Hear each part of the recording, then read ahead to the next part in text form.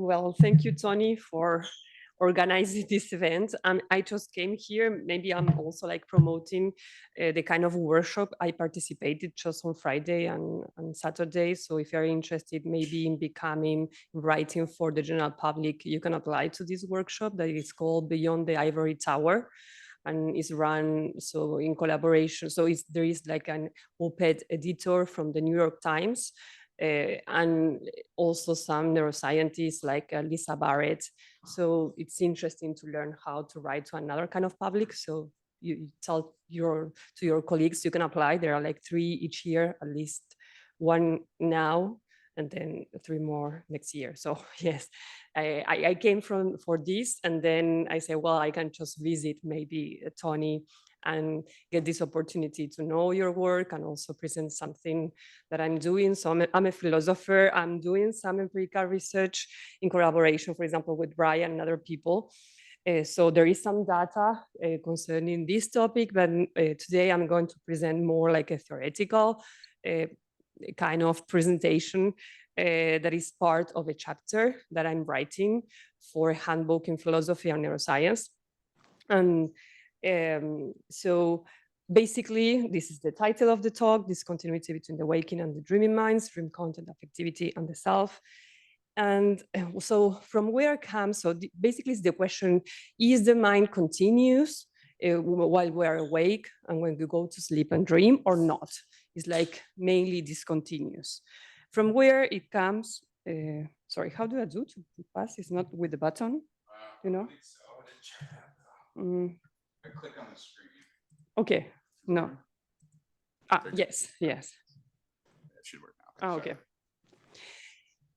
So basically, if you want, this problem of continuity is not a problem, but at least this idea that maybe there's a strong continuity comes from a long time. And one of the person who defended this idea was a philosopher and psychologist at that time. It was the 80th century, Mary Whiton Calkins.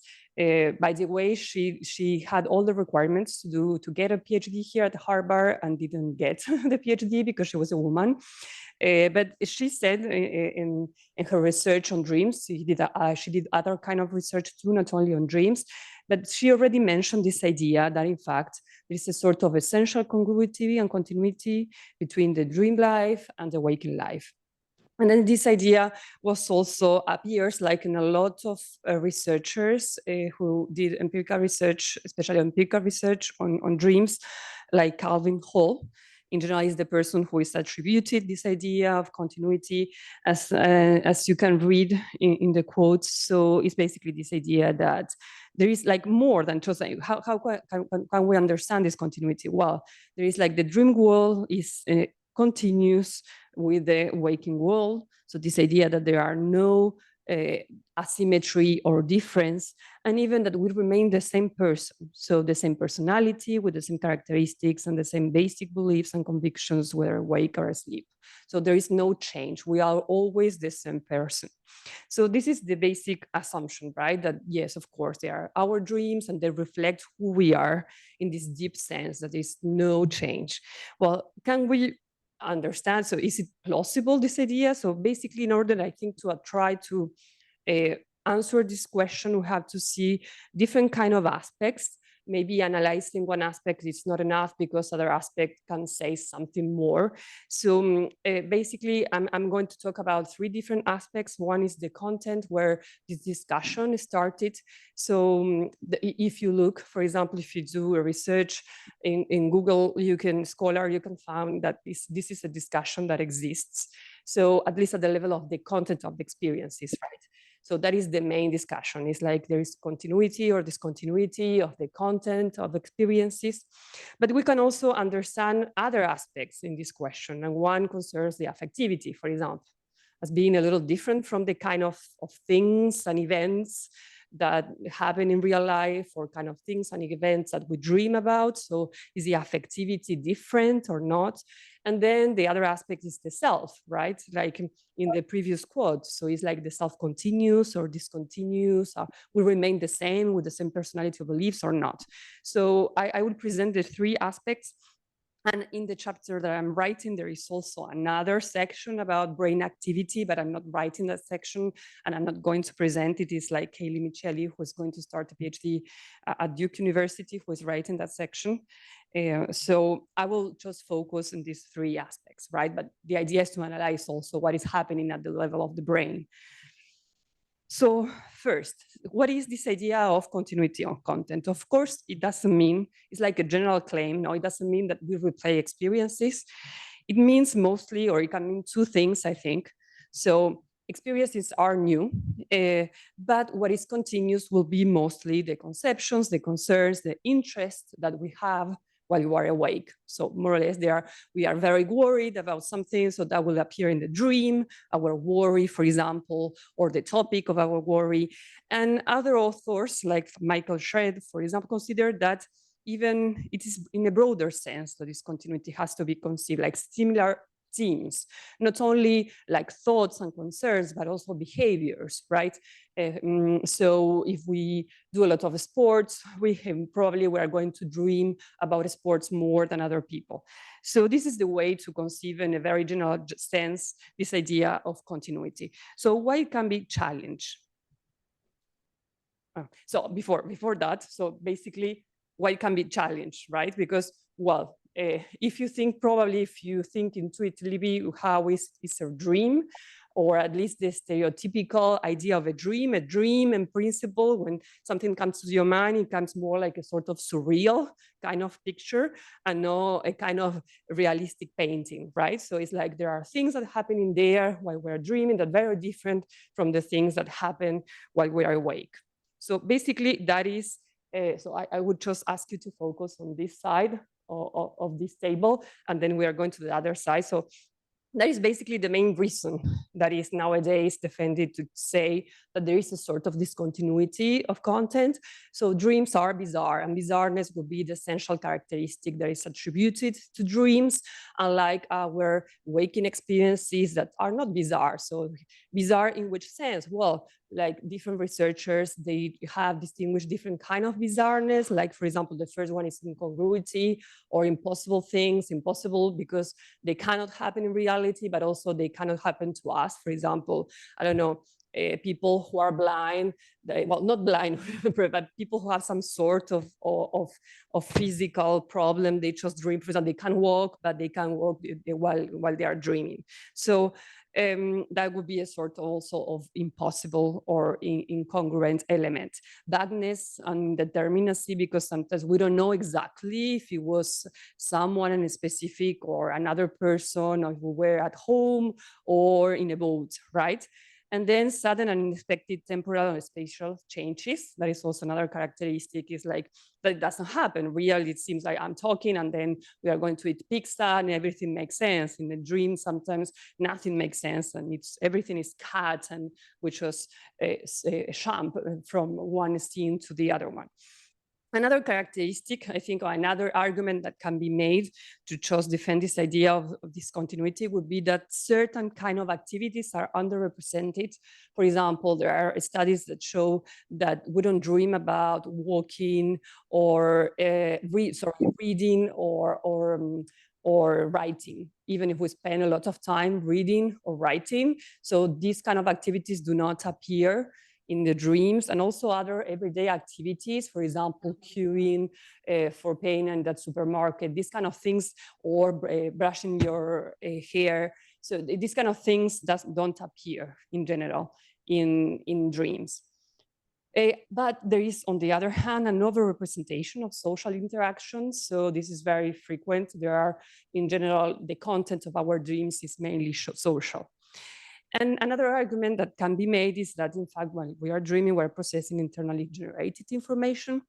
So are those arguments enough to say, well, okay, at the level of the experiences that we have while we are awake and dreaming, there is a strong discontinuity because of bizarreness, because there are things that do not appear and other things that appear, and because we are just focused in processing internally generated information. Well, if we look a little carefully to the literature, we can find that, in fact, for example, bizarreness nowadays. There's a philosopher who defends this idea, but there's also based in empirical research. So if you think about when you might wonder or imagine while we're awake, probably you're also having similar experiences that you are having while you're dreaming. So bizarreness is not a characteristic that is only attributed to dreams, but in general, it can be attributed to this more general concept that is constrained associative thinking. Then we can see also in the literature, I didn't mention the references because I didn't have a space, but basically is that bizarreness is also different according to different aspects of, for example, the sleep stage, the time, the lucidity. And also there is this other argument, and some people defend this idea that dreams are quite mundane, that in fact they are not so bizarre as we may initially think. So these arguments about bizarreness is not a strong argument. What is happening with the other one? Well, there's no so much empirical literature on the content of my wandering, but at least probably there is like, we think intuitively that maybe it would be similar, right? That we are not going to my wonder about like very specific things like taking coffee in the morning, or just like, yes, I wish I would be just in front of my laptop, and you just imagine yourself being in front of your laptop. So it's even if you do that every day. So probably we are going to find the same kind of underrepresentation. And it has been shown also that my wandering presents a lot of social content. So in this sense, it's similar to dreams. And so again, there's no strong argument to say that the content of the experiences are different.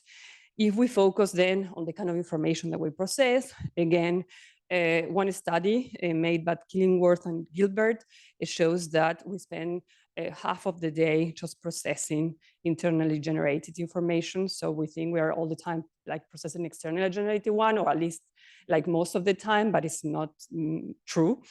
And on the other hand, like a recent study also shows that on the opposite direction, or while we are sleeping, in fact, there are sort of transition windows where we process externally generated information. Sometimes it can be incorporated in dreams, sometimes no.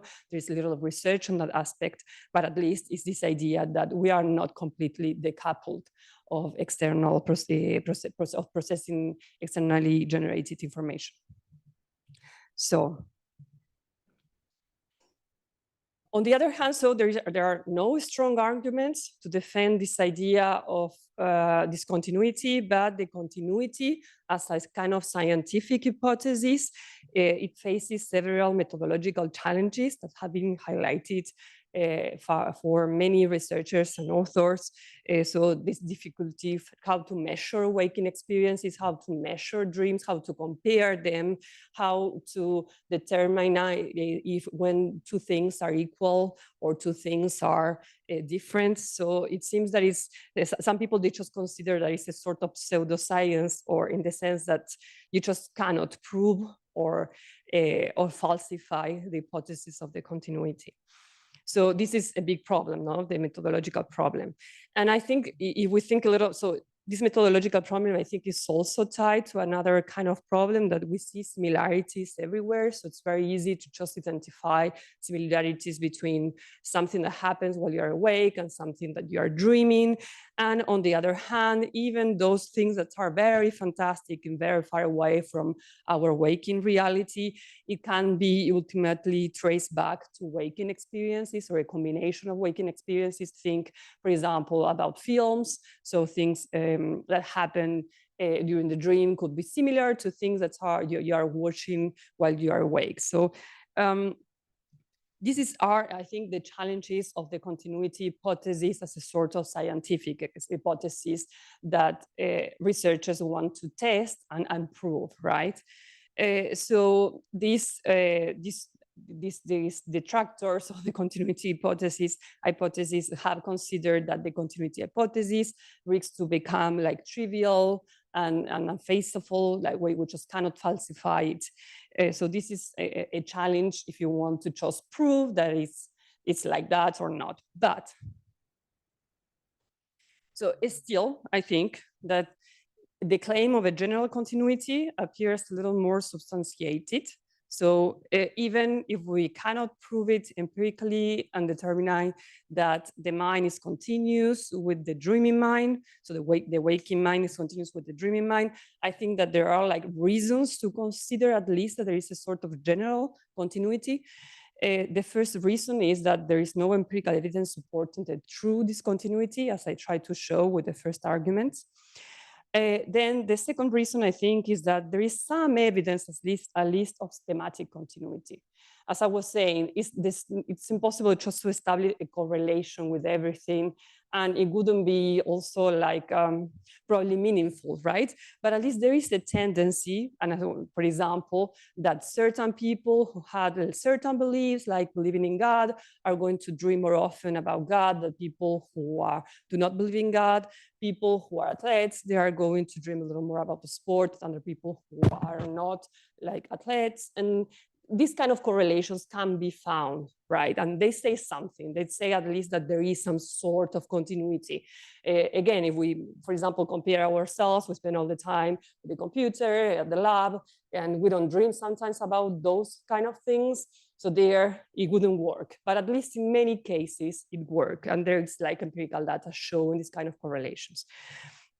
And then I think there are pragmatic reasons. So first of all, I think the belief in content continuity has a real impact in people's life. So if you don't believe if you feel very discontinuous, well, I don't care about my dreaming life. If I do things there that I don't believe are against my values, it's not a problem because I'm just dreaming. So you don't pay attention to your dreams. But what happens when you do believe in continuity and you feel like you're responsible for what is happening and you're doing in your dreams? So, or you think, for example, that dreams that can predict the future, they have some sort of predictive power. So you are going to use those dreams as inputs, for example, to take decisions, to behave in a certain way. Even maybe you form certain beliefs because of dreams. So because it has sort of impact in the life, at least of people who believe in content continuity, who accept at least implicitly. So I think it's a good reason to just say, well, yes, there is this general continuity. So it's important to consider those cases because people sometimes they act in accordance to their dreams. And another reason is also, if you look a little to therapy, you can see at least the results still, maybe they are not completely like objective in the sense that more research needs to be done to say that wake-up therapy, they can really be effective. But at least the current review says, well, there is some at least results that shows that, for example, we can try to rescue nightmares using imagery-based interventions. And so this shows that there is a sort of continuity, right? We can change the content of our dreams, at least in some cases, and even if more research is needed to establish this, but we can change it a little by things that we do while we are awake, right? So this shows that there is a sort of continuity. So now, basically, there's no reason to say that at the level of content, there is a big discontinuity. What is happening at the level of affectivity? So one argument that can be given to say, well, affectivity is very discontinuous. One is more like philosophical argument, say, well, dream emotions are not genuine emotions. That is someone like philosopher Ernest Sosa said that. So because he thinks that everything that happens while you are dreaming is not real, it's not genuine. You don't have beliefs, you don't have emotions, it's not yourself. So it's like more like imagined kind of thing, and it doesn't have any kind of relevance. Well, maybe this is a little like controversial, but I think there are many reasons to just say that this is not true, because you can see people having nightmares or bad dreams in general, they present physiological responses. So physiological responses are in general like related to emotions or a component of emotions. So why not consider them emotions? On the other hand, we know also that a lot of emotions that we have while we're awake, they are muted, right? It's the opposite. Maybe there's no physical reaction. There's nothing that changes in my face. So, and there's no consequence. I'm not going to act in certain ways. So they present similarities to some dream emotions that maybe they don't have any consequence. I'm not taking decisions in function of those emotions. I'm not even like feeling something at the level of the body, right? And well, this includes the behavior, as I was saying, no?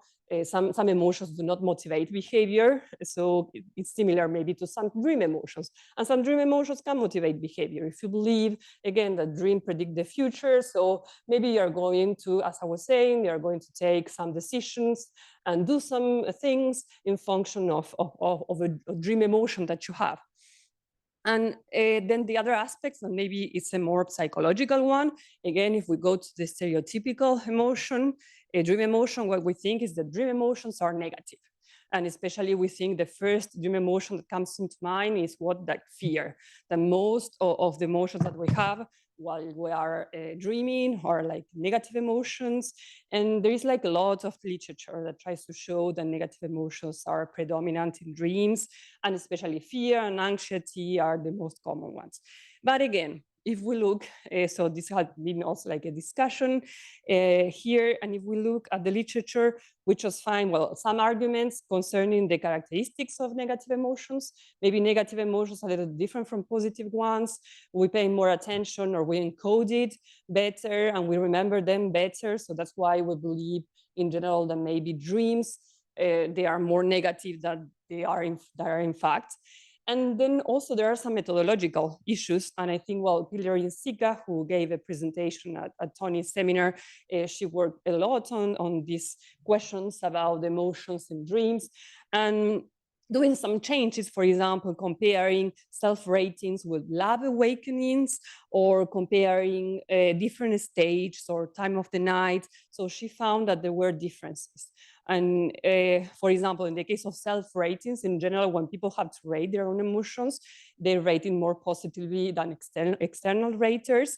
And again, with lab awakenings in comparison with just dreams in REM when you wake up, reports when you wake up, right? And there are a lot of variability also according, again, to sleep stage, time of the night, lucidity. Lucid dreams in general, they are more positive than non-lucid dreams, and other individual differences. And again, well, comparing the results of the valence of the studies that try to compare the valence of emotions in dreams, am I wondering, well, there's no conclusive evidence for now. There are some studies say that they are more positive, I'm wondering, in comparison with dreams. Other ones that we compare, for example, non-REM dreams, they are as positive as my wondering. So it seems that it's not there, the question, right? If you want to find a difference about affectivity, it's not probably in the valence of the emotions that we feel. So I don't know how I'm going with time, because I did. Okay. Well, so, and I think so the arguments to say that there is a big difference, essential difference between our affective life while we're awake and our affective life while we're dreaming are not really conclusive. And then I think, again, that there is some evidence of a sort of general continuity.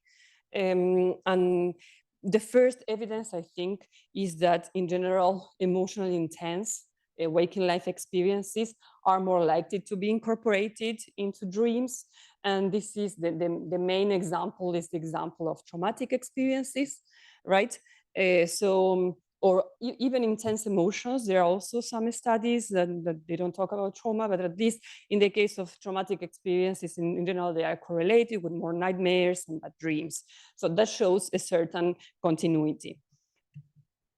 Then we also have, if we go a little like in a broader sense, evidence of continuity of negative affectivity. For example, nightmares, people who have nightmares in general, they also have anxiety disorders or poor psychological well-being, life stress, dysphoric daydreaming, mood disorders, and depression. So there is like a lot of literature trying to show that in fact the negativity continues when you go to sleep and you dream, and even like enters a sort of kind of negative feedback loop that reinforces your negative thoughts and while you are awake. And I was talking in this case of the bidirectionality of this relationship. So also dreams, they have an impact in your affective life. Nightmares, I think maybe is the better example, because there is also, again, a lot of evidence that shows that nightmares have a negative impact on daytime mood. There is also some studies that try to show that, in fact, dream affect predicts the emotional tone of post-sleep waking affect. And again, this is a sort of loop in the sense that more you have negative experience in the day, they are more likely to enter the dream content. And so dream content is going to become more negative, and that is likely to just influence your waking mood.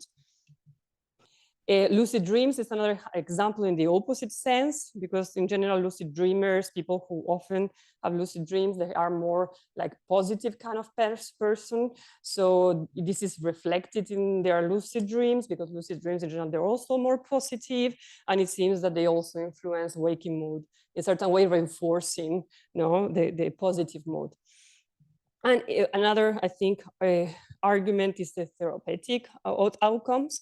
So treatment, like treating PTSD, has also an impact in nightmares, and treating nightmares, they have an impact in PTSD. The case of depression, for what the late review, Faccini and Del Monte said, is a little more complicated, because there is like evidence that I think, I don't remember the sense, but it's only one way, maybe nightmares with depression, but not treating depression. That's for now, it hasn't been a study or something like that. I'm not sure in which way, but at least the PTSD case is a very good example. So there are evidence that it's not like you go to sleep and you have very negative experiences, or you are very depressed and you can go to sleep and you have very positive experiences, even though in the case of depression it's a little more controversial, but at least, well, let's say someone who suffers from PTSD, right?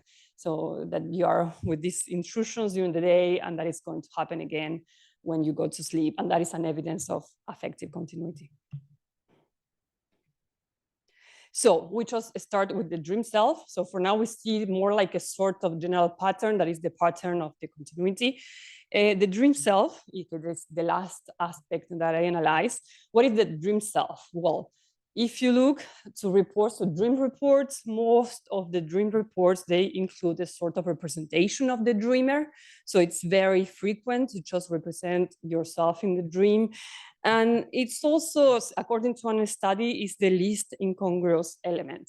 So even other characters that appear in the dream, they don't present, they're very dissimilar maybe from the way that they are in waking life, but yourself, at least this study of Revonsuo Salmivali shows that there is a sort of they can be bizarre in certain aspects, but not completely bizarre. So this would be maybe arguments to think that in fact the self is continuous, right?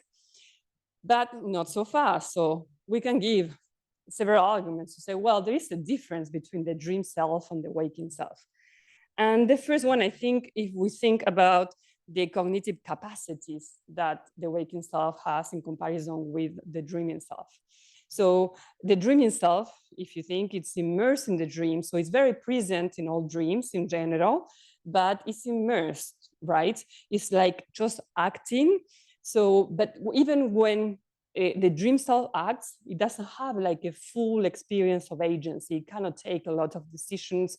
It doesn't have also the similar attention and focus attention that we have while we are awake. It doesn't have like other capacities to monitor and control their own thoughts and access their own thoughts and beliefs. And it doesn't have neither like meta-representational capacities, self-reflection, self-awareness. So it's not aware, cannot really access their own mind in general, right? And another aspect is it's also like a sort of amnesic, right? Because in general, even in the dream self, there is one study that shows that they can remember. Sometimes memories can appear. In general, they have no memories, no temporal extension, in the sense that when we are here awake, so we feel, even if we are in the present moment, we feel that we have certain memories that define who we are, that we have certain beliefs that in general, they persist in time, certain values, even if they can change at some point in our lives, but at least we have this sense of continuity that it seems that it disappears in the dream self. It doesn't have this temporal extension. It has only like a sort of transient existence. It exists only maybe in one dream. And there is even some studies that show that they can be different according to the time of the night, onto the sleep stage. So for example, I don't remember exactly, but one, I think REM dream self are more aggressive than non-REM dream self. So there are like some studies that shows that even changes during the night, right? So are those reasons to just believe that the self is discontinuous? Well, it seems in principle that they are, but I think we have like this big argument that comes from lucid dreams. So non-lucid dreams, maybe they present this characteristic, but lucid dreams, they don't present all these characteristics. There are in general people who have lucid dreams, they are less dysfunctional, the dream self is less dysfunctional and amnesic. And can have some sort of self-reflection, is also aware that they are dreaming. So that is another step in this direction of being self-aware and aware of the environment. So this shows that at least some dreams, they don't present these cognitive deficiencies. And even non-lucid dreams, there is this study that shows it's based on self-reports. So maybe it's not great, but it's very known study by Cahan Alaberge, who shows that, in fact, people report having similar focus, attention, and reflective awareness of the external environment when they are awake and when they are dreaming, right? And other capacities are affected, but at least some capacities, people think that they can just keep them, right? They are not different. So even with Ryan, we have done these questions in a Qualtrics survey, and we have seen that even people experience being another person, or experience a sort of discontinuity between the waking self and the dreaming self. So I'm not going to analyze that, but basically it's this idea that even though so there are reasons, on the one hand, there are reasons to believe that there is a sort of discontinuity that is stronger than in the other aspects, but on the other hand, also we have this data that people, in fact, some people, and if you see it's quite often at least, they experience being another person or a difference, right? And then another reason, and the last one, is like altered forms of the dream self. So in dreams, it seems that we can have different ways in which the self appears. Maybe not all of you have these kind of experiences, but some people do. So we have like vicarious dreams where you dream about being someone else. It's a little similar to the kind of question that we asked before. And it seems that it's a little different from imagining being someone else, because you always keep knowing when you're imagining while you're awake, you know that you are you and you're imagining being another person. In the case of the dream, no, you're just another person. Disembodied presence, this idea that you are not used, like you're just like a point of view or sort of full awareness. And autoscopic experiences, out-of-body experiences. But again, so these are maybe some arguments to say, well, there is this continuity because I don't have this experience while I'm awake and I can have it when I'm dreaming. But on the other hand, I think there are possible continuities. So some of the studies, for example, the disembodied presence, they are made with people who are meditators, like expert meditators. So if you have that kind of experience while you're awake, so finally you're having the same kind of experience when you're dreaming. So we can think also there is a study about the personalization, showing that people who suffer from the personalization disorder, they have more tendency to have this kind of dreams where they are just like a disembodied presence and out-of-body experiences. And so finally, it's not, maybe more study is needed here, but maybe this is not a reason to consider that the self is discontinuous, because maybe there is some sort of continuity. So we would need more studies to see if people who don't have any kind of these activities or disorders, they can have also, or they can frequently have this kind of weird experiences and altered experiences of the dream self. So okay, well, so basically, I will try, yes, with the question. Okay, so basically, I just go, well, there is one way, I just go fast with this idea. It's more like a philosophical idea, but basically it's the idea, well, maybe there is a radical discontinuity. Wait, still the dreams, they belong to us, right? And I really like this quote: we will hardly consider saying that there was a dream during the night, but I have no idea whose dream it was. So when we wake up, we just feel that these experiences happened to us, not to someone else, right? In this sense, there is a sort of continuity of the experiential self. So you attribute your experiences to you. That would be one reason to consider that there is a sort of continuity. I think, I don't know why.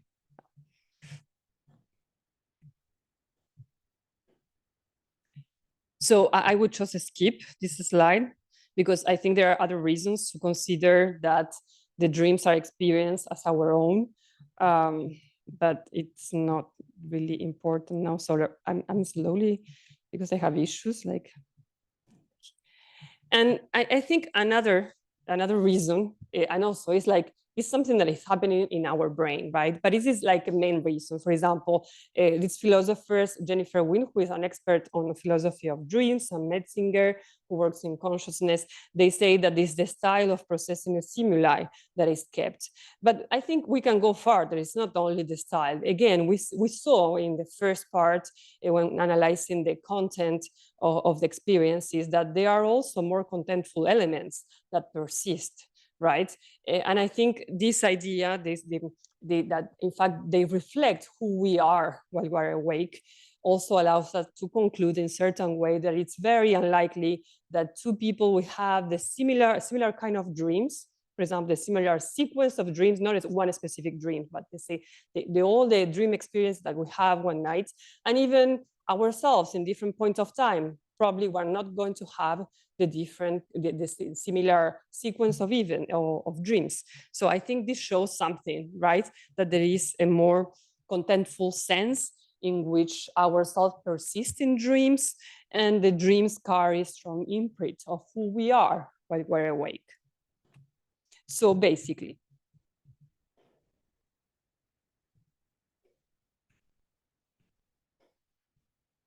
the idea of an essential discontinuity, it seems implausible. And we can think that there is a sort of, not an hypothesis that can be empirically tested. I don't believe in this idea, but we can think that there is a general continuity, at least at the structural level. No, there are a lot of empirical research that points in this direction, analyzing the three aspects. And I think it's also more interesting to hold this kind of idea because it allows us to reject a clear-cut division between dreaming and wakefulness, and allows for the inclusion that there is like heterogeneous experiences when we are awake. There are also heterogeneous experiences when we are dreaming. And maybe there are points of contact between different waking and dreaming experiences, right? And also differences. But the thing is that not taking the two states as something that is uniform and they can be compared in these blocks, right? Just like seeing these continuities allow us also to see some sort of discontinuities. So maybe I would like to ask you, because I think that is an interesting question for me, asking in general terms about continuity and discontinuity between wakefulness and dreaming. Maybe it's not the right kind of question, as I was saying. Maybe it's more interesting when doing research to look to these like smaller similarities and differences between waking and dreaming experiences, but not, again, taking wakefulness and dreaming as a whole. And maybe there is also variability at the phenomenal level, right? As we were saying, the data that we are analyzing points in this direction, that some people may feel very discontinuous, and people may feel more continuous.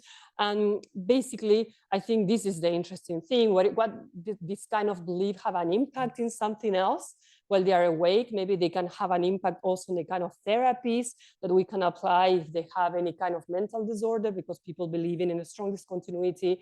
Maybe you don't treat nightmares in the same way that people believe in a strong continuity. I don't know, but I think it's interesting to try to analyze this, that people may have different experiences, and maybe these different experiences can have an impact also in not only their lives, but also maybe in sort of treatment that we can give to them. And well, basically is that. I was presenting a little bit the results that we are getting, but I think I will just finish here. Sorry. Yes. Thank you.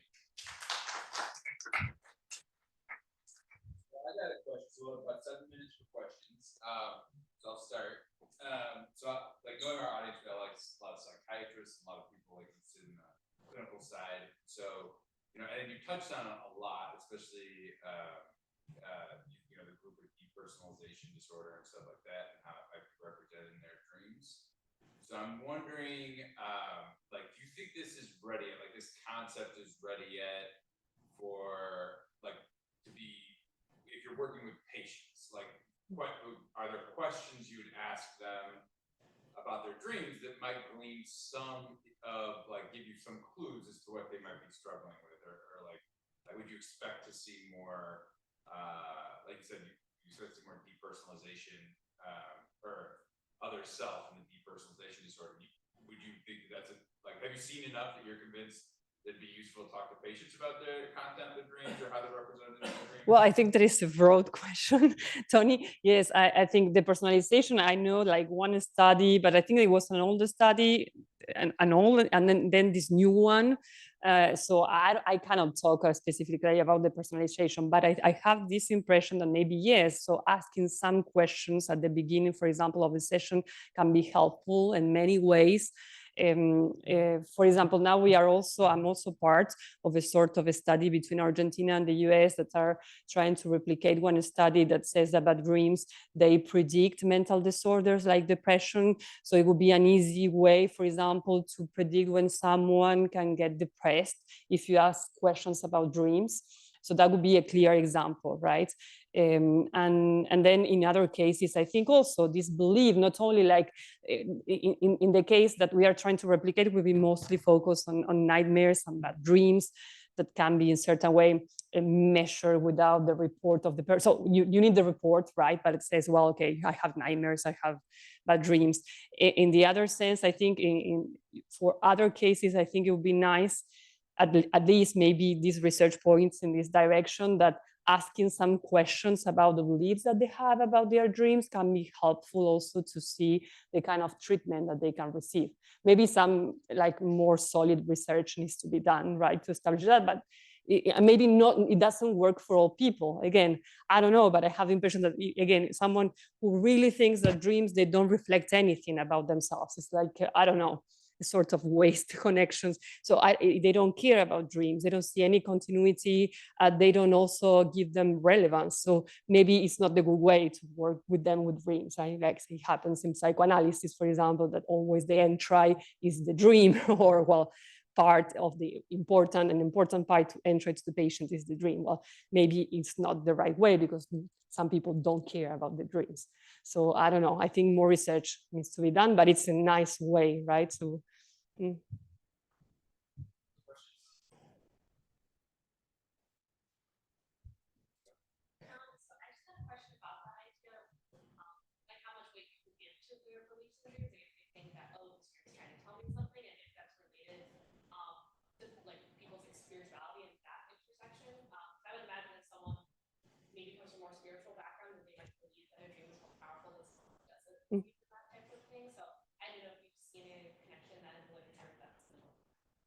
Yes, I don't know all the literature about that, but it's very, for example, well, there are particular studies. I remember quoting one specific studies about Aboriginal men. It seems that they believe that for them to give, so for their woman to give birth, they have to dream about the dream. It's very important in the Australian culture, no?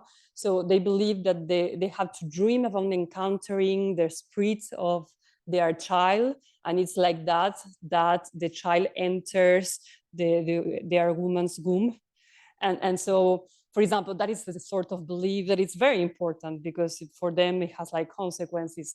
And then I don't know if you think about all the people who are meditators, so they also think they have a very strong beliefs about their dreams. I heard last year at the conference about dreams, for example, a group of people talking about that there are people who practice yoga and meditation, and not only they they just believe that they continue meditating, and sometimes they believe they can meet people in dreams, and of course these kind of things, they have an impact in their lives. So I think also maybe, yes, one aspect to consider is also what are their spiritual beliefs, because in certain cases they may play an important role in the way that they interpret dreams and give credit to dreams and importance to dreams. So yes.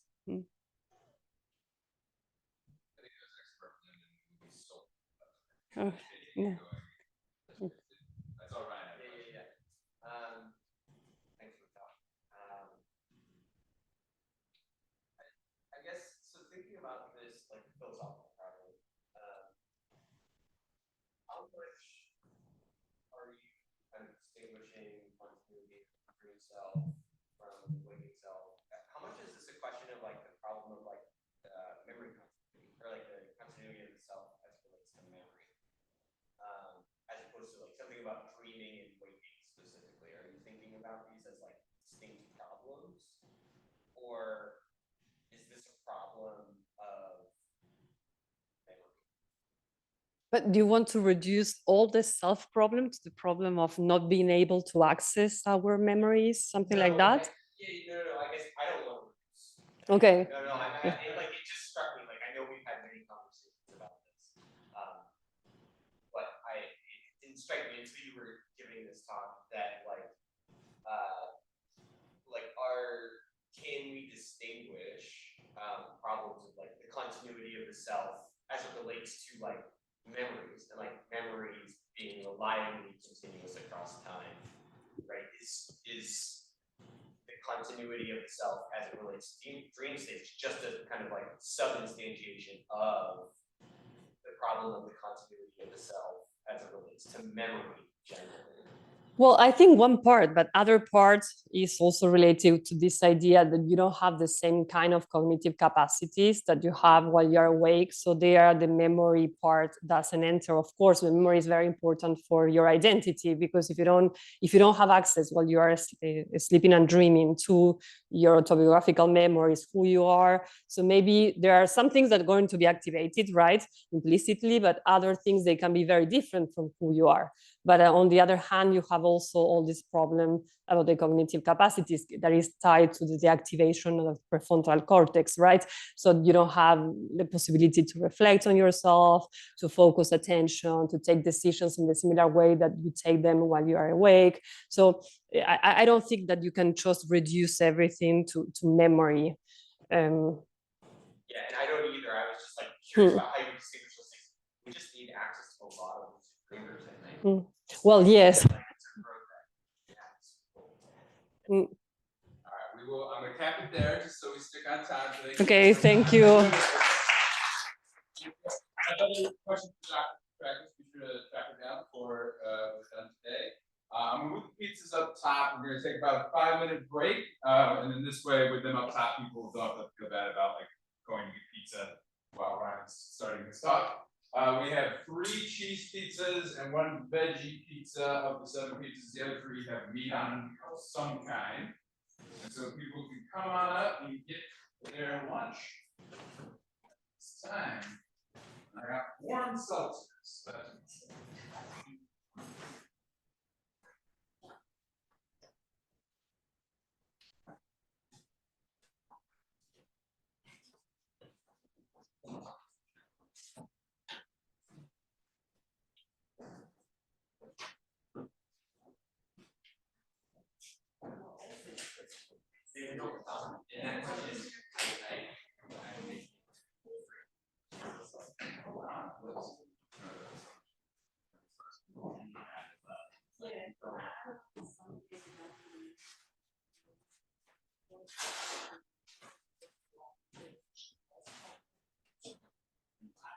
Yeah, well, it's here. Like I started to go yet. Oh, yeah. Well, it is. Sure.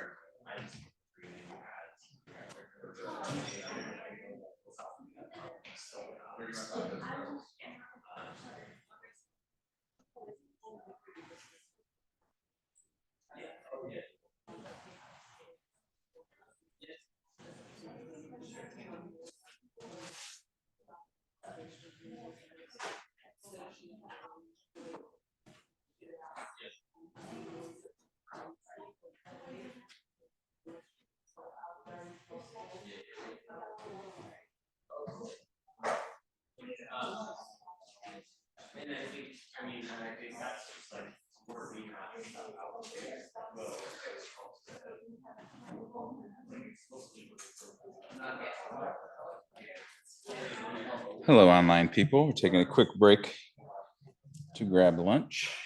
Hello. Probably get started again around 12:30. Can you save me some pizza? That's right.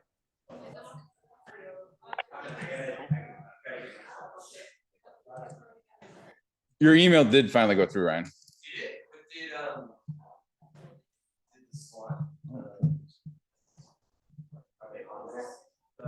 Let me log in, find out.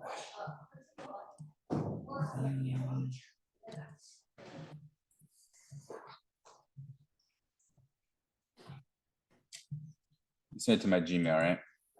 I sent it to whatever that thread was that you and Marina and myself were with. Just like replied to it.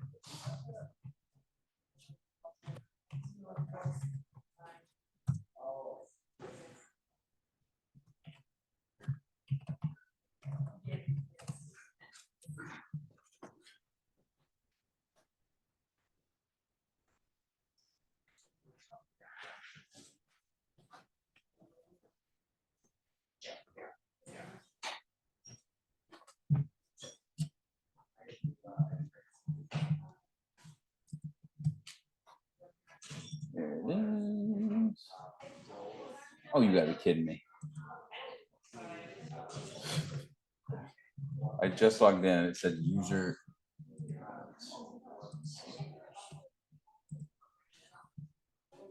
It is. Scanning.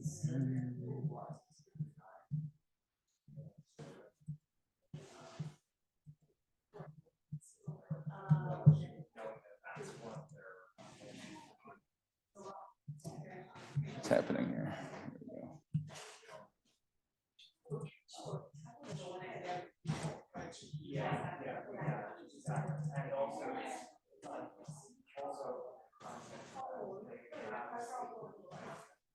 Bang rang, Peter.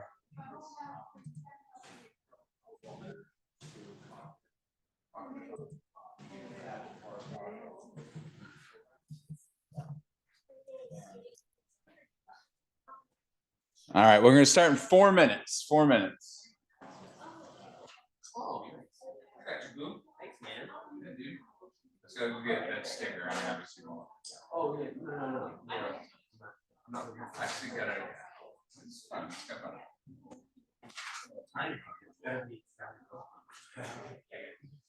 I mean, this is actually like some like.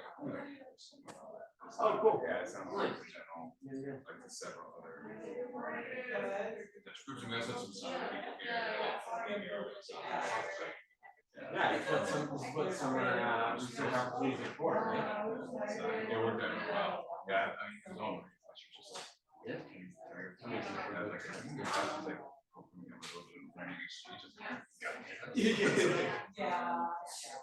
I was like, I spent. This is my first beginning that I was on the plane. I've always been so amazed by you. It's like when this is all you do. If there was a time, if there was one to try to start it out. Yeah. But no, I was working out before I hopped on the bus. Yeah. But point being, I've evolved there in some way. We'll see how the talk goes. I hope you don't. I'll probably run up there and grab my start. Please do. Yeah.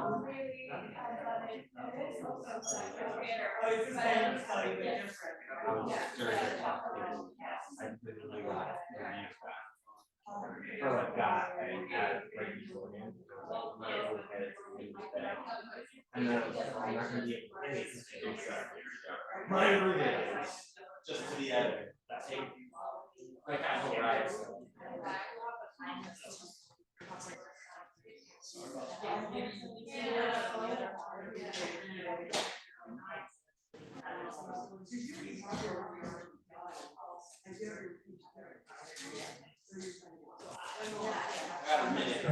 Yep. Yeah. Yeah, just seltzer up there. You said you're grabbing? It's warm. I mean, I had to go out of my way. Like it's like $4 per bottle of water to get it delivered.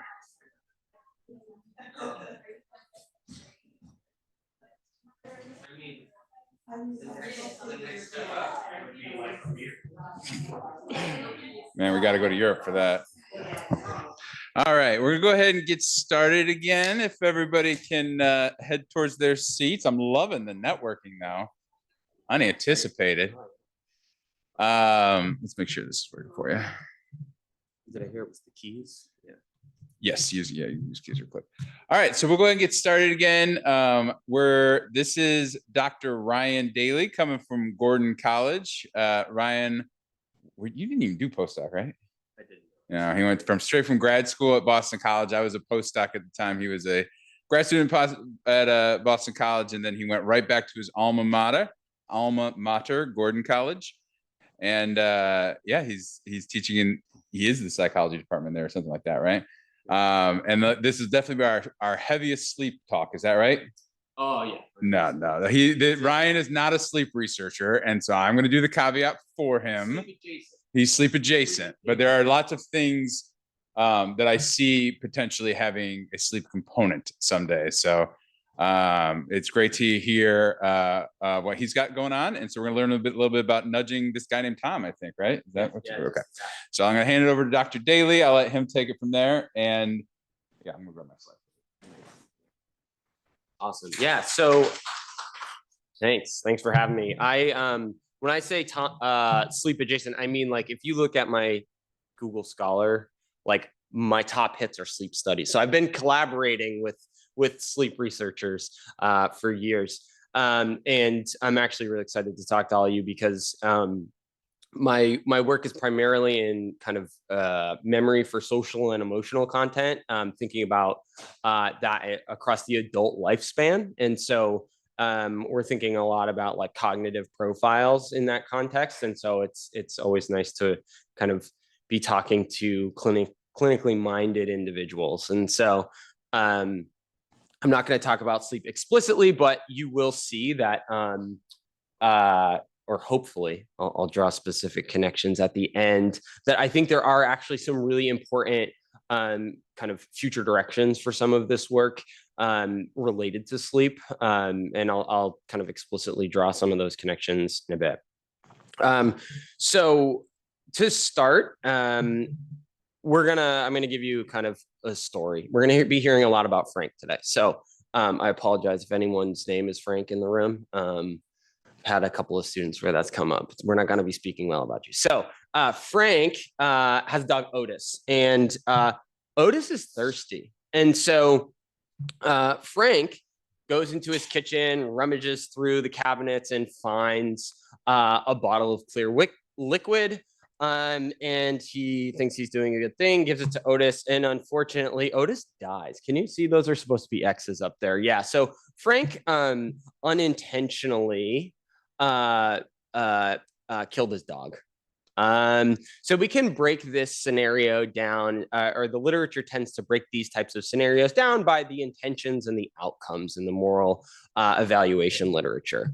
And so we would call this an accidental harm. And this can be distinguished from the scenario where Frank goes, you know what, I'm sick of this dog. And he goes into his kitchen and he finds a clear liquid and he tricks Otis into drinking poison that kills Otis, right? And so the outcomes for both of these scenarios, although morbid, can be distinguished in that we have accidental versus intentional harms. The only distinction here being what Frank's intentions were.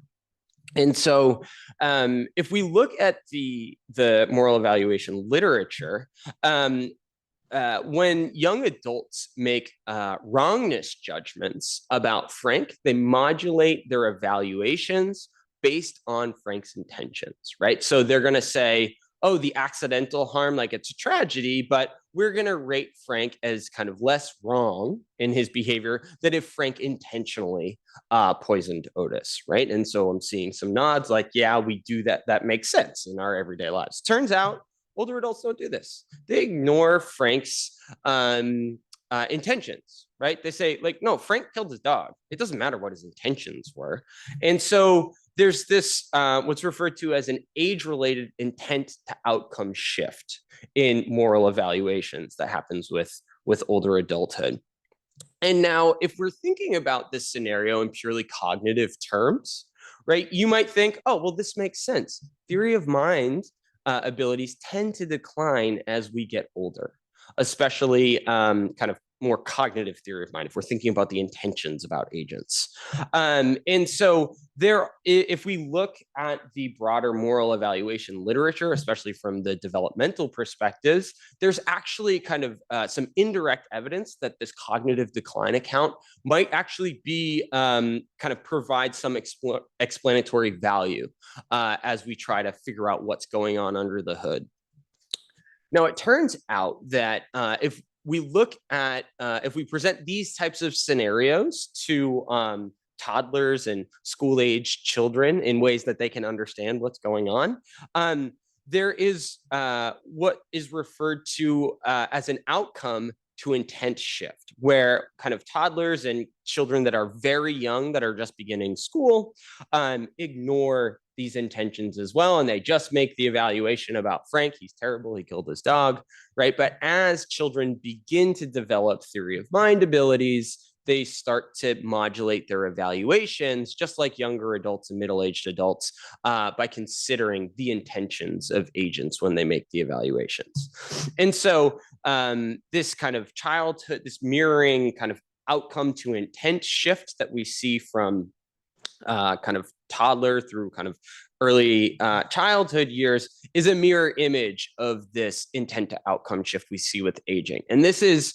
kind of consistent with some cognitive and neuroscience literature that basically suggests that some of the last cognitive and neural mechanisms to develop in childhood are often the first things to leave as we grow older. And you can think of this, for those of you who are in this literature, you can think of like development of the anterior cingulate cortex and medial prefrontal cortex.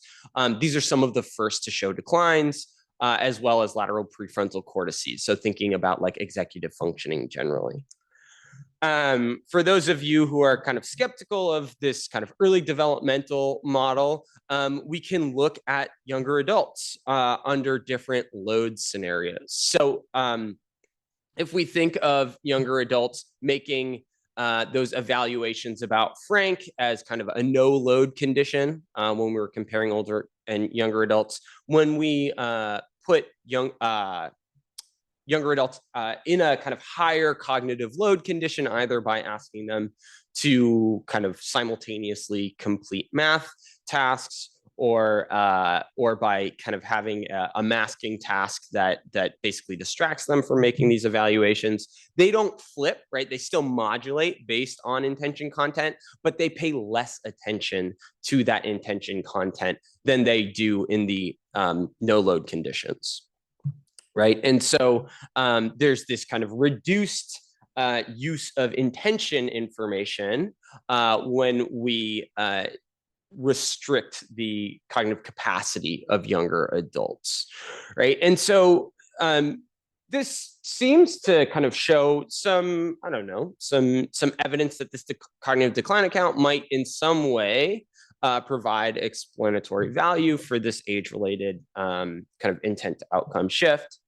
However, when we move to the individual differences literature, when we're asking questions specifically about individual differences in theory of mind ability, right, kind of muddier picture arises. So that initial study demonstrating this intent to outcome shift showed that this age-related difference was mediated by poor theory of mind ability in older adults, but it didn't replicate in a follow-up study by kind of Margoni, and then Isu Cho was a collaborator on that, who is a collaborator of Tony and I, and Angela Gutchess over at Brandeis University.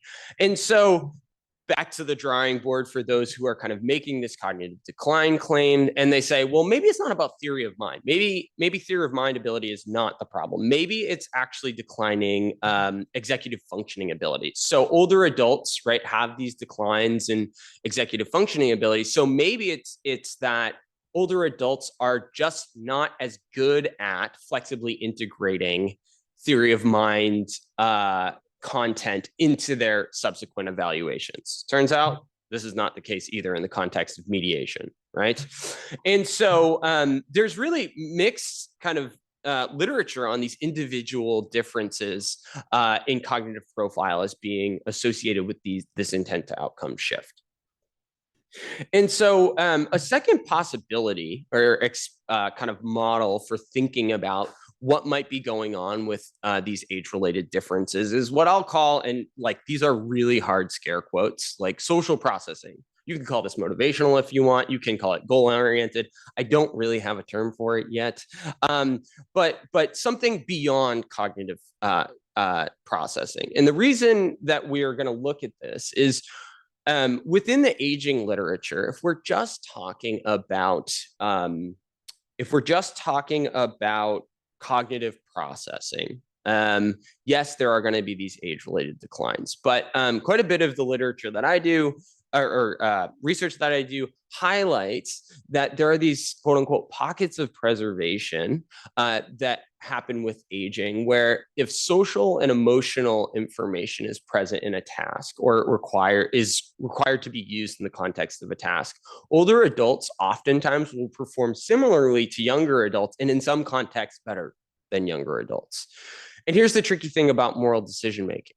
It's not the same as like completing an NBAC task or the RAE, right? There's no one right answer in the context of these tasks. So it's very possible that older adults are just processing in a consistent manner these kind of moral conundrums differently than younger adults, right? There might be some motivational distinction here.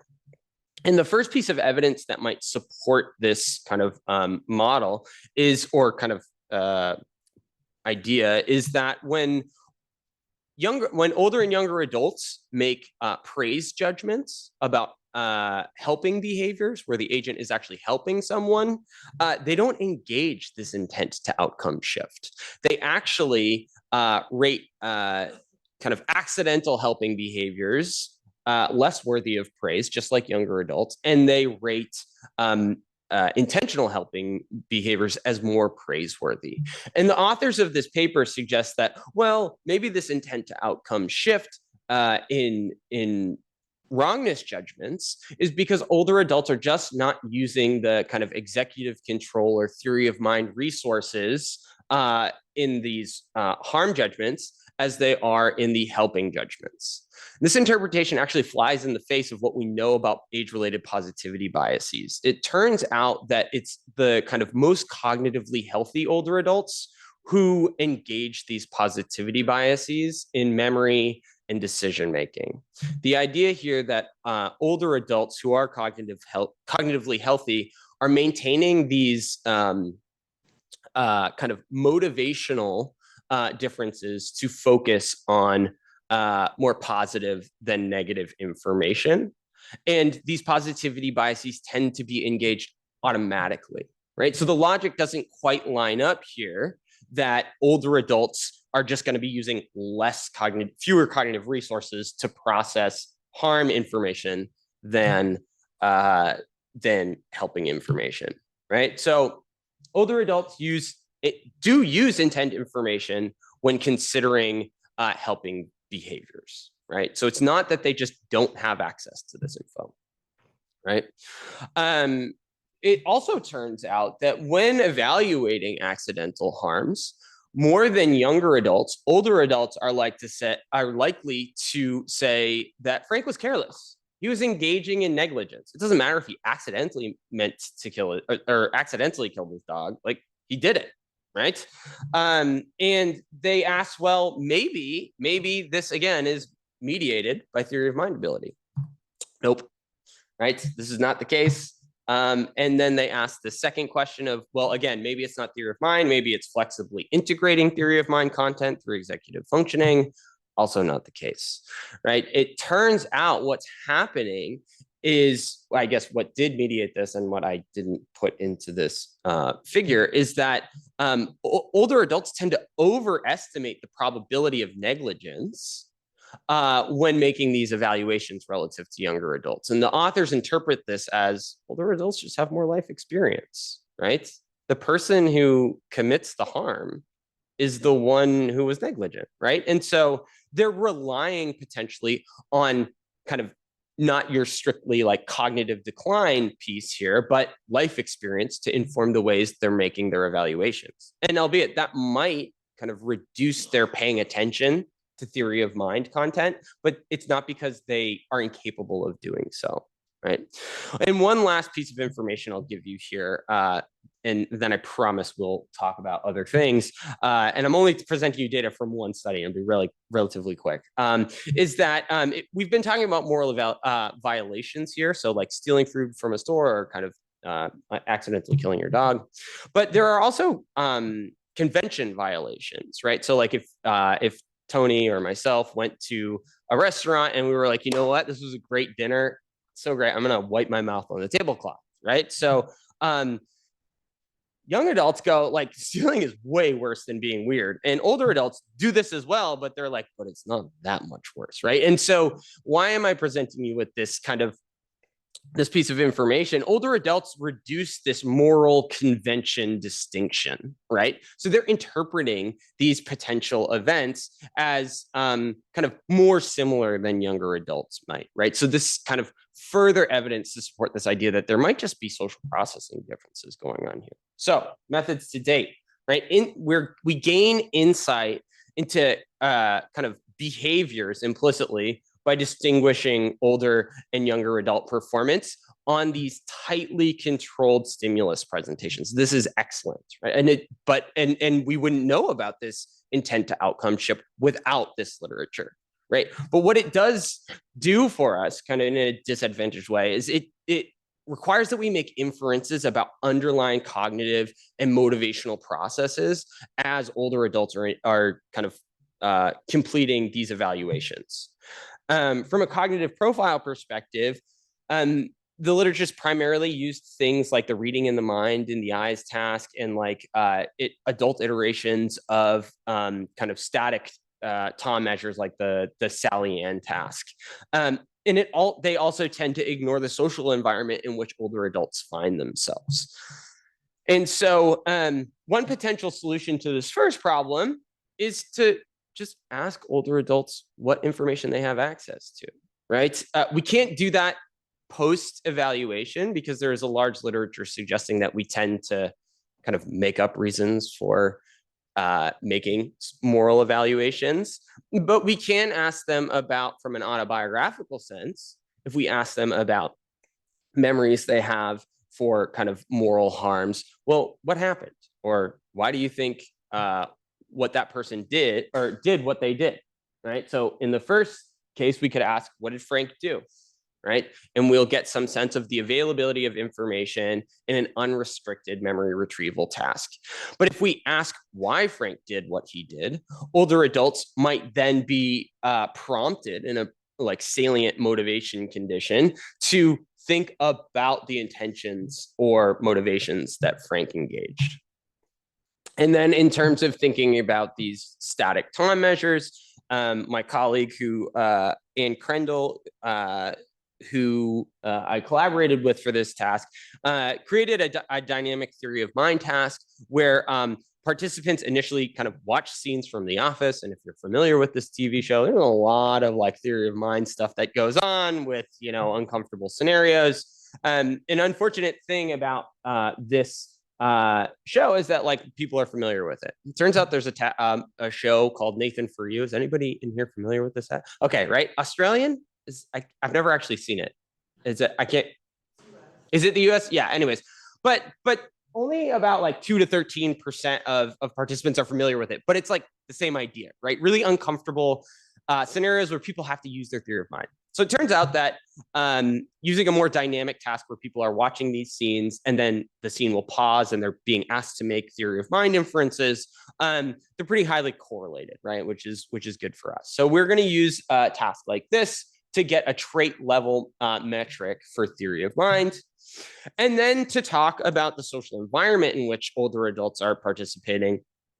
There's been quite a bit of work discussing what we refer to as social bonding networks, right? There's literature suggesting that kind of their high support from a tight network of family members is associated with well-being, satisfaction, emotion regulation, right? But that doesn't actually tell us about like how these social networks might relate to cognition. Right.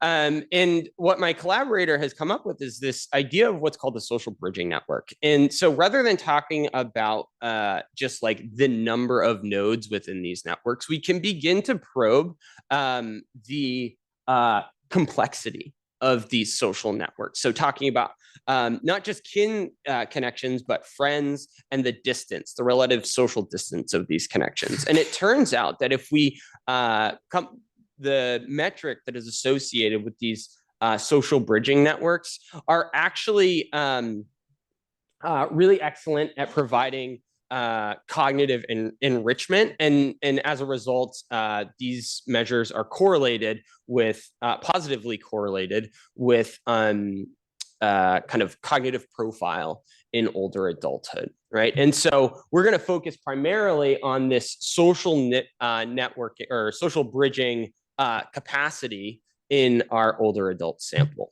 right? And so I'm going to briefly, what do I got for time? 15 minutes. Okay, cool. Yeah. All right. So that was the longest part. The results are not super extensive. So despite how long it took to this is as all things go, right? So we collected a bunch of memories from participants in the like what happened condition and the why do you think the person did what they did. And I'll give you kind of more explicit details about that in a moment, right? But to just give you like what are our hypotheses about these different models or of kind of explanatory power. So it turns out, or what we would kind of predict for the cognitive decline scenario is kind of memory for the number of theory of mind details that are retrieved by older and younger adults. We might expect a main effective group where older adults are just in both conditions retrieving fewer theory of mind details than younger adults who might kind of willingly offer those even in the what condition. For the social processing scenario, we might actually expect a group by condition interaction where younger adults, again, are retrieving more theory of mind details across both conditions, but it's actually the kind of motivational context in which older adults are retrieving information that might allow them to kind of show their hand about what they actually have access to with regard to their theory of mind details. And then because life is more complex than other things, we have like some combination of the social and the cognitive, where older adults are indeed showing kind of enhanced theory of mind detail retrieval in the Y condition, right? But at a reduced magnitude to younger adults. So in this context, we'd see like a group and condition, or group in main effect as well as condition main effect. And then for our individual differences hypotheses, it was kind of boring, but we just expected that maybe this dynamic theory of mind task might tap into something that has kind of higher predictive validity in a cognitively healthy older adult group than these kind of more static tasks that might be able to distinguish kind of cognitively healthy from some more pathological aging populations. And we also, this was the first time testing the social bridging hypothesis in the context of these memory for theory of mind details. So I will tell you, this study was based in a kind of larger study that was asking questions about this social bridging piece. And so all of our older adult participants completed a full battery of cognitive testing that I was not involved with, so I don't have the ability to answer too many questions about that data. And then in a follow-up session, they completed a moral memory task where they were first asked to retrieve an autobiographical memory about an agent who committed some moral harm, this in 1 to 2 sentences, and then they were asked to elaborate on what happened. And this is the what prompt. So just what happened is what they're being asked. And then they made some kind of memory characteristic judgments as well as moral evaluations. In the why condition, they were retrieving a completely separate memory, again, for an immoral, a moral transgression committed by an individual. But in this context, they were asked kind of in as many details as possible why this person committed the action, right? And of course, we're like we're randomizing which memory participants are retrieving first to control for potential order effects. So our older adult, this is just our kind of age demographics. And then to just like as a sanity check, our older adults are performing significantly worse on this dynamic theory of mind test than our younger adults are. If we look at kind of composite scores for episodic memory, executive functioning, and social bridging, I have just older adult performance. We have like a decent distribution. What I will tell you is we don't actually have younger adult metrics for these other measures. Unfortunately, it would have been a more complete story if we had, right? So what's going on in terms of memory performance? That was really loud. Older adults retrieve fewer theory of mind related details than younger adults. This is a main effective group. And both groups retrieve more theory of mind details during the why condition than the what condition. The main takeaway here is that older adults do have access to these theory of mind details if they're in the correct motivational scenario, right? And then from a social bridging perspective, we saw that social bridging was positively associated with retrieval of these theory of mind details in older adults. And for those of you who are like, no, I want to see the effect collapse across condition, I also wanted to just highlight that we do also see a significant main effect of condition, right, when we put that covariant into the model, right? So those p-values are there, but those are raw correlations in the plot. When we, looked at this model completely, we only see the main effect of social bridging and the main effect of condition in older adults. So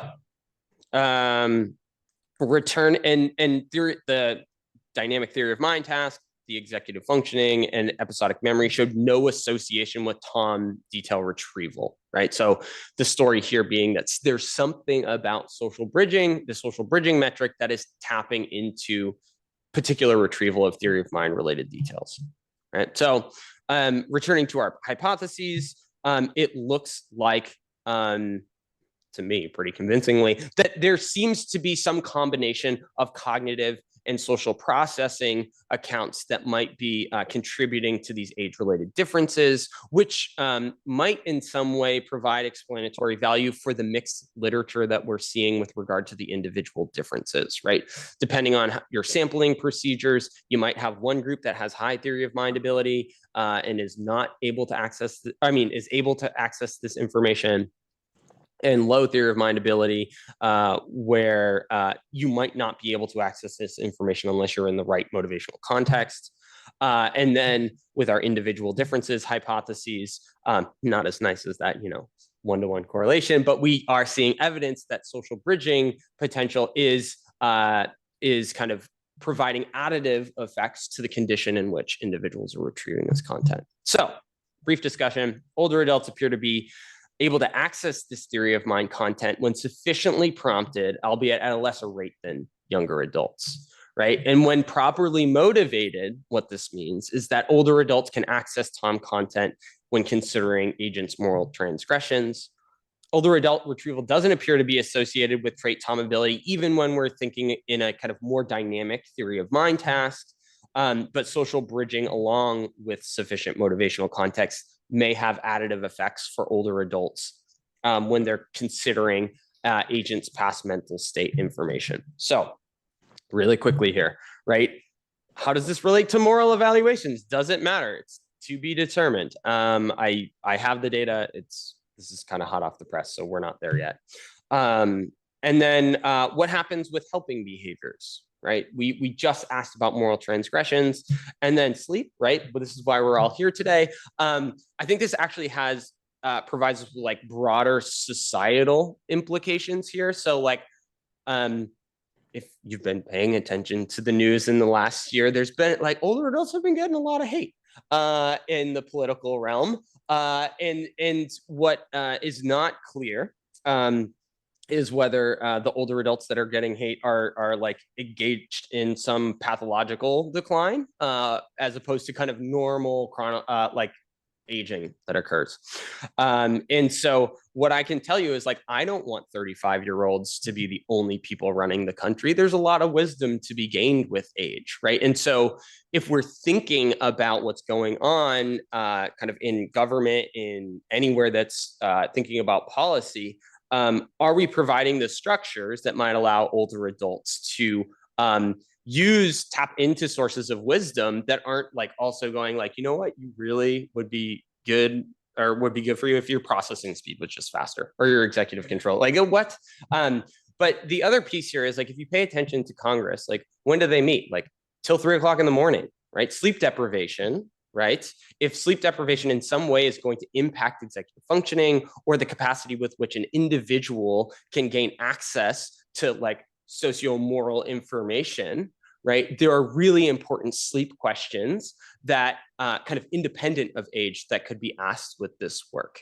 And so I'm happy to talk later about what that might look like because we're probably at time. But that's it. And thanks to my collaborator, Anne Crendel, and all of the money that she has gotten to support this work. So, yeah. About 5 minutes for questions. And so, since you still might sleep, obviously it's preference. So yeah. But I'm curious, has there ever been any longitudinal data on this at all, or is it all cross? Yeah, it's cross-sectional, and like I have ideas if anyone who are and I have very particular ideas about longitudinal questions and or like overnight sleep consolidation questions, because our autobiographical retrieval, even separated by a day or two, there are like these really cool internal consistency metrics that can be asked. And I can imagine, anyways, is there a follow-up with that question? Mostly just, yeah. It'd be really cool to see it actually change with someone. And that would give a lot of insight into what's going on there. And, yeah. Yes, and so with the sleep stuff, I will just, for the people in the audience, we do see like a lot of changes with like interpretation of different emotional stimuli or people trying to interpret emotional faces. They show a lot more difficulty if you show them like a vague, ambiguous face, determining what the emotion assigned to it is. So I would imagine, similarly, you could manipulate moral judgments, although we have done also some, we looked at emotion regulation questionnaires, just like what your strategies are, and those are actually consistent across sleep deprivation. People still kind of perceive themselves the same. Although other research is that research is so more work to go. Other questions for the time we have? Yeah. Hi. Question, along the moral lines, have you ever compared data from like Frank and Otis to like other moral dilemmas and see how like older adults fare between the two different dilemmas? Or? Yeah, so I know I didn't set this up well. No, it's set up great. No, we didn't actually present people in this particular study with Otis and Frank. We just said, think back in your life, right? You've come into contact with people who have done bad things. Just tell us about one of those events, or tell us about two. One where you're describing what happened, the other where you're describing like the theory of mind related content. And so in this case, we're kind of like open-ended in the way that we're asking the questions. The Otis and Frank literature, they make responses to like dozens and dozens of scenarios. But yeah, exactly. But what was were there like a particular like subclass of moral harms that you were thinking about, or?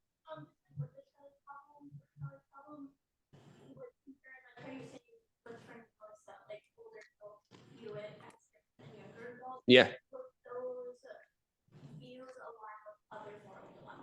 Yeah.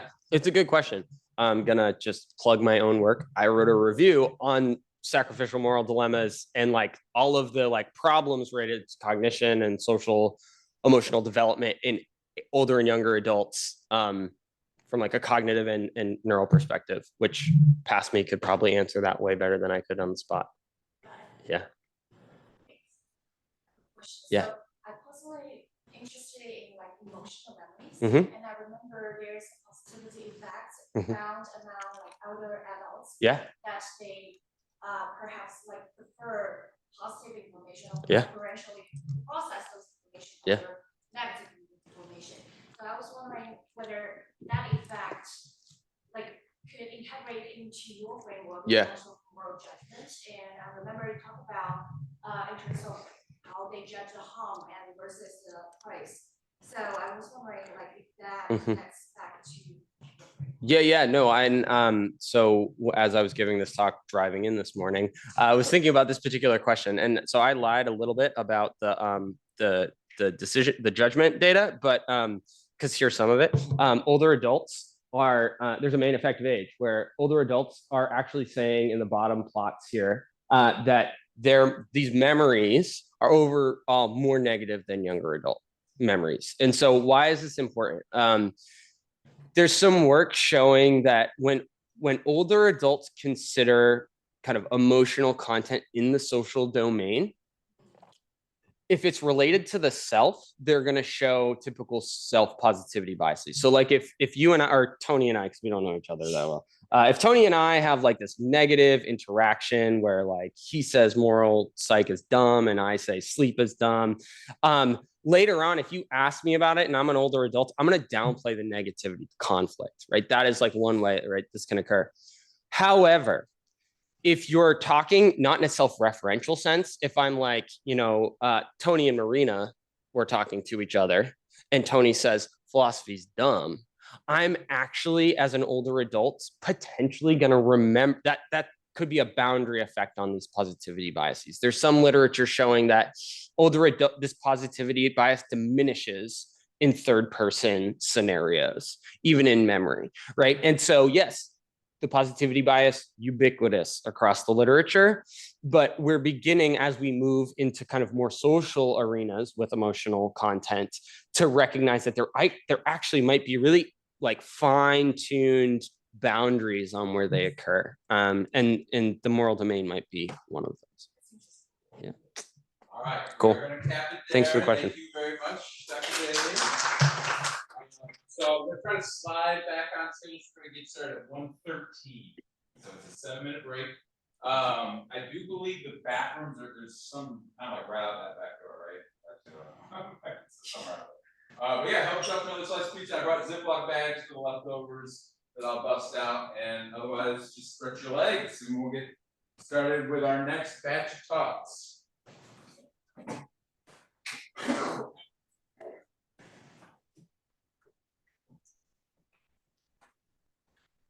Online people, were taking a 7-minute break. So we'll be back at 1:13 our time.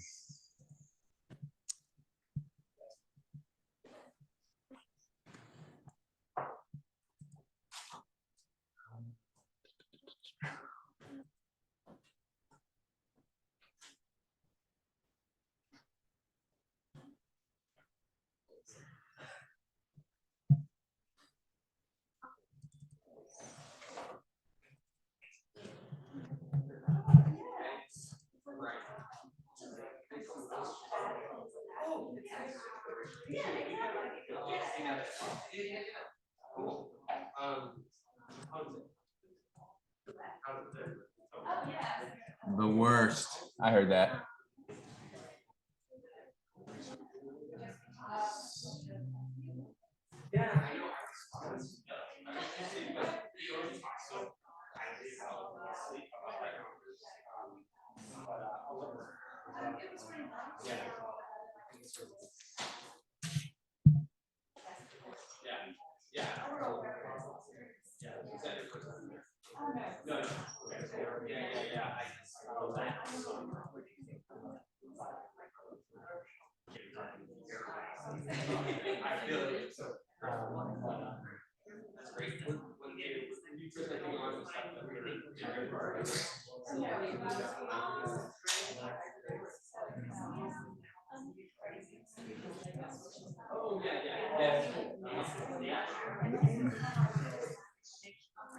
All right.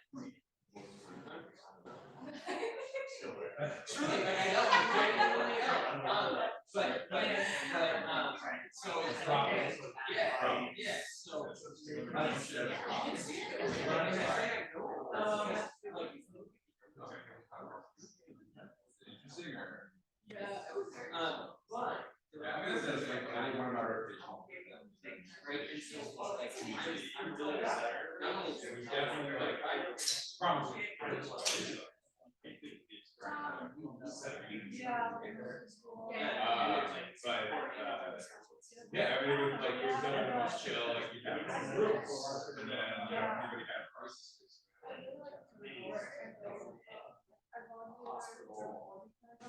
How's it going? I saw a message. You're good.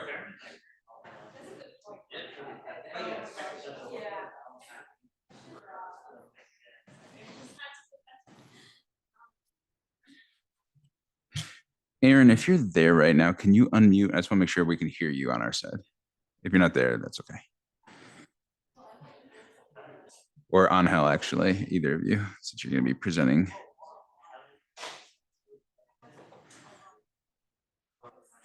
They're probably taking a break too. So you should be good to go. Okay. Should I click on? Okay. Yeah, it should be this. Sounds good. Hi, can you hear me? You got that slide that you sent me?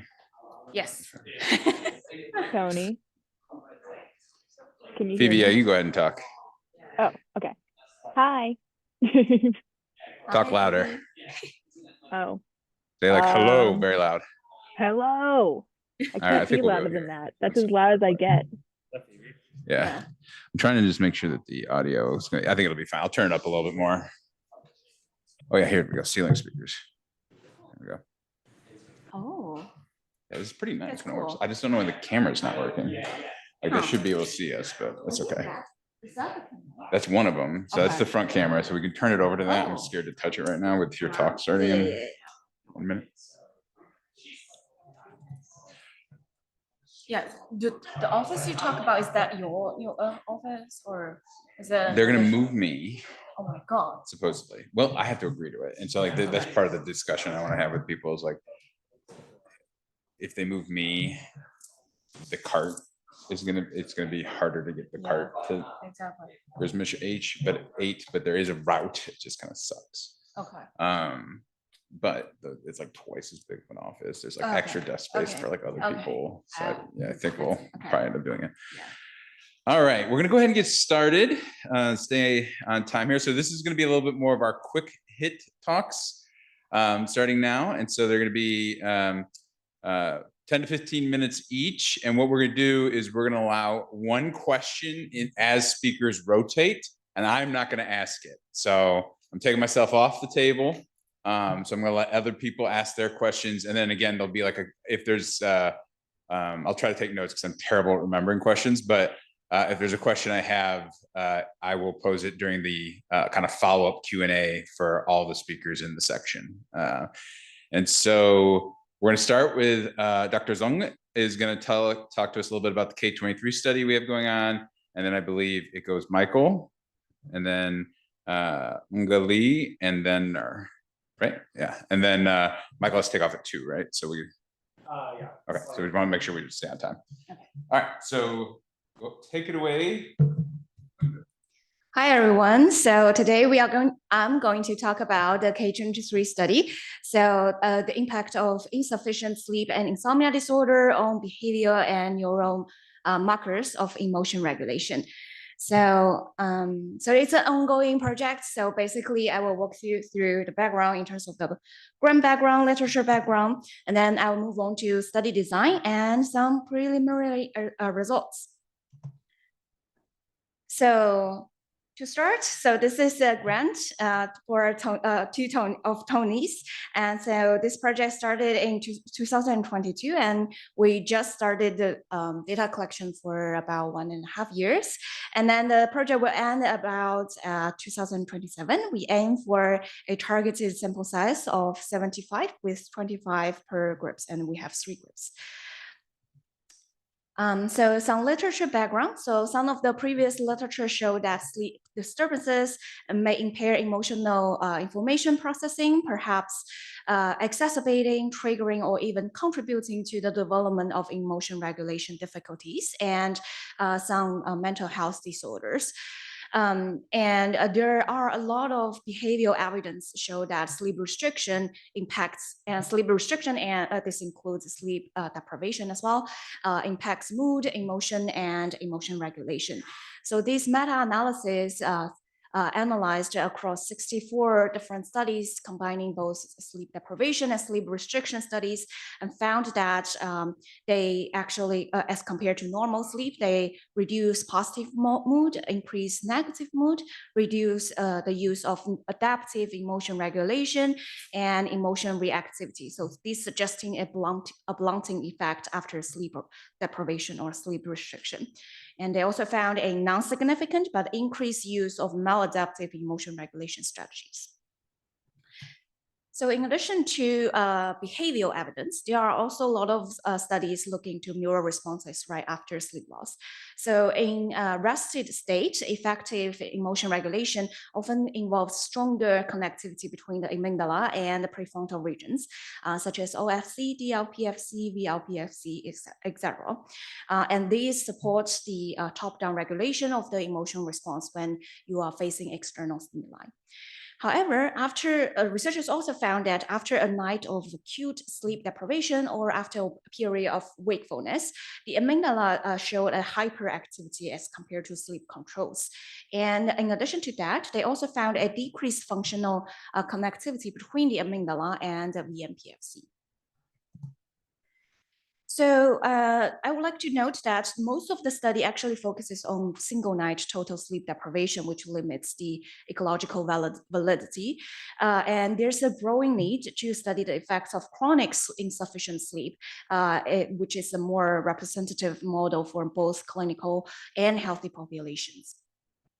So therefore, we have 3 specific aims. So for the first one, we would like to determine distinct and overlapping patterns in amygdala reactivity to aversive stimuli between normal rested healthy controls, sleep restricted healthy controls, and insomnia disorder patients.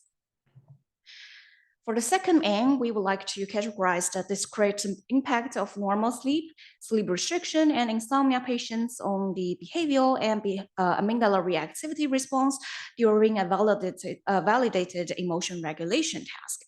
We would like to look at the behavioral ratings, the amygdala activities during the emotion regulation, and also would like to see if there's any correlation between them. For the third specific aim, we would like to explore the overlapping or differential impact of normal sleep, sleep restriction, and insomnia patients on amygdala PFC connectivity during the ERT task. So we will are expecting to see the change in typical connectivity compared to normal sleep, or whether we could find some initiation of compensatory mechanism following sleep loss or disrupted models. Next, I'm going to talk about a little bit about the study design. So we aim to collect 75 participants across 5-year funding period, and we have 3 groups. The first one is healthy controls, but they are randomized to sleep restriction group, and the other parts are the other half of the participants were randomized to normal sleep protocol. And for the insomnia patients, they will only go to this normal sleep protocol. So this is a fancy animation. I'm very proud of myself. Yeah, so here are the 2 protocols that we are using. So sleep restriction protocol and normal sleep. So normal sleep protocol contains both healthy controls and insomnia patients, and sleep restriction protocol only contains healthy controls. So for both of the protocol, they come to the lab for the initial session and finish the first time emotion regulation task. And they will go back to sleep at home for 5 to 10 days. After that, they will be admitted to the hospital for a full night of EEG recording sleep with a sleeping opportunity of 8.5 hours. In the next morning, they will finish this ERT task for the second time. So note that these two first ERT tasks are all behavioral responses with no other neural responses. So for the sleep restriction participant, they will be staying in the hospital for 3 more nights with their sleep restricted to 4 hours per night from 2 a.m. to 6 a.m. In the last morning, they will finish the ERT task for the last time, but this time it's within the scanner. And after that, they will finish this emotional memory task where they will be asked whether they have seen the picture before in the fMRI scan. As for the normal sleep protocol, they come to the hospital for the first night for a full night of EEG recorded sleep, and then they go back home for 2 more nights, and then they will be admitted to the hospital once again. And then we will also hook up with the EEG recording, and they will sleep through the night. In the next morning, they will also finish the ERT within the scanner and the EMT outside the scanner. And here is a detailed version of the 2 tasks. So for the emotion regulation task, so participants will basically be instructed to do either maintain, suppress, or reappraise emotional regulation strategy on the following 5 pictures. So this is a block design. After showing the pictures, they will need to answer how the picture made them feel in terms of arousal from 1 to 5. And then after that, there was also another question about the successful level. For the emotion regulation task, basically, we're just showing them, integrating the old picture with some new foiled pictures and ask them to judge whether they have seen the picture before in the fMRI scanner. So specifically from this session, not from the previous 2 sessions. Okay. So just a little bit about the emotion regulation strategy. So the maintain instruction, we will ask them to do not change or alter your emotional response when you see the pictures. When they are asked to suppress their emotion, they will are specifically instructed to do not show any affective in your faces. Do not show any external responses as you are putting on a poker face. For the reappraise instruction, we will ask them to reinterpret the picture in a more positive way. so that in the picture no longer elicit a negative response. So the previous two emotion regulation tasks, which we also only collect a behavioral response, we wanted them to be like a practice task so that they know how to perform this emotion regulation strategy, especially during the fMRI scanner. So here are some preliminary results, as we are only having 29 participants in total for 3 groups. So these are really preliminary results, and I don't want to overinterpret it, but there are some very cool emerging results coming out. So here is the emotion regulation arousal ratings. So we found that across 3 sessions, because we've done like emotion regulation tests for 3 times across the study period, we found that across 3 sessions, there is a group times condition significance. And specifically, if you look at for like, sorry, this is too like small, but here, yeah. So for this one is the healthy normal sleep participant. So, and this one is healthy sleep restricted participant, and this one is for insomnia patients, but they went through two nights of normal sleep within the laboratory.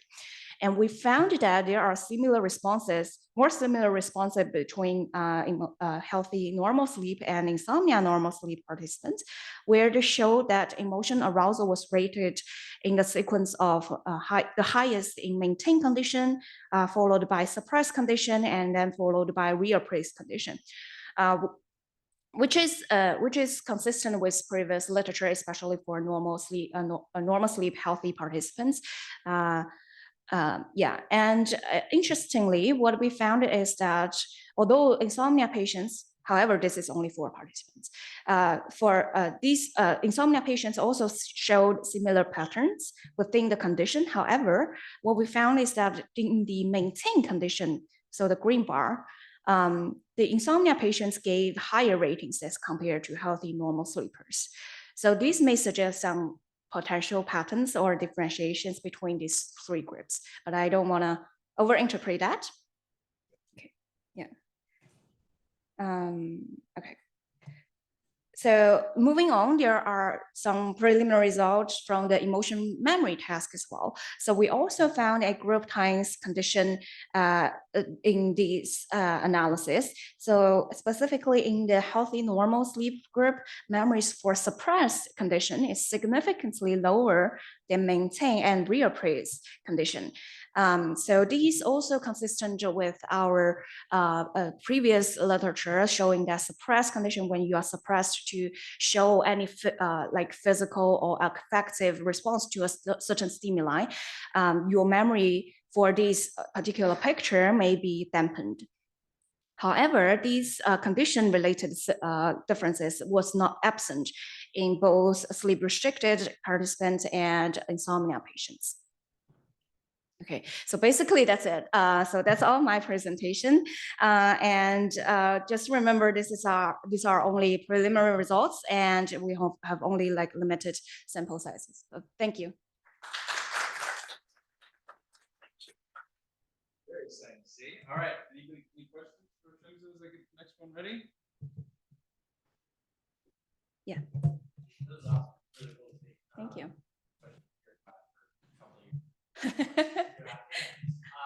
So with your emotion regulation, that first plot that you showed where non-restricted and then insomnia. Yeah. Seeing similar behavioral pattern, is it that sleep? Do you think they're like? Can you speculate? Is it the case that those groups are just like doing what they normally do? So there's like some amount of, even if you're kind of experiencing insomnia, right, like you still are just going to engage these processes. Yeah. Similarly to. Yeah, I would think so, except the level may be different. As you see, like insomnia patients actually have rated their arousal level significantly higher if they are instructed to maintain their emotional response as compared to normal sleepers. So according to the pattern right now, it seems to be the case that insomnia patients show a elevated emotional responses as compared to their healthy counterparts. Yeah. There you go. Thank you. More questions during the break. We'll move over to Dr. Song. Tell us about some work he's got. Can you please tell everybody? Is that part of your presentation? Oh, what? Wow. I will integrate it. Okay. Yeah, I'll improvise. Hi everyone, I'm Michael. I'm a psychiatry resident on the research track working with Tony, and I literally start my last year in 2 weeks' time.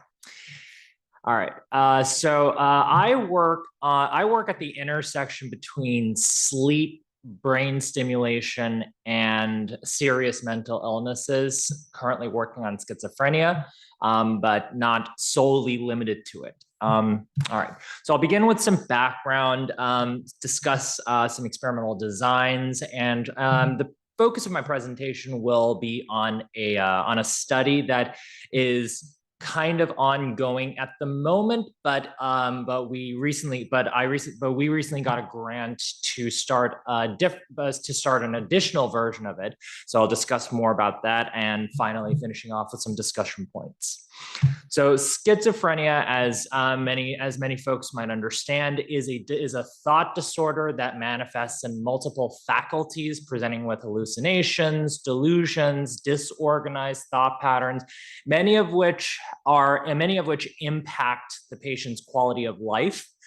Our current medication and psychotherapeutic options are quite effective at treating what we dub the positive symptoms of schizophrenia, namely the hallucinations, the thought disorganizations, and the delusions. But what is currently lacking is perhaps a treatment of the more debilitating symptoms, which are the cognitive impairments that gradually develop.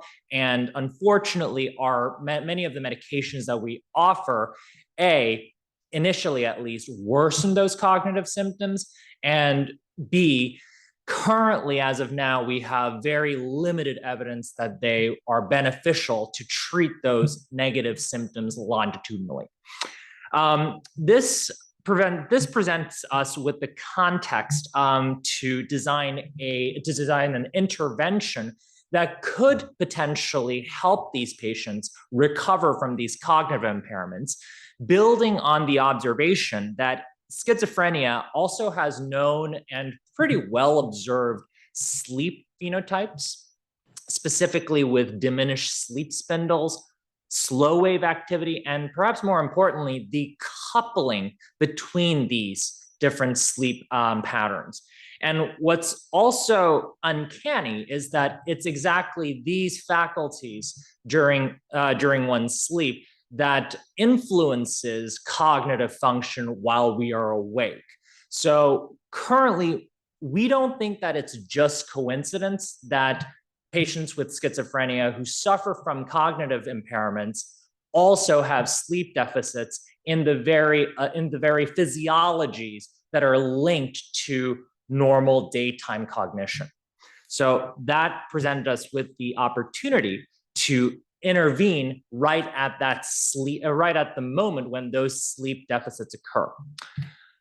There are multiple ways to non-invasively intervene on neural oscillation patterns, ranging from magnetic stimulation, electrical stimulation, which is what we do, as well as other modalities such as sensory stimulation, and now moving on into the next generation, which are using ultrasound, or using this new version of electrical stimulation, wherein you elicit more than 2 electrical pulses to have your desired effect at a region of interest using positive and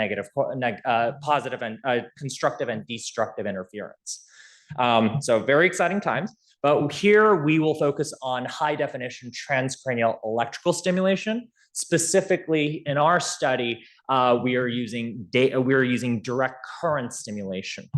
So currently in our lab, we are running a study where both healthy controls and patients diagnosed with schizophrenia will join us during the day for a nap time session, in which they will either receive a sham stimulation or they will receive the actual direct current stimulation.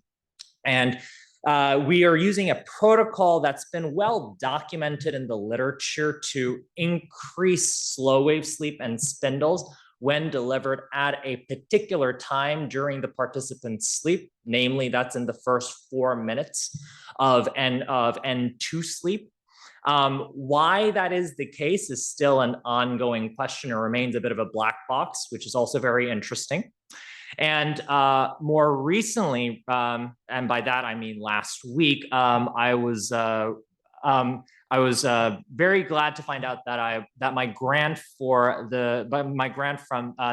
application to the American Association of Sleep Medicine was approved. So we have funds to continue a study where we will be stimulating during nap time using the same protocol. Thank you. And we'll examine if we have similar changes in healthy controls versus our patient populations with that protocol happening at night. So there will be so the participants will be invited on two separate occasions to sleep overnight at our clinical research center. One will be sham, one will be stimulation, and our participants will be randomized. All right. So the aims of this study will be to observe if this type of intervention will change slow wave sleep spindles and their cross frequency coupling, and if there will be a difference between stimulation and sham, and also between healthy controls and our patients with schizophrenia. We hypothesize that the delta change will be greater in our patient population, but we're always open to be surprised. We're also measuring performance on declarative and procedural memory before and after stimulation for all our participants. And then our third aim will be to look at the correlation between changes in cognitive memory, changes in cognition, memory performance, and the sleep physiology changes that we observe. So this is a simulation of what our stimulation protocol would, how it would affect our participants' brain. We're doing bifrontal stimulation at F3, F4, and the red here signifies hotspots, and going towards blue, there will be less and less stimulation. So we're expecting changes to be greater, as I said, in our patient population versus our healthy controls for both changes in sleep physiology as well as cognitive performance. And this introduced us to some interesting questions that I'm hopeful to follow up for more substantive grant projects later on down the road, in that this provides us with a unique nexus to look at the interaction between sleep physiology and cognition. It's a rare occasion where we can actually look at the biological substrate of how sleep and cognition are interrelated to each other, and intervene on clinical conditions where there is a dysfunction in this connection. And we're also, and given that the vast majority of the electrical stimulation field, namely with TDCS, has focused on larger rubber electrodes that are way bigger than the ones that we use, our study currently would actually be the first of its kind to look at the effects of using higher precision, high definition electrodes on sleep. So that's very exciting. And from a more clinical perspective, I'm also excited to explore non-pharmacological interventions to provide reliefs in cognitive symptoms for schizophrenia. given that as I said earlier, many of the pharmacotherapeutic options that we offer are really not offering the benefit, and they might actually be more detrimental at least in the initial phase of treatment. And there are also exciting opportunities to work on intersectional interventions, for instance, between psychotherapeutic and doing stimulation in the context of sleep-based memory. And all right, that's all I have to say. Thank you so much for your time. You have to leave before. I've got a couple of minutes. Okay, Yeah, so yeah. let's do up to 2 to 3 questions because I think you can leave before the Yeah. Q&A portion. So I'm breaking my own rule already. If anybody has any questions? I'm going to break my rule. I'm going to ask a question. Cool. So the temporal interference. Yes. You want to say things, yeah? Yes. Does that require an MRI scan in order to be like set up properly? You could. That is one option to pursue. It doesn't have to. It depends on the level of spatial precision that we want. So if we're generally targeting a pretty larger area, then we can use registered anatomies, and it would just be a matter of how small we want that area to be. Yeah.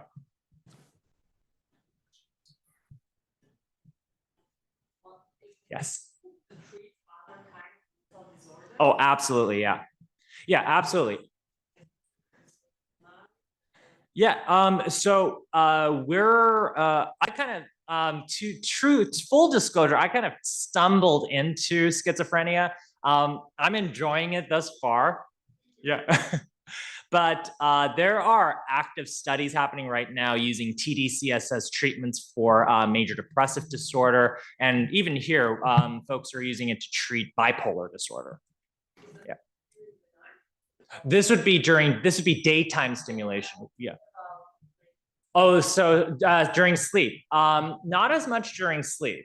And that's one benefit of using the electrical stimulation options over TMS, because TMS will wake someone up. So delivering TMS during sleep is going to be very challenging. But TDCS, I think most of our participants are able to just for the most part, their sleep is not all disrupted. Yeah. We took a quick poll of them.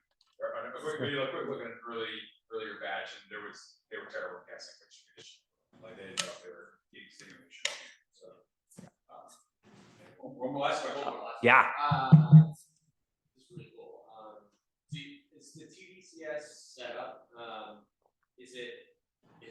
they free moving, or is it like you've got like the big old battery pack and stimulation? Great question. Yeah. So they are currently tethered. So there's a long tether that leaves outside, that trails outside the room. But that being said, there are wireless options to study sleep. It's challenging because of the battery life.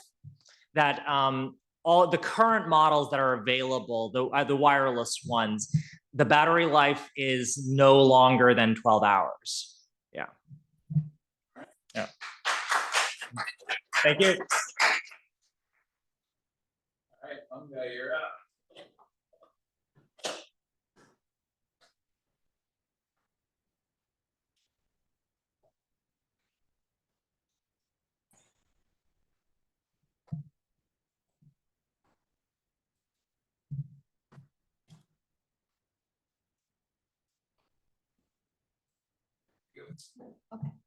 Okay, thank you. I'm Mengge Li. I'm very honored to study from Tony more than 6 months now, and this task is also guided by Tony discussion many times. And now I will share the results to you. And if you have any suggestions or questions, you can tell me. My research is to explore the immediate and delayed effects of the midday nap on declarative and procedural memory. The active or opportunistic consolidation. Okay, as we all know, previous studies have shown that the nap and the characterized condition, the characterized condition is that you just close your eyes, don't do anything.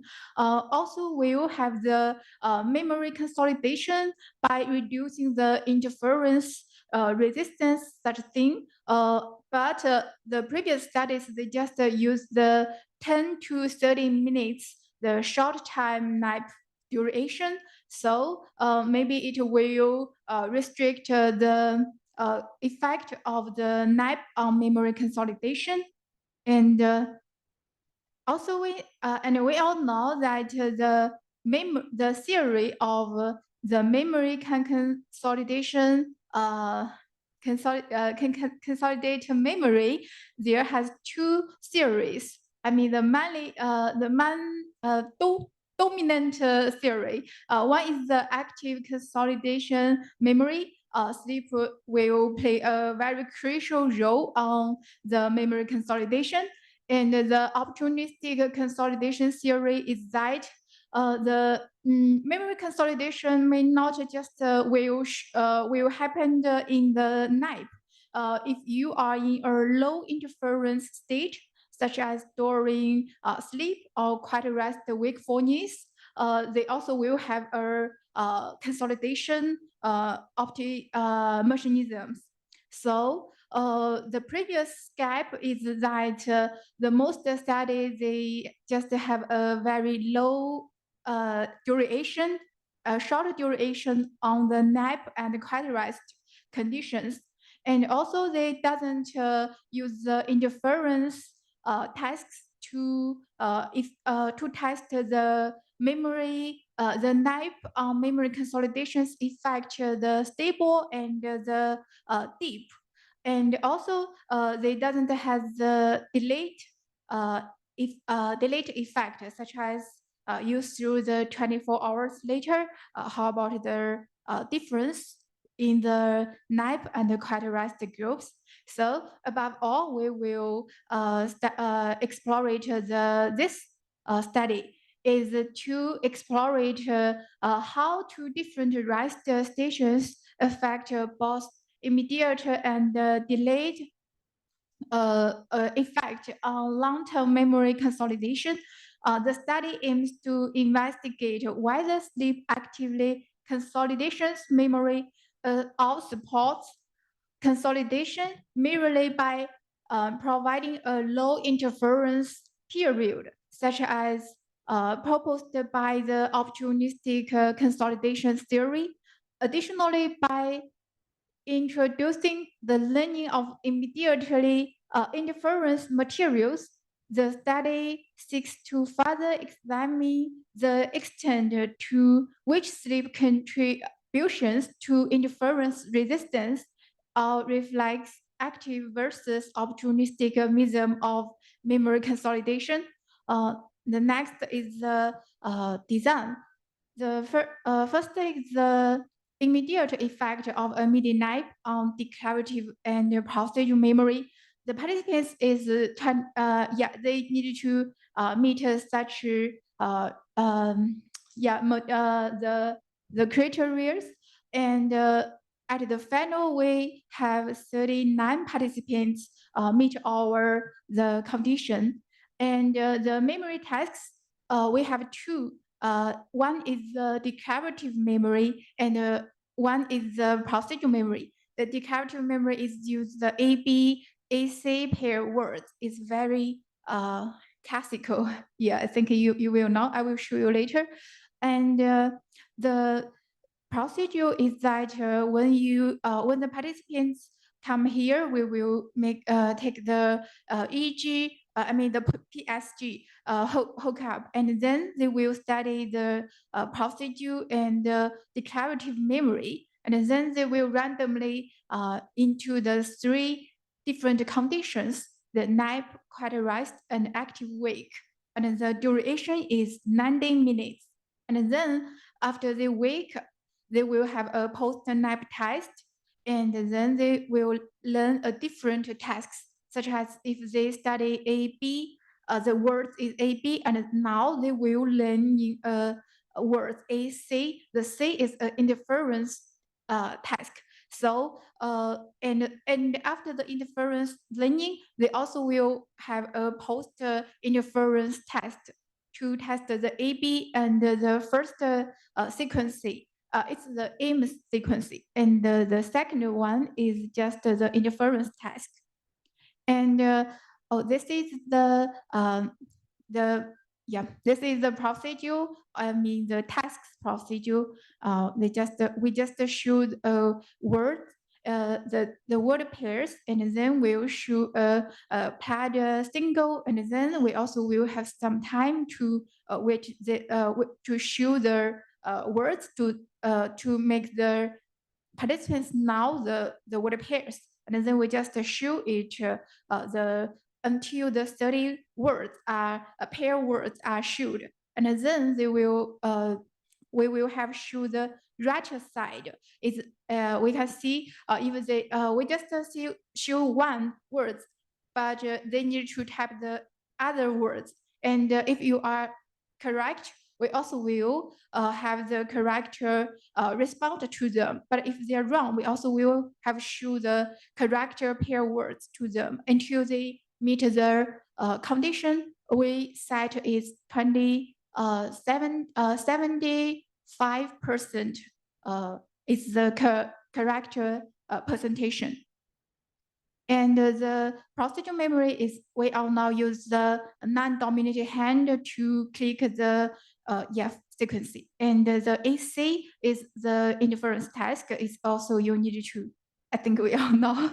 Okay, and now it's the result of the baseline. The baseline we showed that the KSS is the sleepiness, and also the positive and negative emotion, and also the declarative procedure memory accuracy, and also procedure memory speed. They at the baseline, it doesn't have any significance. So they are at the same baseline.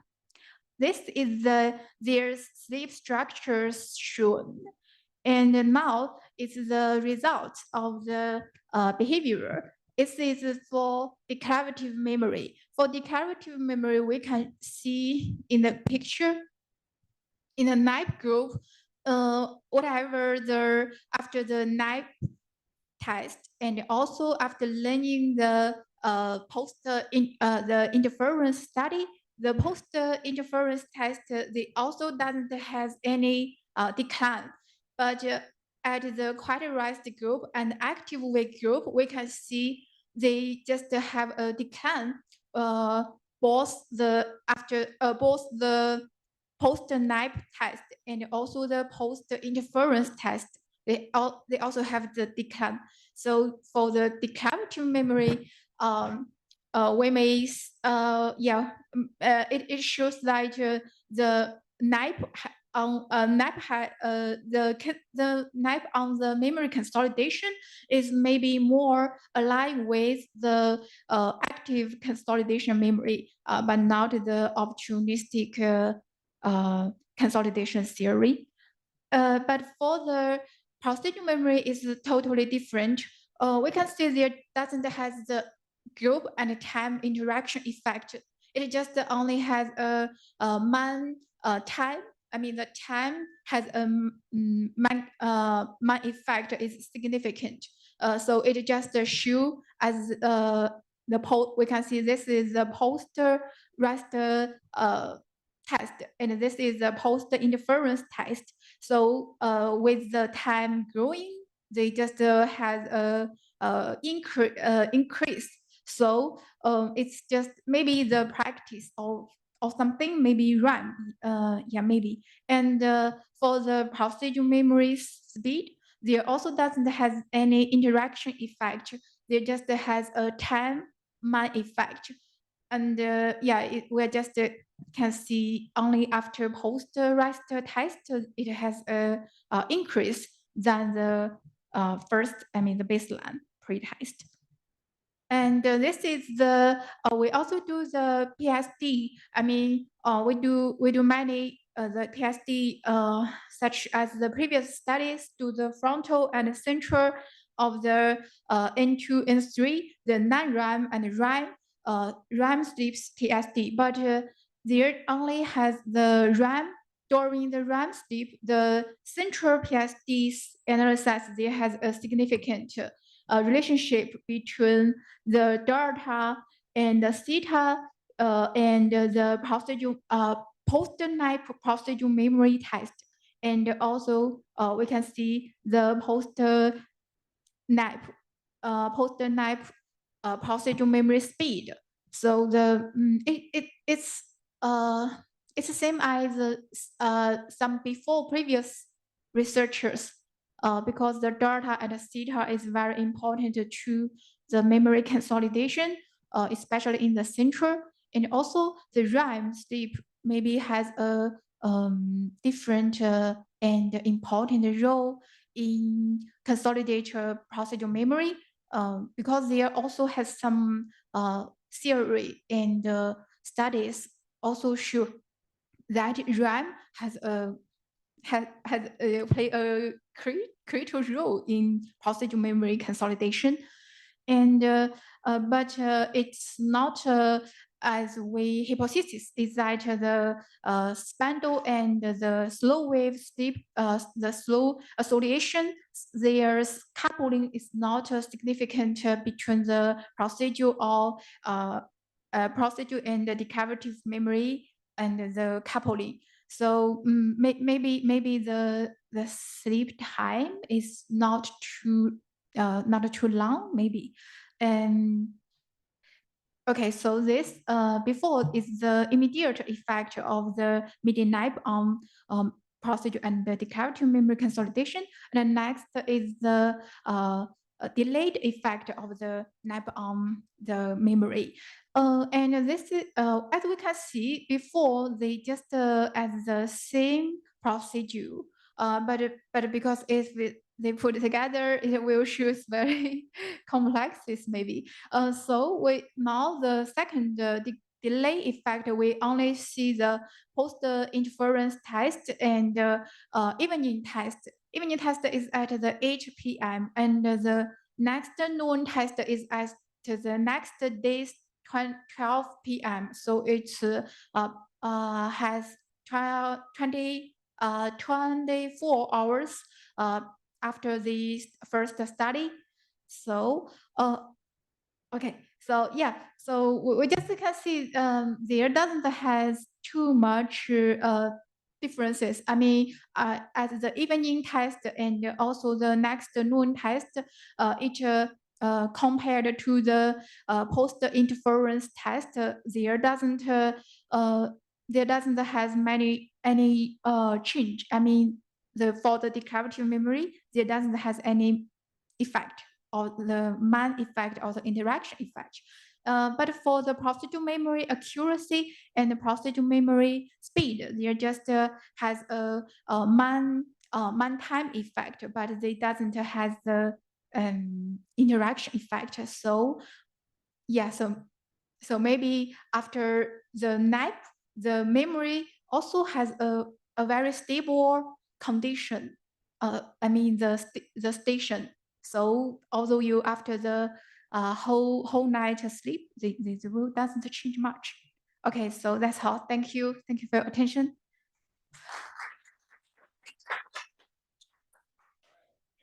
One question from Manga, maybe it's got a quick one. A transition. We'll have time. I wrote down a couple for. All right, let's just switch on over to Nurse Talk. And then we'll go into the Q&A for the group.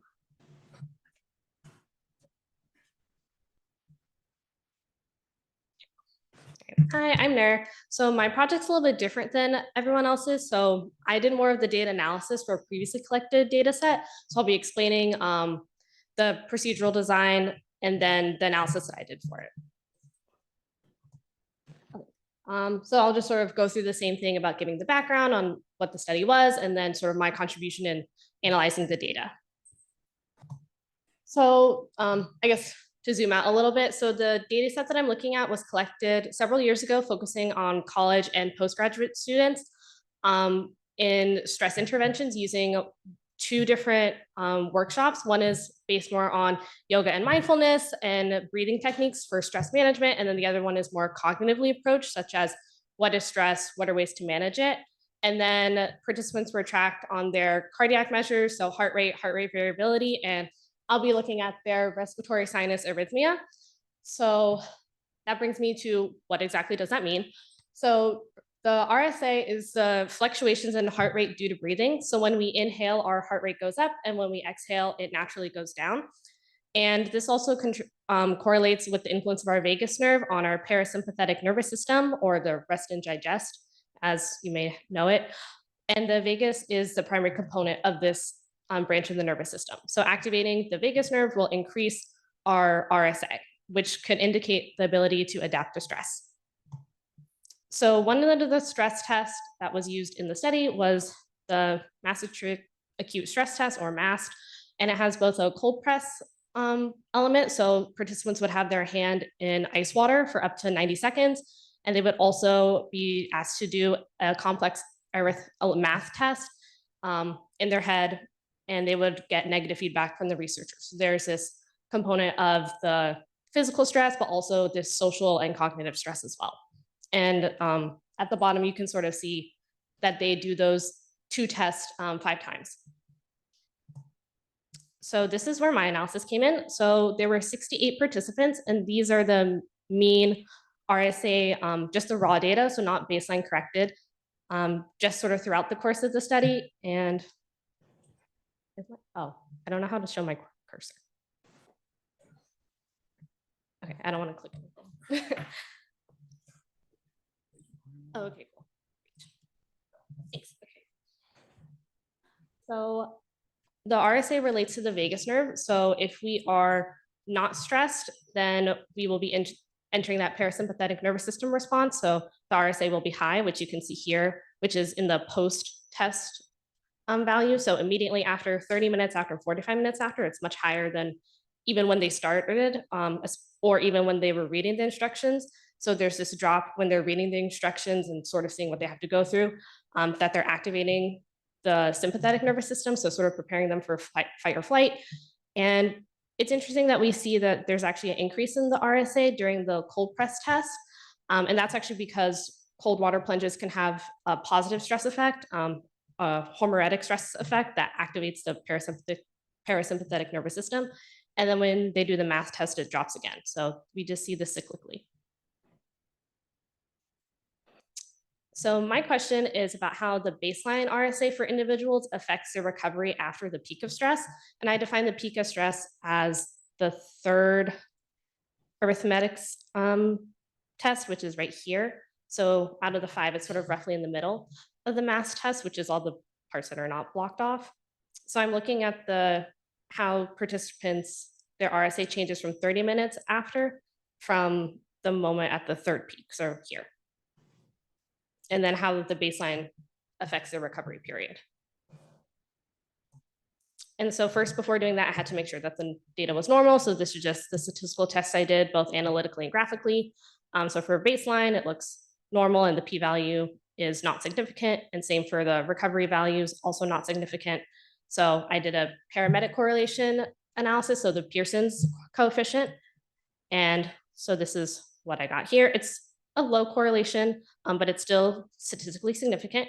And then this is just all the data plotted, and then the linear regression model. And this is the equation that I got here. And so just sort of, what does that mean?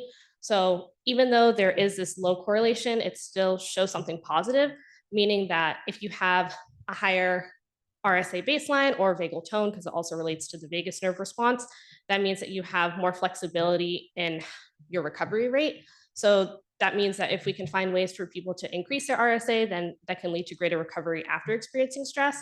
And there are different ways to increase your RSA or heart rate variability, such as exercise and also sleep and maintaining other healthy patterns. And that is all. Thank you. Thank you, Nerd, who we put in last second. We had her just like 4 days ago. Yep,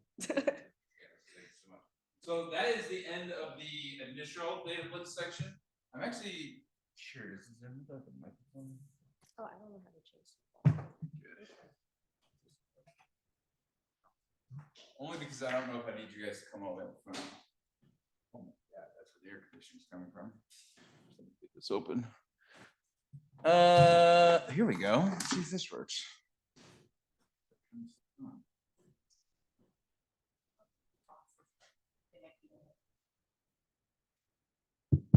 Hello. If I talk through this, somebody online, can you hear us? Yes. Nice. Okay. So now we can ask questions. Why don't, yeah, Nerd Europe by Shungza and Munga anyway. And that this way they can just, you guys will have to come stand up here. So you can go sit near Shungza.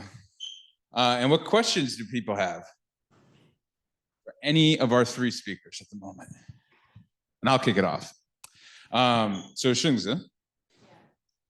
So looking at the data as it's panning out, it's early days, I know, but you know, thinking about next steps, what types of questions are you starting up with, either like clinically speaking, or you want to do this in clinical groups or other research designs? Like, what are you starting to think about with regards to the way the data is looking at this point? You mean future studies? Yeah. So actually, I was thinking about whether like TDCS can like have any effects on insomnia patients. But the thing is, what I'm also thinking about is because for insomnia patients, they don't show that much objective measure differences as compared to healthy counterparts. So for example, they are diagnosed based on their subjective reports instead of like objective PSG measures. So I get that. So for Michael's proposal using TDCS for increase the spindles in schizophrenias, because they show these very strong like symptoms that is reducing spindles in schizophrenia patients, but I'm not sure like for insomnia patients who don't have any like specific sleep features can benefit from TDCS. But I think the next step we should think of it's the intervention. So if we found any differences between how they processing emotion stimuli or how they encoding emotional memory, we should target it at them as the modifiable targets, either during the sleep stage or wake stage. Do you think, a follow-up question, do you think that TDCS could help bridge the continuity of sleep? Do you think it could help people? Because like the big thing with insomnia is that like, you know, they're waking up, fragmented sleep. Do you think there's a chance that like if you boost the slow wave activity or something, that it might actually help with the, you know, continuity of it, less fragmentation, or just like of the sleep they get, you're just kind of optimizing it? So for that, I'm not sure, because, you know, like for either for TDCS or like sound stimulation during sleep, there are probabilities to waking them up. So as for now, I'm not sure for that, but I think if we can deepen their sleep, for example, increase slow wave sleep, maybe they have a better sleep quality within a limited time frame. So that, I'm not sure if that's possible. That'd be super cool. But like, yeah, maybe if you're deepening their sleep, they'll be less like subject to waking up. That'd be like awesome. Any other questions before I go to my next one? I'm gonna steal them all. Okay. Munga, I actually have 2 questions for you. So when they were doing, this is versus just logistical, and I should know this, but when they were doing their word pairs, like when they're typing in their responses to their word pairs, how did it handle things like misspellings or capitalization issues? Like if they just had a typo, that I'm assuming you just told them it's wrong, but like I wasn't sure if it would allow for like maybe like a capitalization or something like that in the program you were using. In fact, because it's the Chinese words, if they can't, they can't type the words, they just can the pinyin, such as the English, such as MVNGGE, but in Chinese, it's just the Chinese words. yeah, so they just put whatever they remembered is okay. I mean, yeah, if it's match the words, it's okay. Gotcha. Yes, that makes a lot of sense. And then I was actually, we were discussing clinical groups, and we might take a look at some patients with insomnia doing similar stuff. And so, I'm wondering if you have thoughts, if there's any other clinical groups that you're particularly interested in investigating with this type of study design, like, whether it's because you mentioned also like maybe we're not seeing all of the sleep micro architecture, sleep macro architecture relationships we were expecting because the nap is short, right? We might need overnight sleep to see it. So that's, I agree. Like, I think, going in that direction is a good question. Are there other clinical groups, other psychiatric conditions you'd be interested in investigating more with this type of relationship? I also curious about the question because I think if I just use the procedure and the declarative memory, just use the such as a schizophrenia patients or the other behavioral or clinical the patients, I just I think such as Shunzi and Michael, their purpose is very focused on mechanism. Yeah, about the neural, such as the coupling of the fMRIs, the location, all the location and the EEGs. Yeah, the coupling maybe. I just I also wanted to ask you, do you have any? Yeah, I'm not sure because maybe the intervention all focus on the. I'm not sure because I also I also reviewed some of the literatures, but now I haven't have a very clearly. Very have the critical thinking. Yeah, just the normal thinking.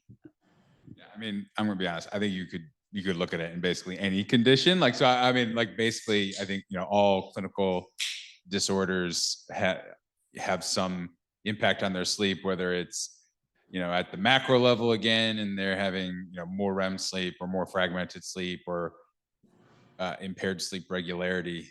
Which, by the way, that's probably like one of the biggest things is having irregular sleep is really not good. So I think you could look at it, any of them. So then it's just a matter of picking which one you want to start with and justifying it. So like when you go on to your next step, if you want to do something where you're like looking at picking a clinical disorder. And so like that's kind of how me and Michael backed into schizophrenia, is like we ended up at a department that over half the department is doing psychosis research. Like neither of us like picked schizophrenia, but it just so happened to kind of fall into our lap. So that can actually be part of it too, like the situation you're in, who you have to collaborate with. I don't think you have to limit yourself to a particular disorder, depending on like what might be most convenient for you at your next stop. Does that make sense? Yeah, you can do any of them basically is my pick one. All right, Nur, almost done. Any other questions before? Yes, I wanted to know, I didn't get it, or I don't know. What would be the hypothesis to explain this difference in the results that you find between the mind and the character memory? So the question is, what were, for Munga's talk, why are there different results potentially for procedural memory versus declarative memory? I think the most interesting is that for declarative memory, their behaviors, the tasks, there has an interaction effect on the condition and the different group and the time, and the nap group has an active consolidation effect. As the result shows, but in the coupling and the PSD and also the the sleep structure, they doesn't have any correlation between the declarative memory and such index. But for the procedural memory, their tasks, there doesn't have any interaction effect or, the yeah, the different groups, if difference, there doesn't, yeah, but in the REM sleep, I mean the PSD in the central, the delta and the theta power spectral density, there has a correlation between the post-nap test of the procedural memory accuracy and speed. So it's very, yeah, it's different. If you have, yeah. And I think just from a broader standpoint, like, you know, for a long time, they've been putting like, oh, this stage of sleep is important for this type of memory, and this type of sleep, I think it's like, you know, most declarative memory is important for slow wave sleep, or slow wave sleep is important for that. And then REM sleep does procedural emotional memory. It's probably not that clean of a split. Like they don't actually fall, your memories don't actually fall into bins. Like your brain only cares about one of them during one stage of sleep. It's highly unlikely that that's the case. And so I think one of the things that NERS study points out is being a nap study. Like she actually got a decent amount of REM sleep from her nappers, but it's like one cycle of sleep. And so the impact on different memories and the extent that they change, especially compared to like wake conditions, different wake conditions may look different because it's only one cycle of sleep and not like an entire night of sleep. And then one of the things that I think our lab is getting, or at least I am, I don't know about the rest of the lab, but is getting more interested in is the relationship with circadian rhythms too. And so with the nap, you're doing it at a very different circadian phase than overnight. And so that could also be interacting to differentially affect. And so like, that's it. Like the field's kind of a mess. Like you're seeing stuff in every direction. You know, things aren't replicating as much as you'd like. And I think it's because there's probably boundary conditions. So we just like need to take a step back and just do things in a nice stepwise manner. And like, we'll all figure it out together, I think. All right. Nur, I want to ask a couple questions before we're done with this session. So real quick, could you just give me I just want to make sure I'm understanding correctly, the baseline, relationship with the outcome again? Just give me like kind of the high level interpretation.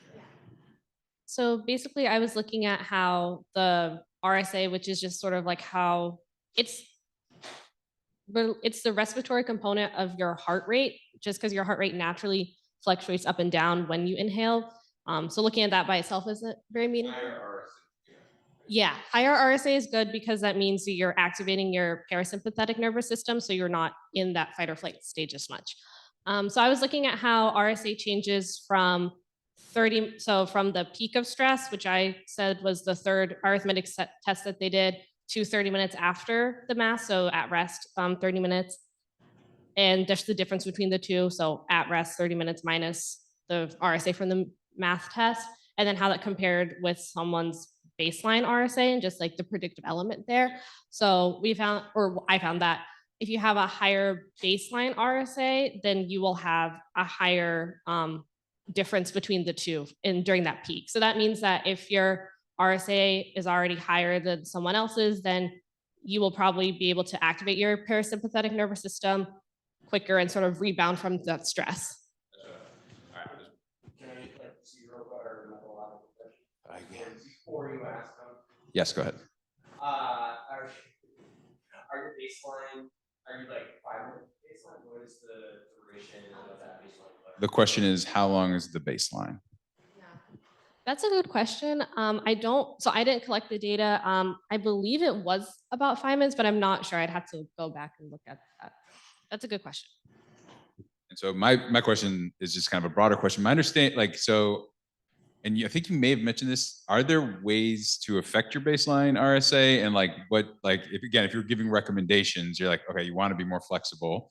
You want to have like this response and return. What are, as far as you've looked into the literature, what are ways that what are characteristics of people with that good high level RSA? So RSA is also related to heart rate variability. And I've looked more into literature on that. That says that if you maintain like a really active lifestyle, so endurance runners or endurance athletes or high performing athletes are known to have a lower resting heart rate. Typically the resting heart rate range for people is 60 to 100 beats per minute. For high performance athletes, it can be 40 beats per minute, so it's much lower.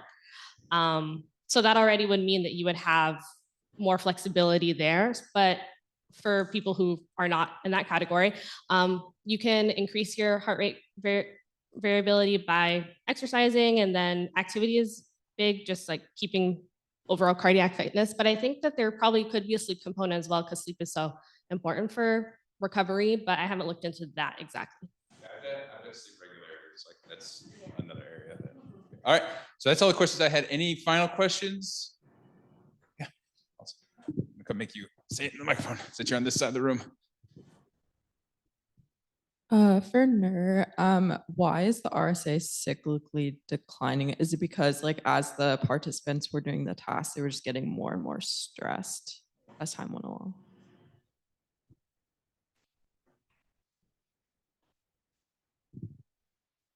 So I think that the RSA, when you say the cyclical variations, do you mean the overall shape of the graph or just the up and downs that occurred? The like overall shape, so it sort of went from like higher, Yeah. Yeah, so then I would theorize that that's because they're being more stressed. Like there was that big drop from baseline to pre-masked. So when they're reading the instructions before they do the test, like there's that big drop there. And that would probably be because of the stress of like reading what they're about to do. And you also, I also analyze the heart rate variability and heart rate. I just didn't show that, but you see that drop and a drop in RHA and then the raising heart rate as well. So that indicates that they're undergoing more stress. And then within the test, there's that variation because the cold water test or the cold water plunge actually is a positive stress response. So you, so the RSA is higher then, but then when you do the cognitive test, it drops because you're more stressed. And so it sort of periodizes there. And then once you're done with the test, then you're out of the stressful situation. So then the RSA increases. So. All right. Yeah, we used to do the traditional stress test in grad school, and I think Ryan did too. And yeah, you'd see just as much stress during like the anticipation phase, like when you're having them like, so the traditional stress test, you have them write a speech for 5 minutes on any topic, and then you take their notes from them, and you have like trained judges that don't react. Like they're not like, they don't heckle you, but like if you make a joke, they don't laugh.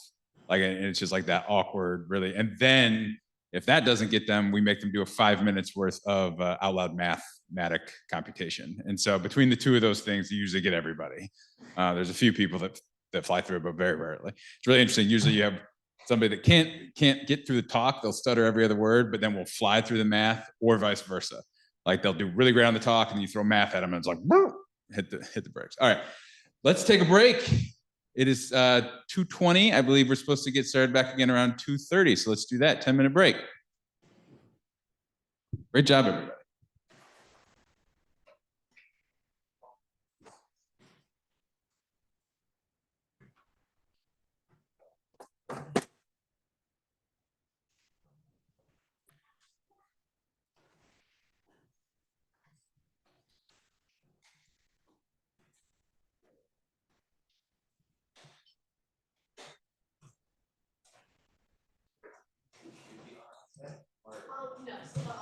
Oh, there are, sorry. There are Ziploc bags in the back for anybody that needs to leave early. Feel free to take some pizza to go, please.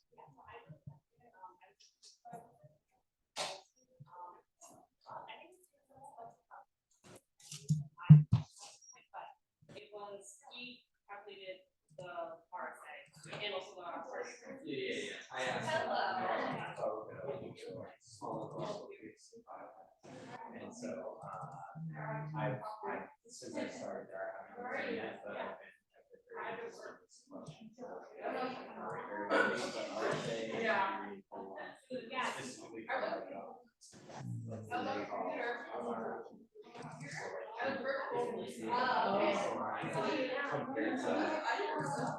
it's hard to get Allison, were you able to upload your slides? No, Did you want to email them to me? If you email them to, let me Slack you the email to send it to. Or can you just send it via Slack to me? Yeah, it's also like Oh, yeah. So participant info. So it was, I just said he was like, oh, like there are just how well. If it's in the OneDrive, I should have access to it.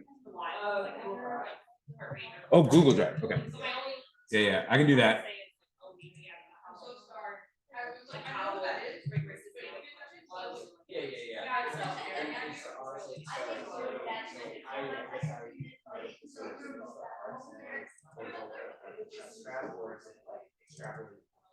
No, it was collected, directly, so it's not trash. Okay, cool. Yeah. Okay. Yeah. Just thinking about the yeah, the physiology is so weak and flat. Yeah. Really, Exactly. but like it's very cheap, right? Yeah. Relative to like. For sure. All right, Allison, is it one of these?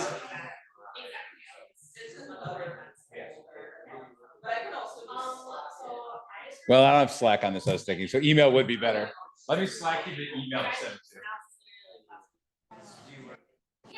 I'm logged in right now. Huh?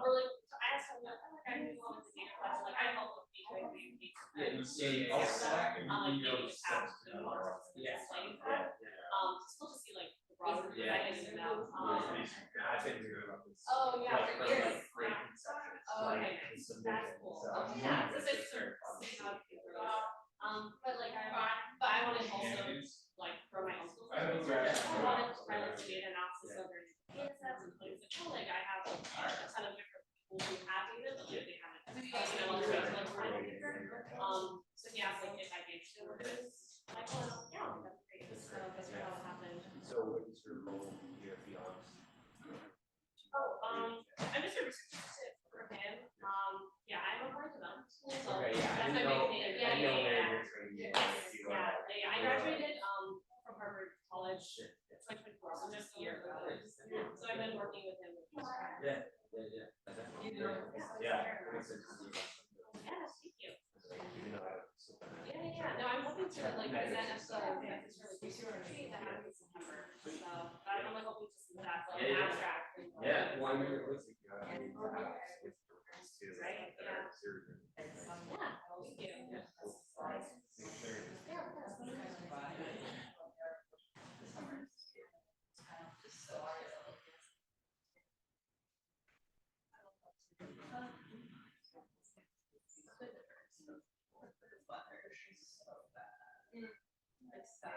Thank you.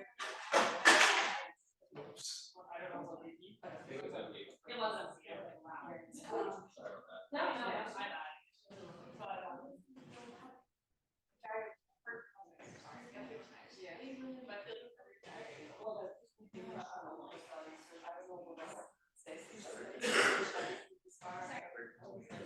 Yeah, so I'm just doing the data analysis. So it's a data set. And so they like have all this data, like very computed, like the heart rate, heart variability, and RSA. And I was like, oh, I guess there's something more to be said here. Because they already published preliminary findings. And they focus more on actual impact of those stress responses. I'm not looking at the intervention, I'm just looking at like individual differences. Yeah, I'm hoping to present at like and then there might be an abstract. So yeah, so I literally that was the analysis like I was sort of checking on I just wasn't sure. I did that analysis.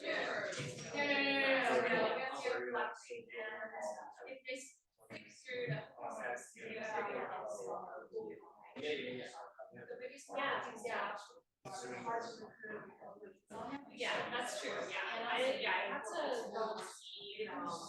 Because I don't know if they asked about athleticism or not. Yeah, because that is like, yeah, because it's like I the only issue with they said like I only have all of right. I'm setting myself.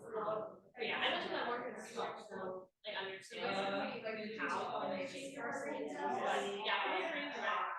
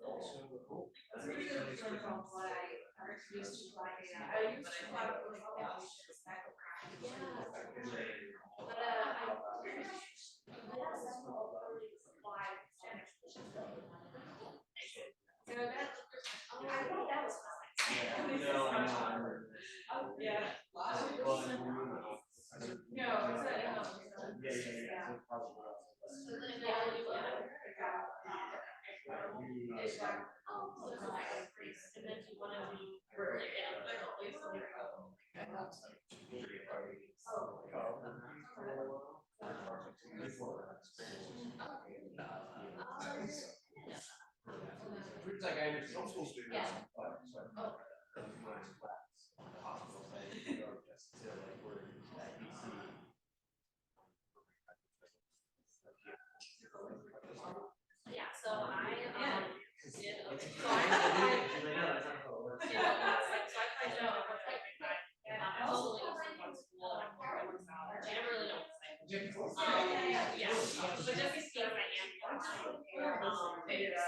I'm not on Texas, but yeah. So she had a draft and I will get stuff from their question and scoring it. Yeah, so still the process of everything. Yeah. So what you're right now is that also if you're working aloud, because like this is yes, yeah. So they are actually yeah. A little bit. Yeah, Again, I was just Jackie, like collaborating with everyone. Basics, emotion, it's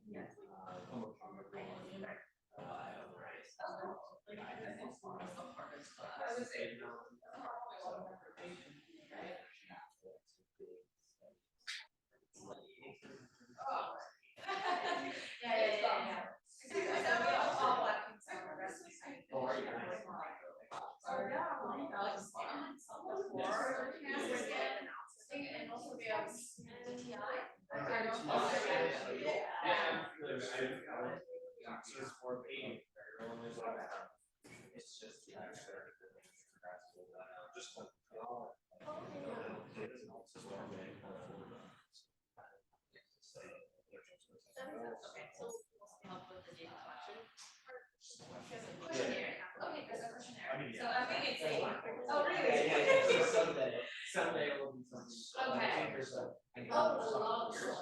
Yeah.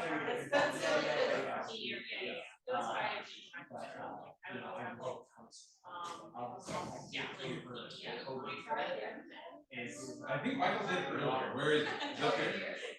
Try it again. Please do. Like I legit made it to this door.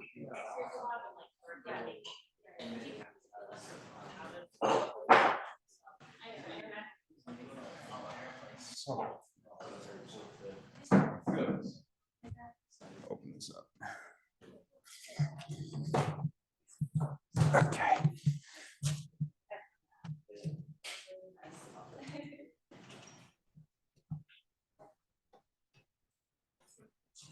All right.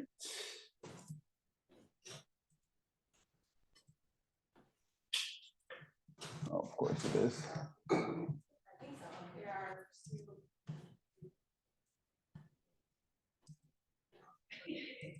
You need to dump stay around for that.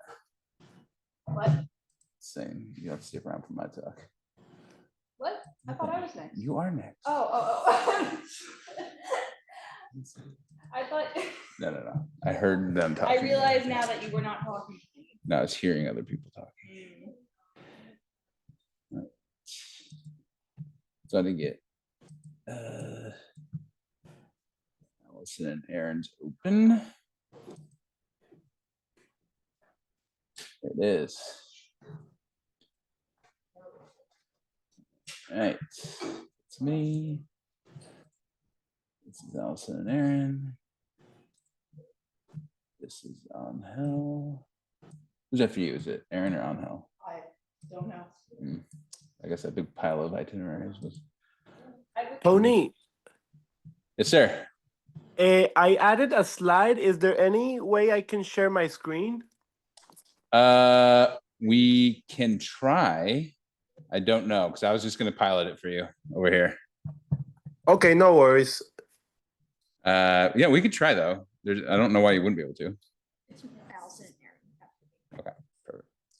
All right, we'll go ahead and get started again. Pretty much on time, doing better than I thought I would be. And we're gonna get started. We have our last batch of talks here. So we're gonna get started with Phoebe, who just was first author on a paper with Shengza on this data that we are waiting to hear back about our revise and resubmit on. So hopefully fingers crossed on that. So there you go. Take it over.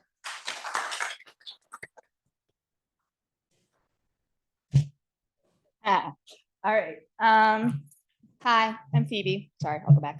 Hi,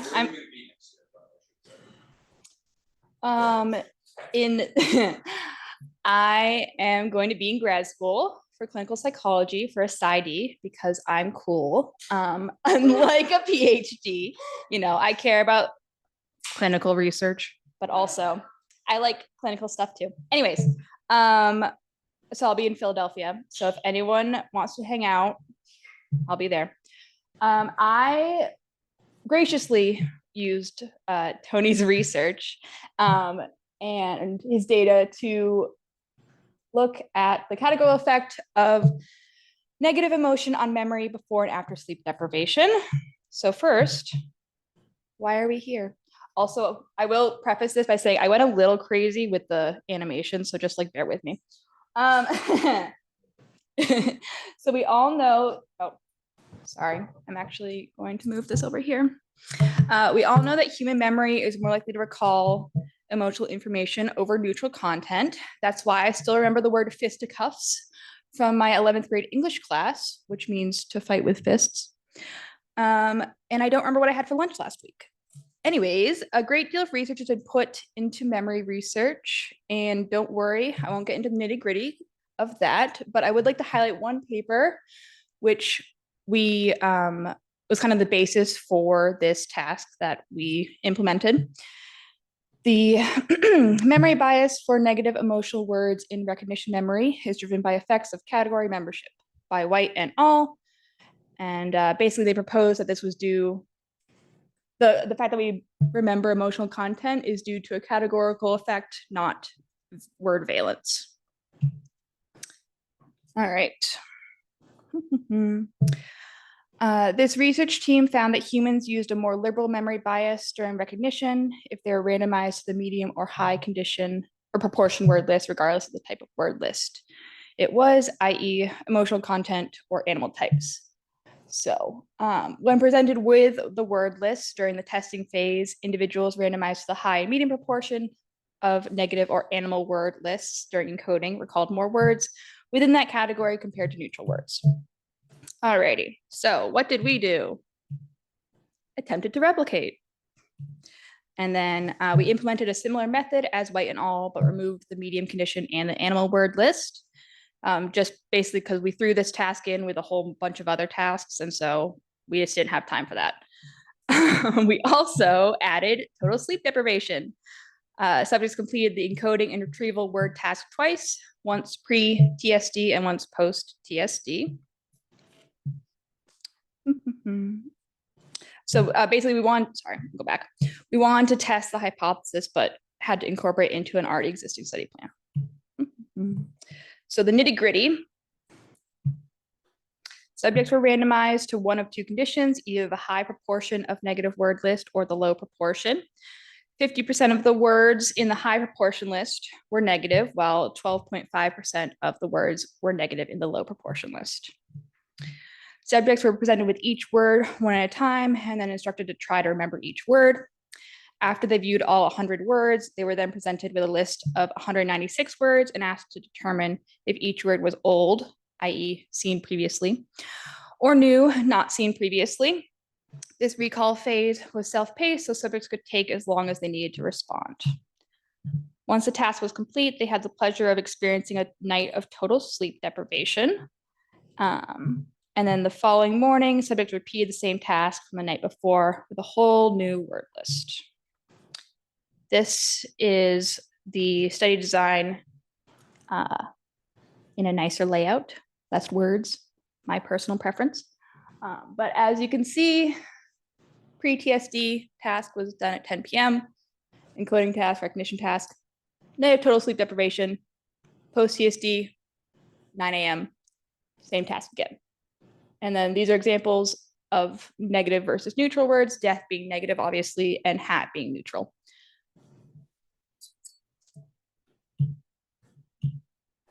Hypothesized results. Who wins in an encoding fisticuffs? We hypothesized that all participants would demonstrate a memory bias for negative words, regardless of condition. Furthermore, we expected only participants in the high condition group to exhibit a valence bias in false alarms, i.e. the high condition group would be more likely to mark new words as old. We hypothesized that while TSD would impair overall memory performance across participants, proportional bias toward emotional stimuli would persist. The high proportion condition would still demonstrate a memory bias, although blunted for the negative valence words. And finally, we predicted no change in the pattern between sessions. Both conditions would display the same proportion of memory bias as seen before TSD.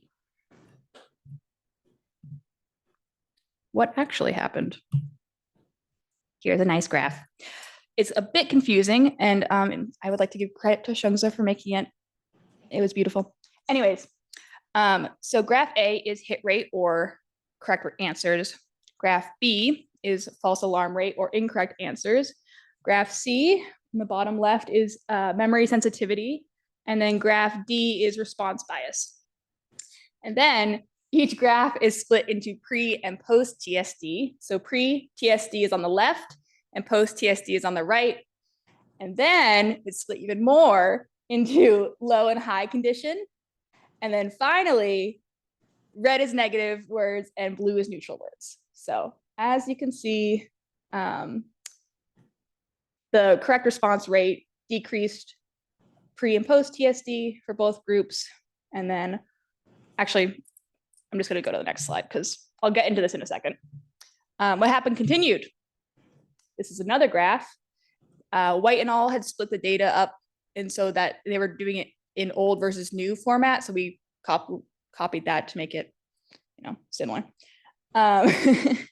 Anyways, once again, we have pre-TSD and post-TSD, and then low and high, and then proportion of old responses with old on the left and new on the right. So all of that. All right. And then as you can see, the number of new response entries, as you can see, the number of new response entries increased post-TSD in both conditions, which indicates a more liberal response bias. All right, what did we learn? A significant memory bias for negatively valenced words was present in hit rate and memory sensitivity for both conditions, pre and post-TSD. Both conditions demonstrate a stronger memory for negative words over neutral words. This aligned with White and al.'s finding. However, no valence differences in false alarm rate in either condition pre-TSD. So we were not able to replicate the White and al.'s primary results, where liberal emotional memory bias in medium and high proportion conditions was observed. Sleep deprivation negatively impacted a subject's ability to correctly identify old words, which was no surprise. This was seen with decreased hit rate and memory sensitivity, and then increased false alarm rate. Post-TSD false alarm rates were significantly lower for negative words compared to neutral words. And the low condition demonstrated a more liberal response strategy compared to the high condition to all the words after sleep deprivation, which I thought was pretty cool. Where do we go from here? More research. For example, would a longer delay between encoding and retrieval impact memory performance? The current design contains a short delay, about a minute, between encoding and retrieval, which primarily captures early stage memory performance rather than long-term consolidation. So doing another study where the delay is longer could be interesting. And then did the time of day that the first testing session was performed impact subjects' performance? Future studies incorporating longer delays, including post-encoding sleep or a wakeful rest, would be valuable in determining whether the emotional and categorical memory effects are observed or altered following more robust consolidation. Basically, we were thinking that maybe the circadian rhythm played an effect in how the subjects performed at 10 p.m. the night before total sleep deprivation. So we were like, this could be studied in the future. Maybe that had an effect. The end.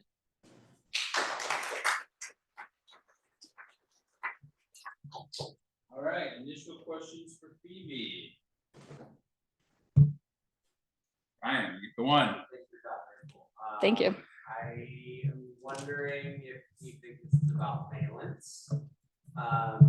Given that you compared negative to neutral items, do you think this is a story about valence, or might those have just been more arousal? Like, could this be an arousal story in that, right? If you were to include positive items and compare positive, negative, and neutral, and your negative items were matched on arousal with positive, do you think it's just see a general emotional memory enhancement, or do you think, yeah, what are your thoughts? No, I didn't mean to cut you off, but I believe the takeaway that we were finding was that it was more valence based, and so we weren't agreeing with White and all that they were saying. It's categorical, and so I think it would be interesting to look at positive and neutral words, or sorry, positive and negative, not just negative, and also to kind of test this not at 10 p.m. night, because I'm already in bed by then, so I don't really know if my memory would be great at that time. But like I said, we had to incorporate it into an already existing study. So. All right. We have our one dual presentation, hybrid presentation, where we have Allison in person, and Aaron is going to join us online. And Aaron, do you want to unmute if you can? Yeah, hi everybody. There we go. Okay, I just want to make sure we can hear you. Let me try to turn it all the way up though, real quick.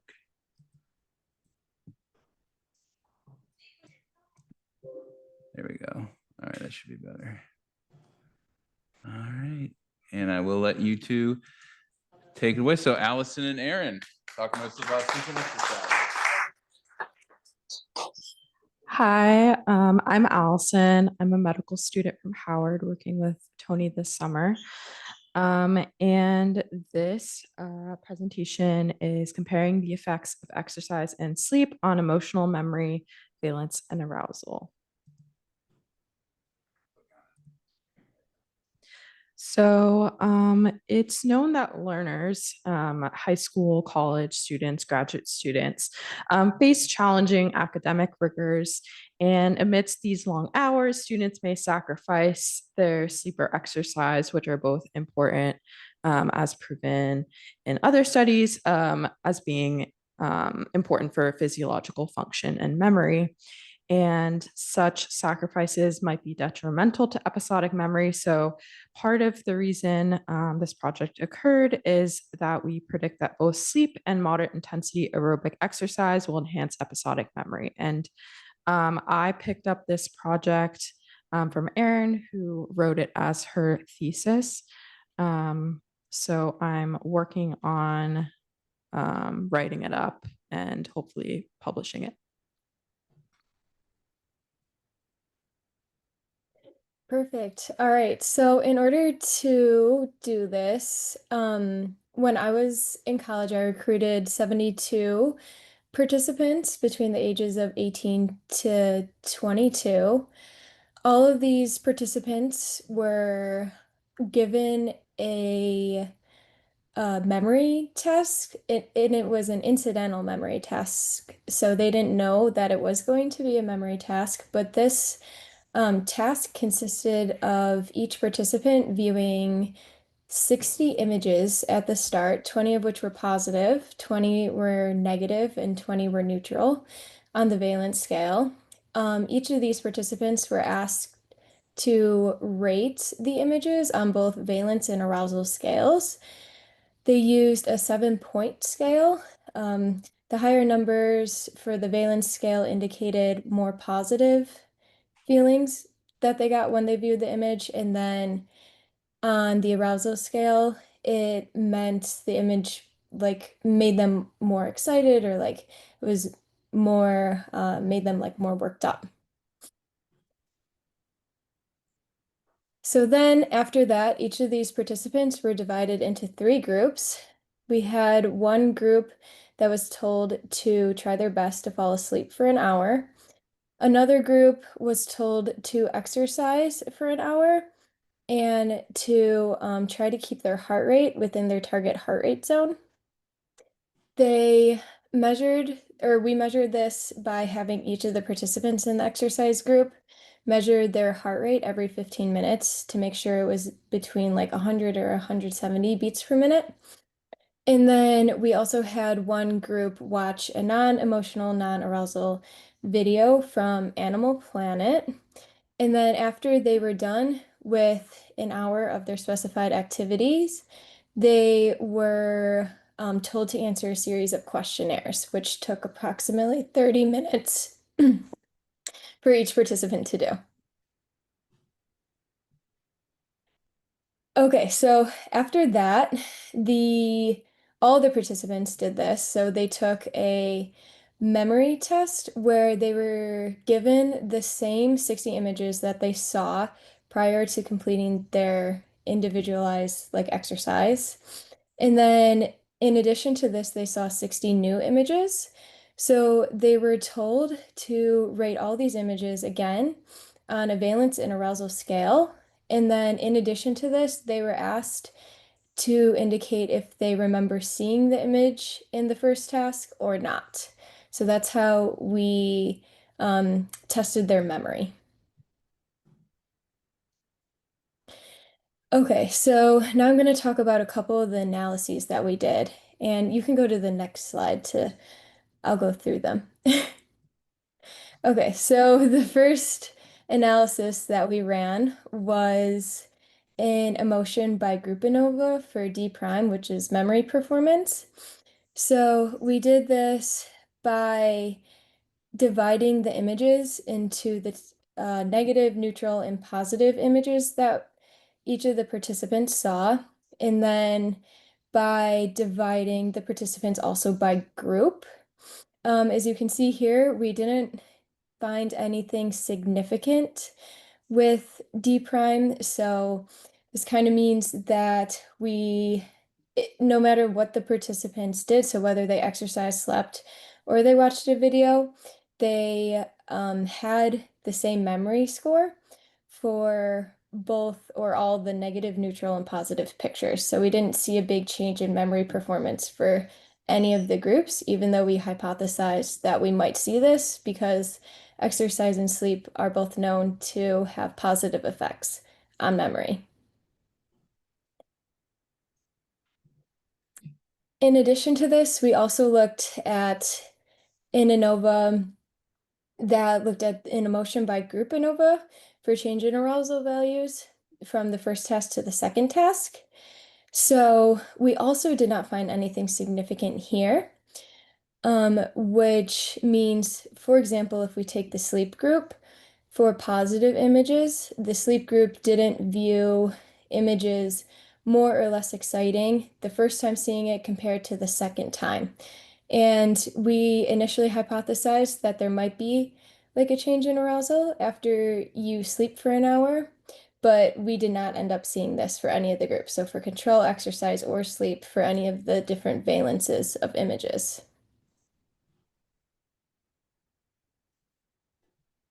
And then for the third ANOVA that we ran an emotion by group ANOVA for change in valence values from the first task to the second task. And again, we did not find anything significant. So for each of the groups, they viewed the picture as positive or as negative as they did from the first task to the second task, which we hypothesized maybe differently. But yeah, we did not see any significant results here either. Then we also ran a couple of correlation tests, and the only one that we found to be not significant but a trending correlation was between average heart rate and then neutral change in valence. So this indicates that the higher the exercise group worked, so like the higher their heart rate was, the more that they would view pictures a bit more positively after they exercise than before. But still, this wasn't significant. So it was just a trend, but nothing significant again.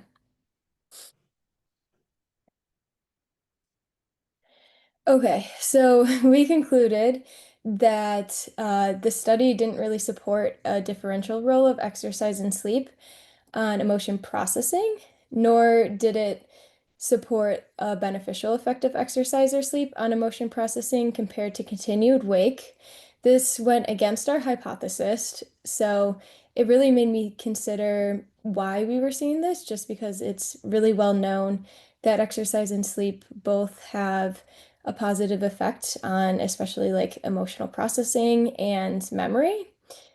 So, after thinking about it and looking into the literature, um, some explanations for this might be that our task wasn't quite so the ceiling effect, which means like our task could have been maybe made a bit more difficult because there were a lot of participants that did really, really well on the memory task. So it would be interesting to see if maybe we made the task a bit longer or a bit more difficult, if we would start seeing those beneficial effects on memory.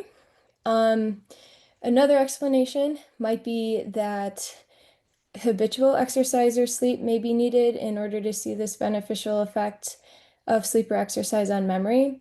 I did find a couple of studies that supported this. So our study only was able to recruit college participants, which are known to have not the best sleep schedules.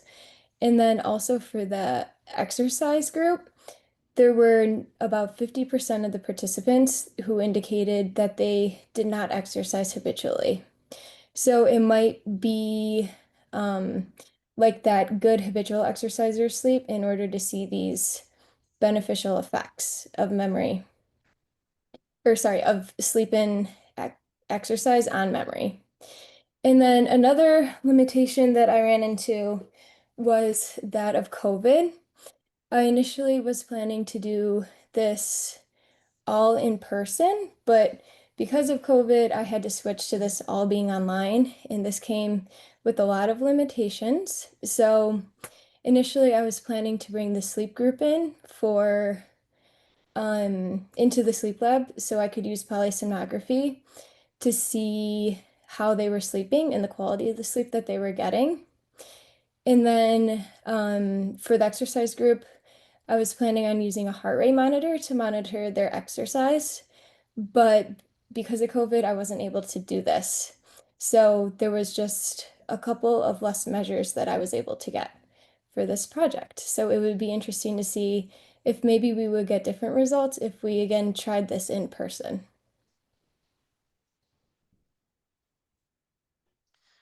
So in lieu of the results, we'll be looking at some variables and doing some additional analyses, specifically looking at demographic information like average age range, sex of participants in the study, and then also scoring the questionnaire data from psychological assessments like the Beck depression inventory and the Beck anxiety inventory as well.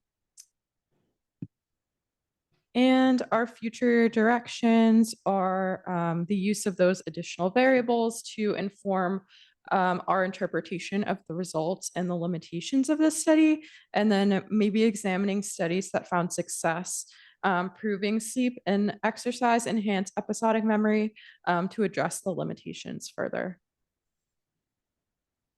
Thank you.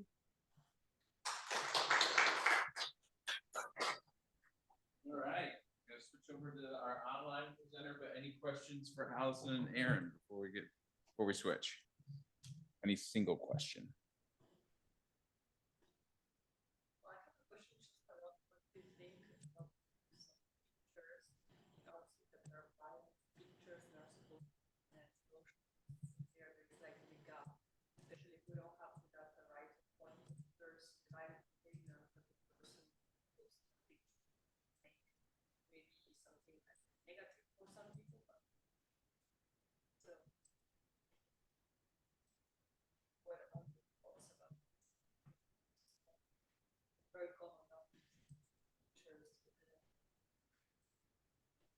It could be a factor that people are taking pictures and not ranking them as necessarily negative or positive, even though the picture like might seem negative or positive.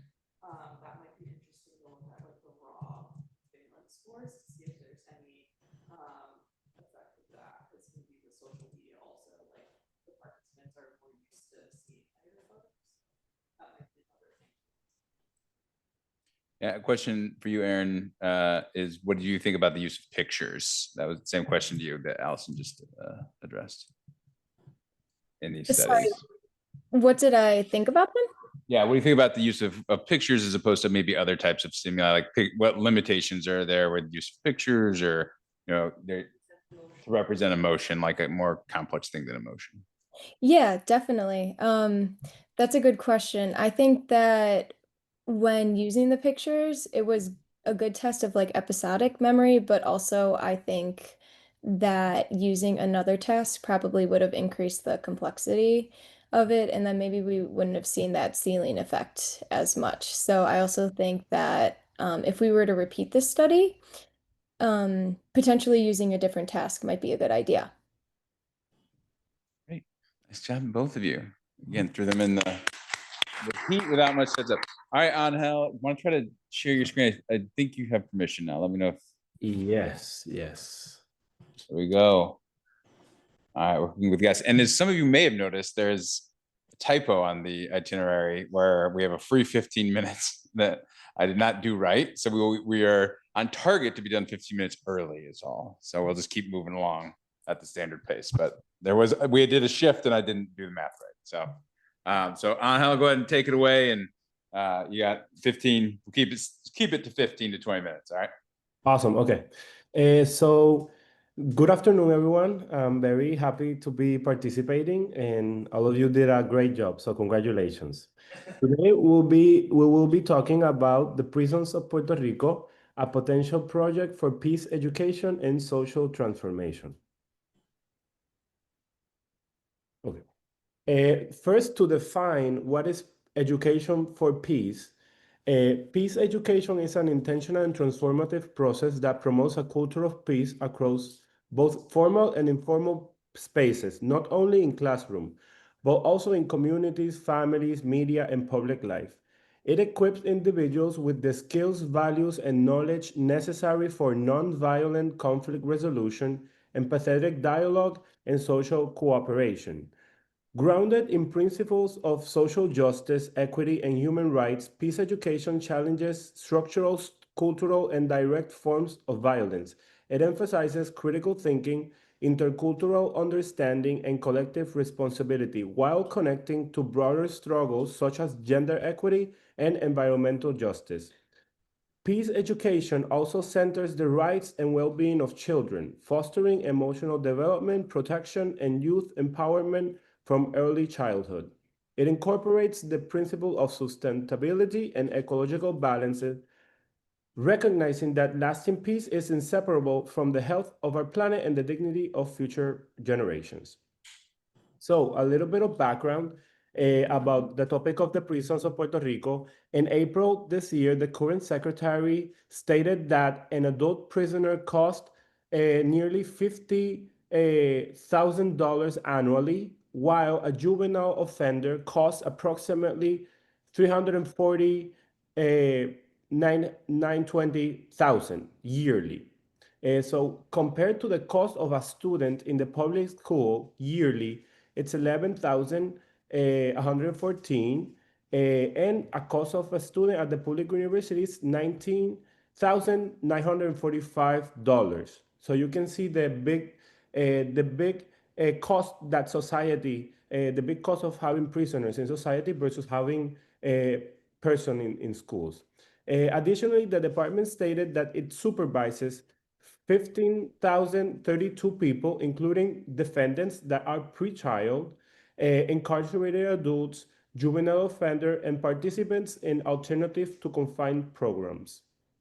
Specifically, 7,318 adults in institutions, and 93 minors that are prisoners, 1,280 pre-trial defendants, and 6,000 345 people in community programs. So what have the people done in Puerto Rico to tackle this issue? Well, on September 2014, the University of Puerto Rico signed an agreement with the Department of Correction and Rehabilitation to develop a university studies programs for inmates. The first class of inmates graduated in 2022 from a bachelor's in arts in general studies. So far, 19 people have graduated since then, and this has been active inmates. And even some inmates have been granted pardon by the governor. So it has been really exciting. Also in 2024, the first class of active inmates was admitted to the master's degree in cultural management and administration at the Faculty of Humanities of the UPR. And last year, in a very historical manner, the first active inmate was admitted to the School of Law of the University of Puerto Rico. And in June of this year, a Puerto Rican ex-convict who decided to become a nurse after prison. He has 5 years of experience in a hospital working in the metropolitan area, decided to start preparing to apply for medical school in Puerto Rico. So that will be exciting, the process. So, and I wanted to mention examples of novel rehabilitation projects in the USA and other parts of the world. First is a Little Scandinavia project. This is in Philadelphia. In parentheses, Phoebe, I know you mentioned that you're going to be Philadelphia, so my dream is to visit this place. I will be visiting you too. So this is a pilot project in a state prison of Philadelphia. It began in 2022 with the support of the University of Oslo and the University of Dexter in Philadelphia.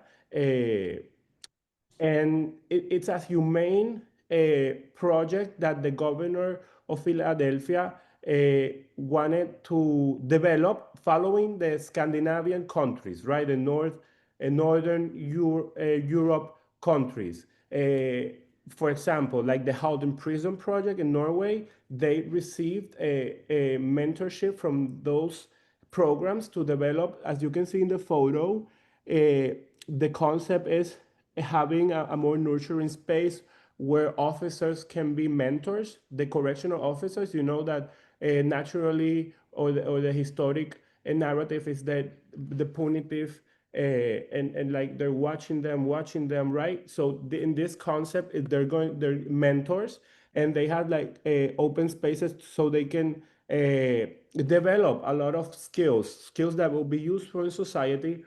And so far there are videos. Here's a news article and the link if anyone is interested.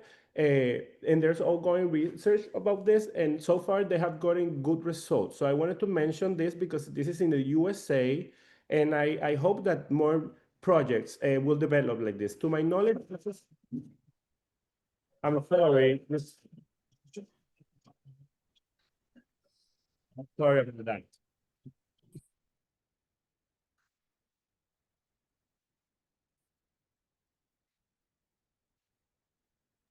I apologize. I apologize for that.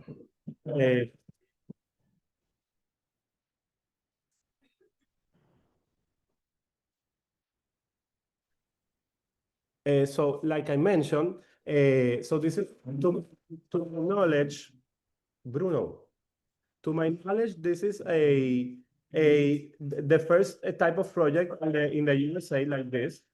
And other of course, other rehabilitation programs that are interesting in Sweden, Finland, and also Italy. I have a collaborator from San Gimignano that has developed a projects in these locations with the mindfulness approach. So a lot of places in the world are developing new innovative ideas to tackle the societal issues, right?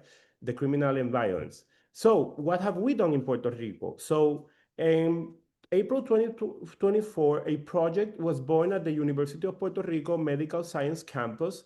It's called the Coalition for the Transformation of the Correctional System of Puerto Rico. This is an alliance, a multi-sectoral alliance between families of prisoners, higher education institutions, students, professional organizations, and nonprofit civil organizations, with the goal of transforming our correctional system to a restorative point of view and public health model. So what have we done? We had meetings this May, with the Secretary of Health, with the Assistant Secretary of the Department of Correction and Rehabilitation. I apologize for that. And the chief of prosecutors of the Department of Justice of Puerto Rico. We are still pending some other meetings with other concerned parties. And we also created 2 committees to develop a forum and to do a broad consult. We also created 2 important committees to develop a forum in Puerto Rico to talk about the system that we would like to have, and another one to develop recommendations for the government of Puerto Rico. So now to the review study that I am developing with the title Prisons and Drugs: a comparative analysis of incarceration rates, drug use, treatment policies, and legal frameworks in Puerto Rico and Europe. So the purpose is to conduct a comprehensive analysis on drug use in prison systems and the government approach. The scope is to compare incarceration rates, drug use, legal frameworks, and treatment policies in Puerto Rico, Portugal, Spain, France, the Netherlands, and the United Kingdom. The selection criteria are high-income countries that colonized America. The selection criteria were high-income countries that colonized America. And my advisors are Dr. Carmen Albizu Garcia and Dr. Tony Cunningham. For anyone that are curious, these are the sources of information, primary sources of information that I am using. The World Prison Brief. It summarizes the information that the government makes available, and also the European Drugs Union, the European Union Drugs Agency. In this slide, I just want to illustrate, for illustrative processes, the total prison population. You can see in France that it has gone up steadily, basically, in the last few days. This is in the last few years. This is to 2022. Spain, you can see the tendency. Portugal, United Kingdom, Netherlands, and Puerto Rico. There are some limitations about the numbers, because I found that in Puerto Rico, like I mentioned, there's 15,000 people supervised by the department. So of course there are limitations with the data, but we will work with what we have. And also on recidivism, that I know some of you might think of this rate. So I found that for example, in Puerto Rico, the law defines recidivism in a very particular manner. That it's so far it's yet to be defined, but I have found limitation in comparing country to countries, because every law will define recidivism differently, and that's the data that the government makes available to the public. So, focus area of the study: management of drug use pre-incarceration, during incarceration, and post-incarceration. I want to also examine the policy alignment, how the correctional and penal paradigms align with international health guidelines from the World Health Organization, the United Nations Office of Drugs and Crime, the European Union Drugs Agency, and lastly, the legal and justice aspect. I want to examine the correctional law paradigm, humane or punitive, for example, the rehabilitation approaches, and of course, examine sentencing practice regarding drug use. The goal is to identify and highlight the most effective practices for addressing drug use in prison populations, and some of the expected contributions are to provide insights into practices that support incarcerated individuals' health and well-being, improve prison health systems with a balanced and practical perspective, and promote a restorative justice system based on a public health model. Thank you so much for listening, and I apologize for the interruptions of the notes.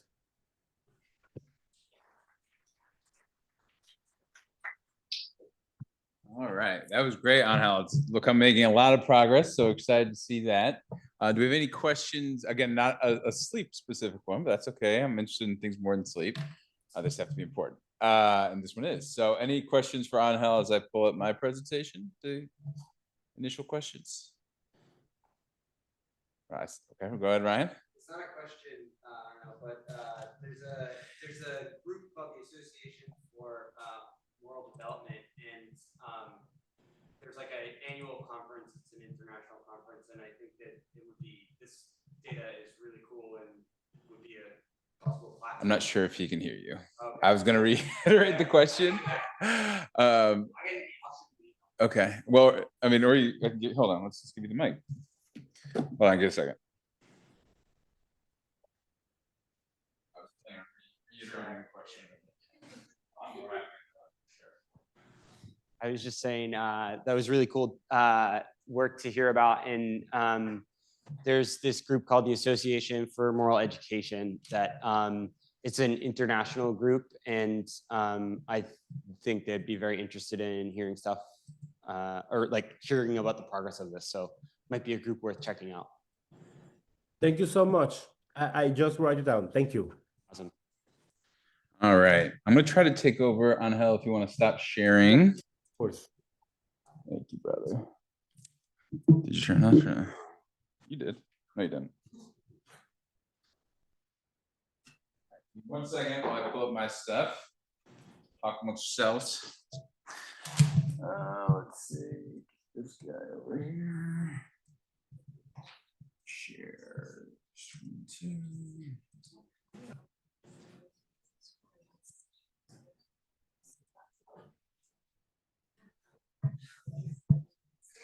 All right, done. Enough of that. Okay. So I'm going to finish things off today before we do our final set of questions for our speakers. And before I do, I again want to thank Dr. Marina Trakas and Dr. Ryan Daley for coming by and being our external keynote speakers for today. And so for them, I don't have any, we now have a logo and we need to get some swag for the lab. We don't have it yet, but I did inherit this really old cups of Harvard Longwood Psychiatry Residency Training Program. So this is what we have to show our thanks to you guys coming by. So yeah, there's probably some kind of luck. So it worth millions. All right. So thank you again for coming by. Okay, so we've talked a lot about like some of the work that's going on in the lab and what we've been working on. So now I'm going to talk a little bit about where we're hopefully going. And so I'm planning on submitting 2 grants. I'm planning on submitting 2 grants next year, 2 R1 level grants. And so I'm going to be able to take my time a little bit since we have a little bit more time than I was expecting. So for those that don't know, I'm currently on a K award, which covers my salary and $50,000 a year for research. And that is not a lot of money for research. Like it does not pay for a single other person. You have to like figure out how to get personnel. And we like half the people in this room are people we found some ragtag way to link together, and pay not nearly enough, if at all. Which I appreciate all of you. The next grants, the ones I'm going to be applying for next, are the big money grants. So these are the ones that are multi-year, several, you can pay for several staff on them basically. And so we're developing ideas around it. And so I did take, for those of you that are local, there are Harvard Catalyst courses. I'm sure most of you have heard of Harvard Catalyst, if not all from local. I've taken a lot of them through my K award. You have to do a training plan. And so it's easiest and it's convenient to use Harvard Catalyst trainings. That being said, not all of them have been great. Like some of them weren't great, but there is one, I can't remember its exact title now. Its old title was though something like clinical trial design, and it's something similar. And I would actually, if you get to the point, like Larissa, if you get a chance to take that one, I would highly recommend it because it was probably the most helpful thing that I've done, because it actually forced me to like put words onto paper, like what my idea is for the next step, and actually come up with like a little presentation and everything. So most of this was already pre-prepared for me, so I cheated. So I'm going to talk a little bit more in depth about this idea, because this is the spin-off of my K award, and I'm going to very briefly cover like what I'm planning. I'm planning on submitting 2 grants, and this one is like pretty close. I need to get some mentor feedback before I start writing it up. The other one is very much in like the early day stages, and it's mostly more of a concept than a grant, as you've heard other people say about health things. All right, so as we've talked about, or as Shungza noted, that sleep disruption is strongly associated with both depression and anxiety. Their insomnia symptoms are present in up to 90% of those diagnosed with depression, and in 70 to 90% of individuals diagnosed with anxiety. Insomnia is so prevalent in these other clinical disorders that I'm actually kind of fascinated by the people without them. I'd actually love to meet some. I've never actually met any, because if they see me, they're having sleep issues as well. But I'm actually really curious about that, 10 to 30% of people with anxiety or depression that don't have insomnia symptoms, and kind of what is driving their symptoms. And as we've shown in our own K23 study, where it's looking like is that sleep disruption has been shown to have a deleterious impact on mood and emotion regulation abilities. And this is exactly what Shungza mentioned earlier: lower positive affect, higher negative affect.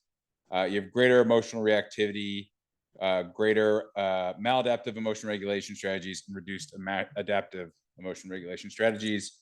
And so, oh, by the way, I should say this was intentional. This is on the premise that my K award shows something. So I haven't actually done the K award analysis yet, but the thought is that hopefully my K award will demonstrate that certain areas of the brain diverge during emotion regulation task compared to the normal sleep, to the sleep restriction in the insomnia disorder group. So again, just a quick summary of the K award that we're looking at. We're doing that last emotion regulation task in the scanner. And so what we're looking at is we have the normal sleep healthy controls, and then we have the sleep restriction group and the insomnia disorder group, and we're expecting some overlapping changes and some distinct changes between those two groups. And so the point here is, especially within the insomnia disorder group, how are they deviating from our healthy controls and kind of targeting those brain regions? And so we suspect it's going to be the amygdala and the connectivity between the amygdala and the prefrontal cortex, but I don't technically have that data yet. But that was the background that we based our K award on. So depression and anxiety are also associated, like sleep loss. Depression and anxiety are associated with poor emotion regulation abilities. And there's a therapy that I'm becoming increasingly familiar with again, called cognitive behavioral, because I just started a clinic, called cognitive behavioral therapy for insomnia. And it is the gold standard first-line behavioral sleep medicine treatment for chronic insomnia symptoms. So this is not a medication. This is, not a stimulation. This is a good old classic CBT therapy treatment with a healthy dose of behavioral intervention and a not as intense dose of cognitive intervention. And it's been shown to help those both with and without comorbid diagnoses. So that's with and without comorbid psychiatric disorders like anxiety and depression, and other sleep disorders like OSA. So then the question is, to what extent can treating clinical sleep disruption in depression and anxiety via CBTI affect neural markers of emotion regulation in patients with depression and anxiety with comorbid insomnia disorder? So, this has always been an interest of mine ever since like my grad school days is, you need to see symptom change. It doesn't matter if I create neural change if the patient still says they feel terrible. Like, you have to create the subjective change. But I'm really interested at what is going on objectively, neurally associated with those changes. And so, that's what this is all about, is trying to actually look at the intersection between cognitive neuroscience and clinical psychology, and kind of find out what's going on under the hood, and what neural changes are moving along with the subjective symptoms. So the overarching hypothesis that I'm developing is that treating clinical sleep disturbance, so insomnia, in patients with depression and anxiety using CBTI, which again is the gold standard behavioral sleep medicine technique, will lead to improved sleep and emotion symptoms, and the improvements in these symptoms will correlate with changes in neural regions associated with emotional control pre to post treatment. And I'll show you, it'll be easier to see once I show you what my methods are here. So this is going to be an unblinded randomized controlled trial. You can't really blind when therapy's involved. They kind of know whether they are or not. And then the plan right now, and this is where things might change, but I'm currently planning an immediate versus delayed intervention.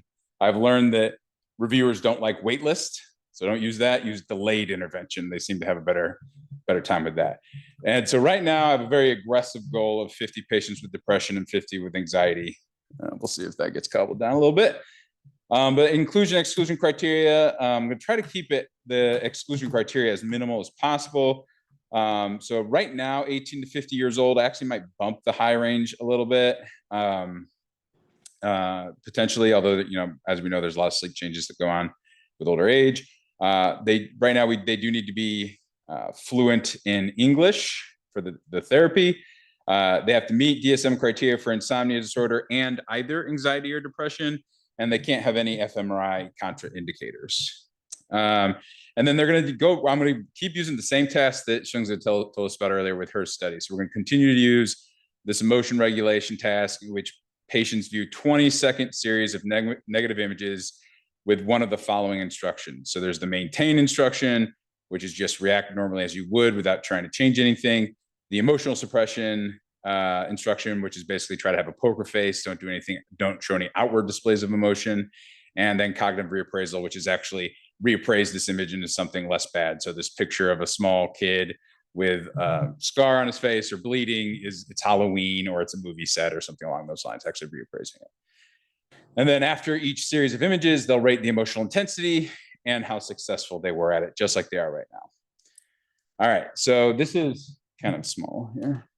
But this is what it's going to look like. So we have the consent and clinical screening and randomization and basically everything that currently makes our lives a living hell up front here. And then they will get an initial scan and do some clinical assessments. So this will be like we'll get their, I think I have it down here. Yeah, symptom assessment.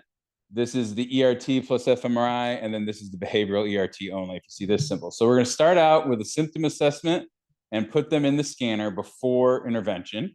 And then we're going to have the immediate intervention, which is going to be 50% of the group, go through a 6-week program of CBTI, while the delayed intervention waits 6 weeks before they start their intervention. And then we're going to do another symptom assessment here.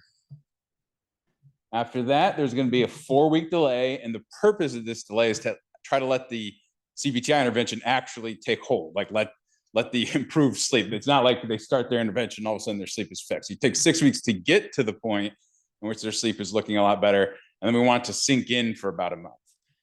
And then at that point, that's when we'll do the other symptom assessment and then do the second ERT plus fMRI at this point. So we're going to have a comparison between the delayed and the immediate intervention groups pre and post treatment. And that's going to be one of our main analyses. At that point, there'll be another 6 weeks in which this group is still in the immediate group is in the maintenance phase. And that's when this group is going to get their intervention period.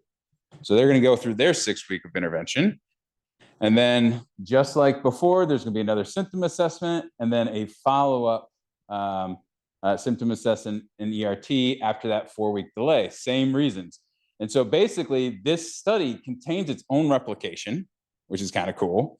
Like we'll be able to see if this actually looks the same here, if the changes we see here in the immediate intervention group are also shown here in the delayed intervention group. So we'd be immediately replicating our own results. And then also while also having the cross sectional analysis between these two analyses. And then I'm gonna have a 3-month delay and then do the ERT task, probably virtually. I would like to set up a virtual reason so they don't have to come back to the hospital again, and symptom assessment.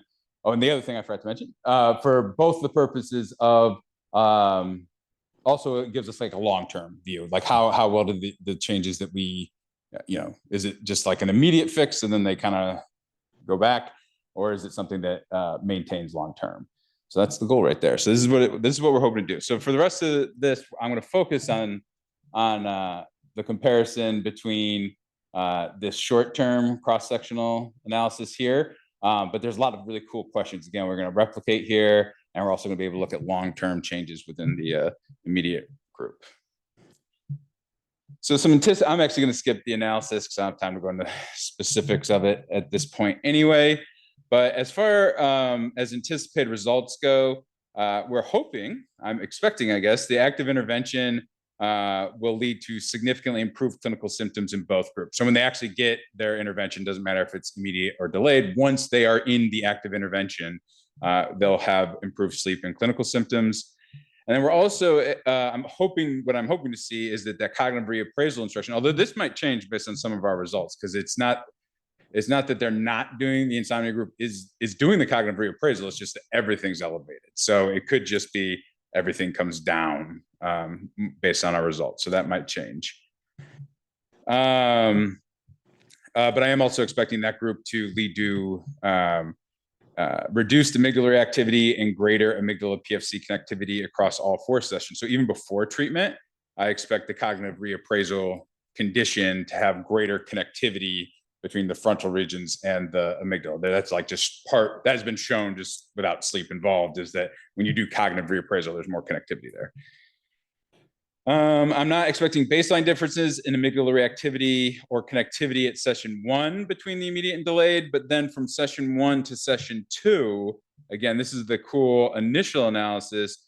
I'm hoping to see that the immediate intervention group will show reduced amygdala reactivity across all instructions, and amygdala PFC connectivity will also increase across all instructions. Although, like I said, I expect the greatest change to be within the cognitive reappraisal instruction. And that, again, might change a little bit. And then as far as the delayed intervention group, I'm expecting them to show no changes in amygdala activity or change in PFC connectivity from session 1 to session 2. So again, that's just the first snapshot. So I still have all those other longitudinal analyses, but for time, I'm not gonna get into it here. But I guess I am. So secondary analyses is, do these effects persist over time, which I've talked plenty about already. And then we have that internal replication. I forgot I had that slide. So again, this is the hope, is that the case study results will indicate that the insomnia disorder is associated with hyperactive amygdala activation and a weakened prefrontal amygdala connectivity during an emotion regulation task. So that's what we're expecting to see. I really need to start doing the MRI analyses. And then the proposed study will then build upon these neurocorrelates of emotional dysfunction associated with sleep disruption and utilize CBTI to investigate if these markers of emotional neural circuitry dysfunction can be altered following behavioral sleep medicine intervention. And then again, this is going to be, we're going to be able to do this over long term. So the summary is that the proposed study, the first R I'm trying to develop, will determine the behavioral and neural changes during emotion regulation that are associated with sleep and clinical changes from pre to post behavioral sleep intervention.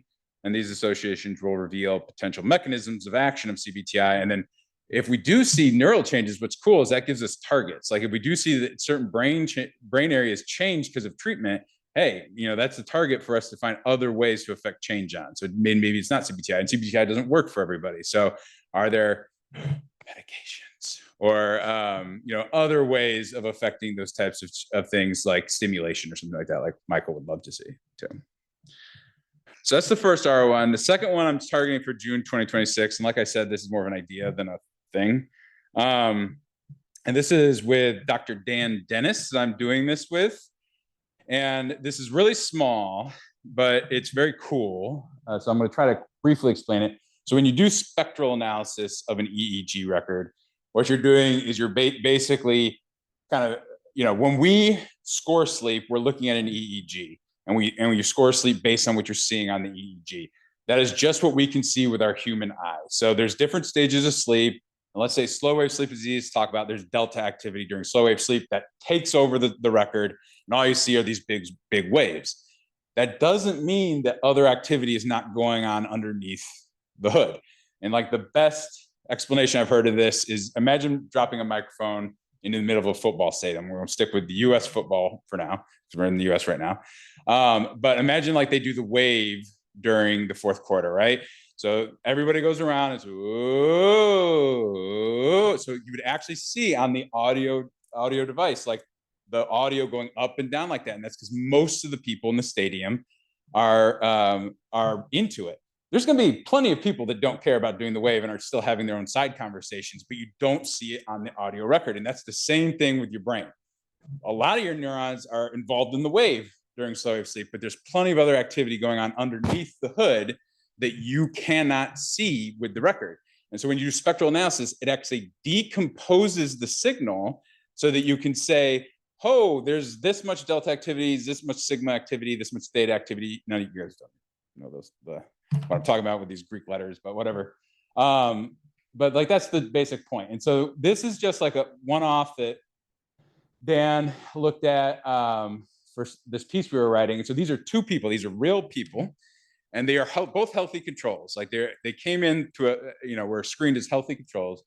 And so you have these people as compare, and so these are heat maps. And this is, I'm just going to kind of point at this one and the bottom one here, because this is time across night. So this is the number of minutes that they've been asleep, and this person was asleep about 900 minutes. This person was asleep about 1100 minutes. But what you could see is where there is a lot more, if it's bright white, that's a lot of activity. Black, dark black is no activity in that range. And so when you do this heat map, you can see that this person has really intense delta activity, which is that slow wave sleep. So this is the frequency here. And I know not everybody knows about the frequencies, but you can get the picture I'm trying to paint here. And then really high sigma activity, this is like the spindle activity. So this is like really intense spindle activity. And this is represented in these graphs. So this is spindle density and slow oscillation slope. I'm not going to get into the weeds on it, but needless to say, you can see this person has much more intense spindle density and also a more spread out slow oscillation slope than this person. Again, these are both healthy controls. These are both normal functioning individuals, right? But like just way less spindle density here than here. And that you can see that here. So there's way more spindle activity in this range. Now, what's crazy, and I know you guys are looking at it like, what is going on here? So this person has like an insane amount of theta activity during their sleep, during their slow wave sleep, non-REM stage 2 and 3. And so what is going on? Like, why is this person having so much more theta activity? And that's just one of those things. There's just individual differences in that. We don't know why. We don't know what it means. Is it important? And so we're just starting to like really begin to decompose. This is kind of the basis. If you understand like, okay, even within normal people, there's some individual variability here. Why does it matter? That is kind of like the main point of like the grant. So if you get this point, you basically stop listening because that's what we're going to go after. Also, what's really cool is that we did a correlation across 3 nights of sleep. So like, is this consistent or is it a one-off? I have never been associated at all ever with a correlation as strong as this. It was like 0.98 R, like the R was like 0.9. It's insane. So it's short term. So, you can't say, is your sleep when you were 10 look like your sleep when you're 40? It probably doesn't. But at least across short term, 3 subsequent nights, this was like the night that you have on night 1, the sleep pattern that you have on night 1 looks a lot like the sleep on night 2, looks like your sleep on your night 3. So there's a really strong correlation within individuals. So it's highly inter-individual variability. So mine might look a lot different than yours, but it's highly intra-individually stable. So within my sleep, it looks consistent night to night. And so those are kind of a couple of the main points. And so a couple of fun things that we found so far is that in this one study that we found individuals that had an increase in theta activity. And again, this group doesn't need to memorize what the frequencies are, but if you had an increase in theta activity or approximate theta activity, which is represented in this block of activity here, and you can see it here, you were way more likely to be unsuccessful on a prospective memory task if you had more theta activity during slow wave sleep than if you had less theta activity during slow wave sleep. And so prospective memory, first of all, is remembering to do something later. So it's like remembering to grab your keys before you leave for work, remembering to buy milk on the way home from work. That's prospective memory. So from this, it looks like, oh my gosh, theta activity is really bad. You don't want theta activity during slow wave sleep. Well, here's the thing. We only looked at prospective memory. So maybe this group is really, maybe the theta activity during slow wave sleep is really better, a lot better at something else, right? And so it's too early to say that theta activity during slow wave sleep is bad.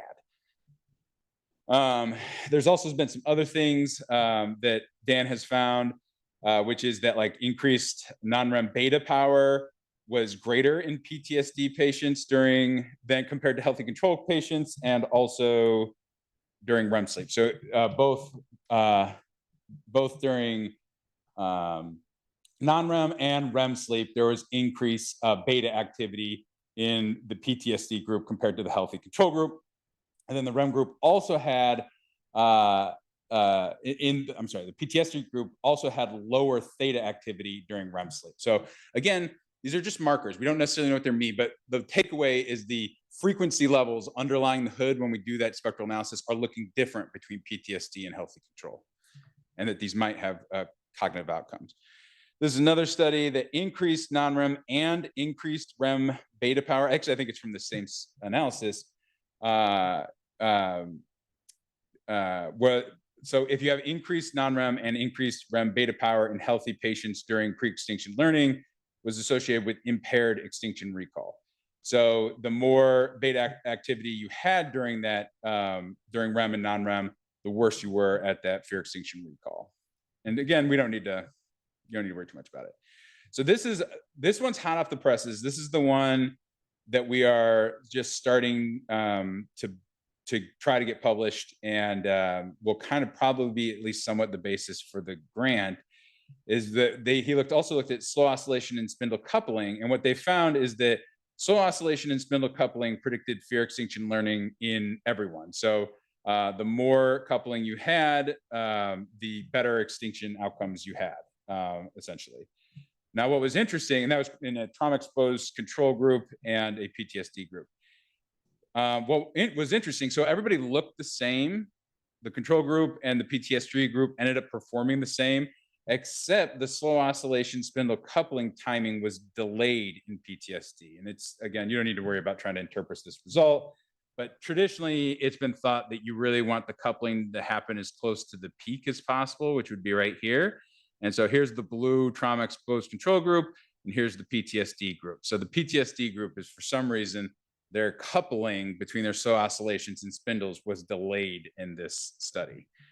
So basically what's driving this grant is just, in general, surface level investigations of sleep macroarchitecture are probably not sufficient and are almost certainly leading to the replication crisis that we're having. So like, basically, one study will show spindle correlations and the next one won't, and nobody has any idea what's going on. It's probably because we're still only looking at the surface level, and we need to go deeper. And then as far as the microarchitecture, I didn't even show all of these, but there's some evidence that it is important for it's been related to things like clinical presentation, symptom severity in different groups, fear extinction, and then just general cognitive functioning, like I was showing with the prospective memory study. And so one really important caveat is essentially, like, at least all the studies that I've been involved with Dan, this has all been on previously collected data sets. Like, this was all stuff that other people did. And they're like, hey, can we look at your sleep data? And then Dan does his voodoo magic. I don't understand. I'm not the person that does that. I don't understand physics at all. I got like a D. And so I leave Dan do it, and then I help with interpretation. And so basically that's been all of it to this point, is just like we have just inherited data sets that kind of fit the purpose. So this is for the first time, we actually want to design a study to do this optimally. Like, we want to pick the memory task that we're using. We want to decide how many nights of sleep we're going to do it over. All those things, like all those little details are the things that we are starting to have discussions about. And we are going to focus on PTSD. So if I'm submitting 2 grants, and PTSD, there's a lot of research on that, but also if, heaven forbid, both of my grants get funded, I don't want them competing with each other. So the one study is going to be targeting depression and anxiety. This study is going to be targeting PTSD. And so these are all questions that are still up for debate, and I'm open to suggestions if anybody has any ideas, but we're definitely talking about the memory type. So like, what type of memory task are we going to do? It's probably going to be emotional nature. It's probably going to be the emotional trade-off test, but that's my favorite.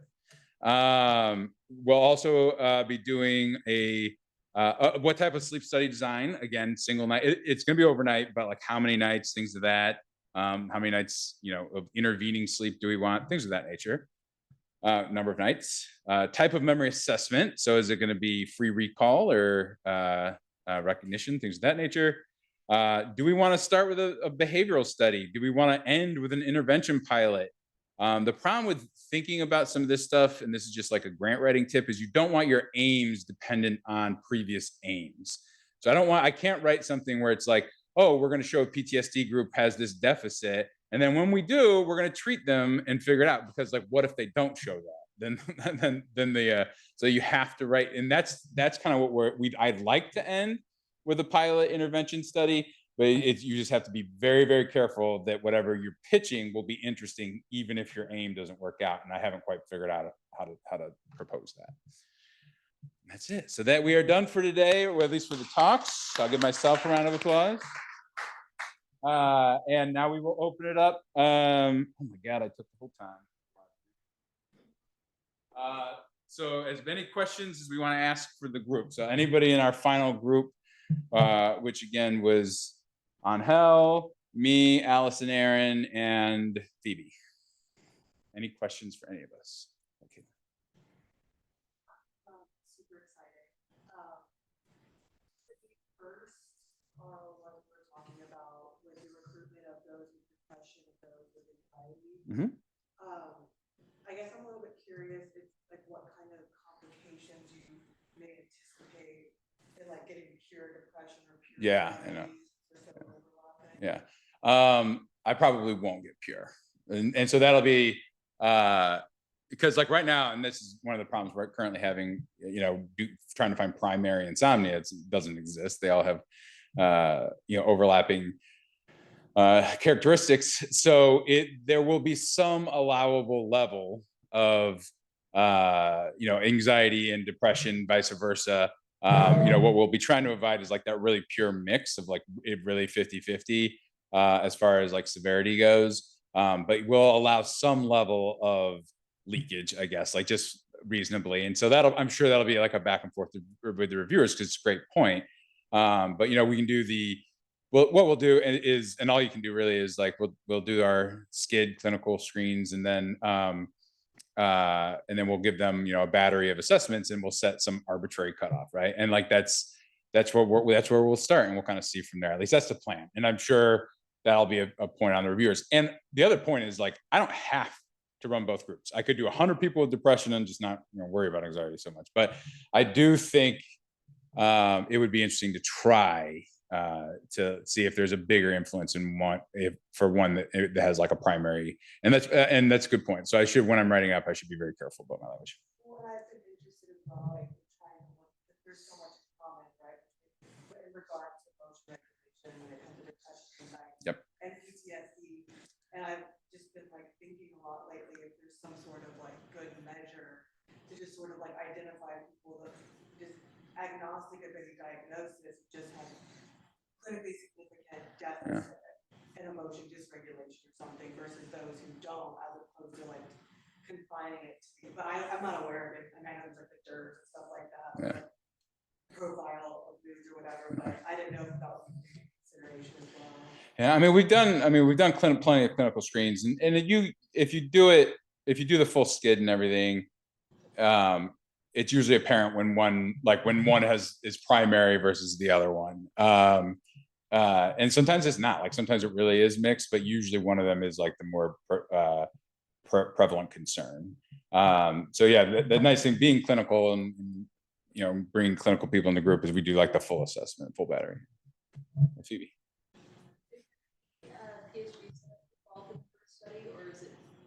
It's better. It's better than what we currently have. So the question is about PSG setup. Yeah, we'll probably do an overnight in the lab. Yeah, I didn't put it, it's not on there because it may not even be in the, well, I'll probably put it in the grant. It's just so they pay for it, but it'll probably be like a night, like it's not gonna be as prevalent as our current. It'll probably be like the night before the scans, right? Like, so that they'll probably come in for an overnight before the scans. And so we'll get a little bit of objective sleep data from everybody. Yeah, Phoebe, go ahead. Yeah. You said that it was unblinded, and so it's because you have the intervention immediately and the delayed intervention. Are they both receiving CBTI? Or They will, and so it's whether they're in the delayed or so they'll know if they're delayed or not. No, I like to treat everybody, so when I can make a study to do so, I'm going to try at least. Yeah, Allison.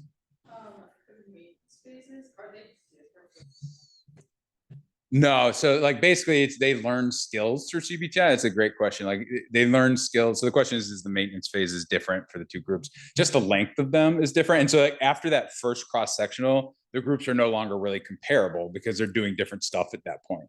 And so that's why the questions change, and like the way the grant will write up will change. It'll be like, yeah, this is a comparison between two groups. These questions are compared within group, right? And like, here's like our own little replication of the first group. And then this is like the longitudinal nature of it. So there's a reason to do the longitudinal nature, but what they learn skills, and then you're just like, and this is how CBTI works, is you're like, all right, you're off on your own. Like at a certain point, like CBTI is meant to be brief. There's actually called something BBTI, which is brief behavioral therapy for insomnia, which is one session. And that's been shown to have an effect. So and CBTI isn't rocket science. You just got it. There's a couple of like core things that you teach people, and then you hope that they continue to do it. Yeah. So there might be a couple things built in the maintenance, like check-ins or something, just like how's it going? But those would be the same for both groups once they get there. Right. Oh boy. So you said amygdala PFC. Are we talking like MPFC? I think MPFC, the MPFC are two of them, and then orbital frontal prefrontal cortex is among them, among the ones that are highlighted in the K grant, which I would anticipate the same. Yeah, I just wasn't sure if you had any like DOPFC is like emotion regulation land. So I wasn't sure if you were like thinking about any distinctions between medial and ventral, like distinctions between medial and lateral ventral regions. No. So the question is, am I targeting different regions of the PFC as far as being the driving force? I think it'll be dictated based on what I see through my K award, which hopefully will show something. But like the way my K award is written, it's pretty broad as to the potential effects that it could have. And I think based on my memory, like the Matt Walker paper is ventral medial prefrontal cortex was the region that showed the greatest sleep effect after sleep deprivation. Cool. Yeah, I was just curious. And following that up, I wondered, so are you going to be looking at fMRI during encode? Like, are you just doing resting state, or are you like encoding? I'm sorry if I missed this.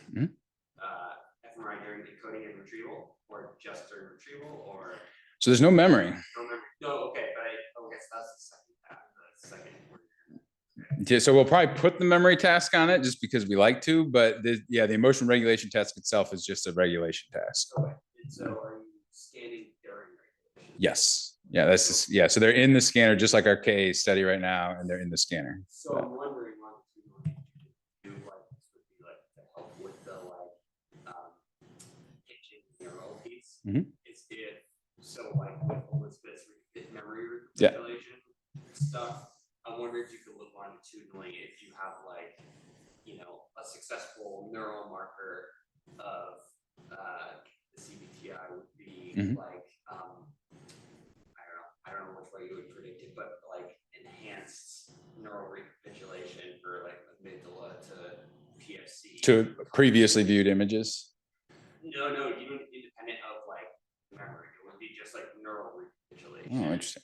And see how that is predictive of like success. Is that a resting state scan thing? You can do it. You can do Gotcha.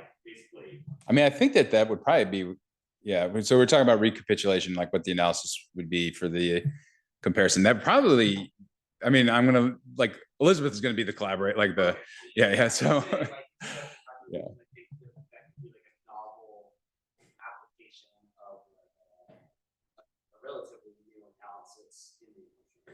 Yeah, no, I think that's a great point. And just like, so recapitulation, and Ryan, you're probably better than me at describing it, but it's basically like your brain being in a similar state as it was the last time it was, and how much it differs means different things, essentially.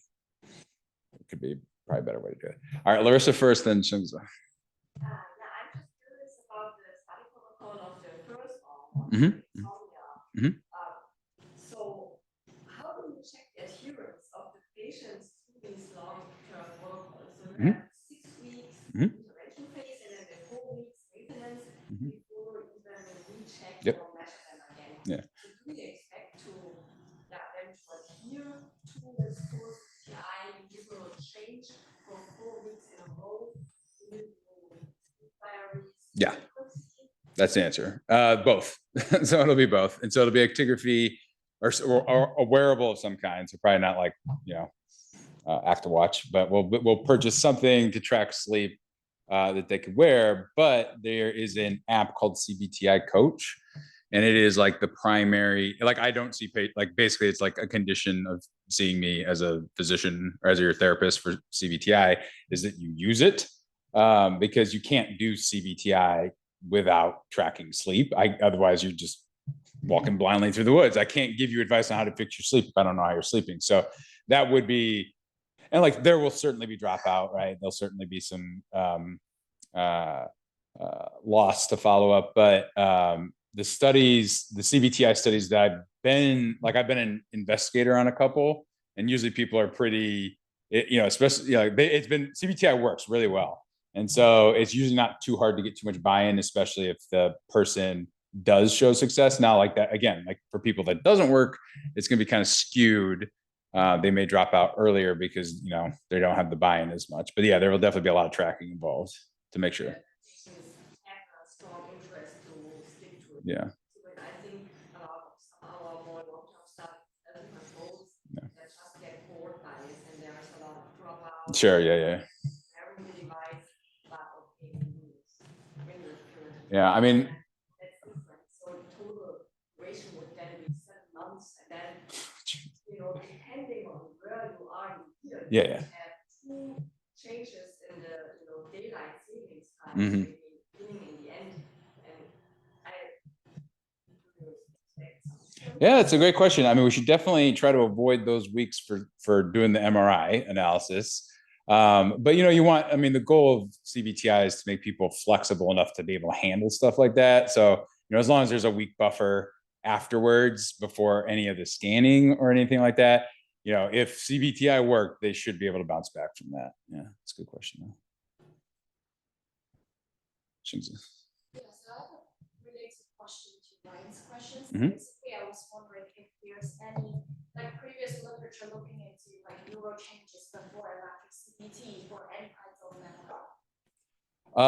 No, that's my knowledge. Not like literally nothing. So like, and that's one of the big, as far as I know, like I was at sleep, and then you go to these docs and they're all just like, oh, the sleep changed this much. And at most, like there's like a behavioral thing, like a PVT.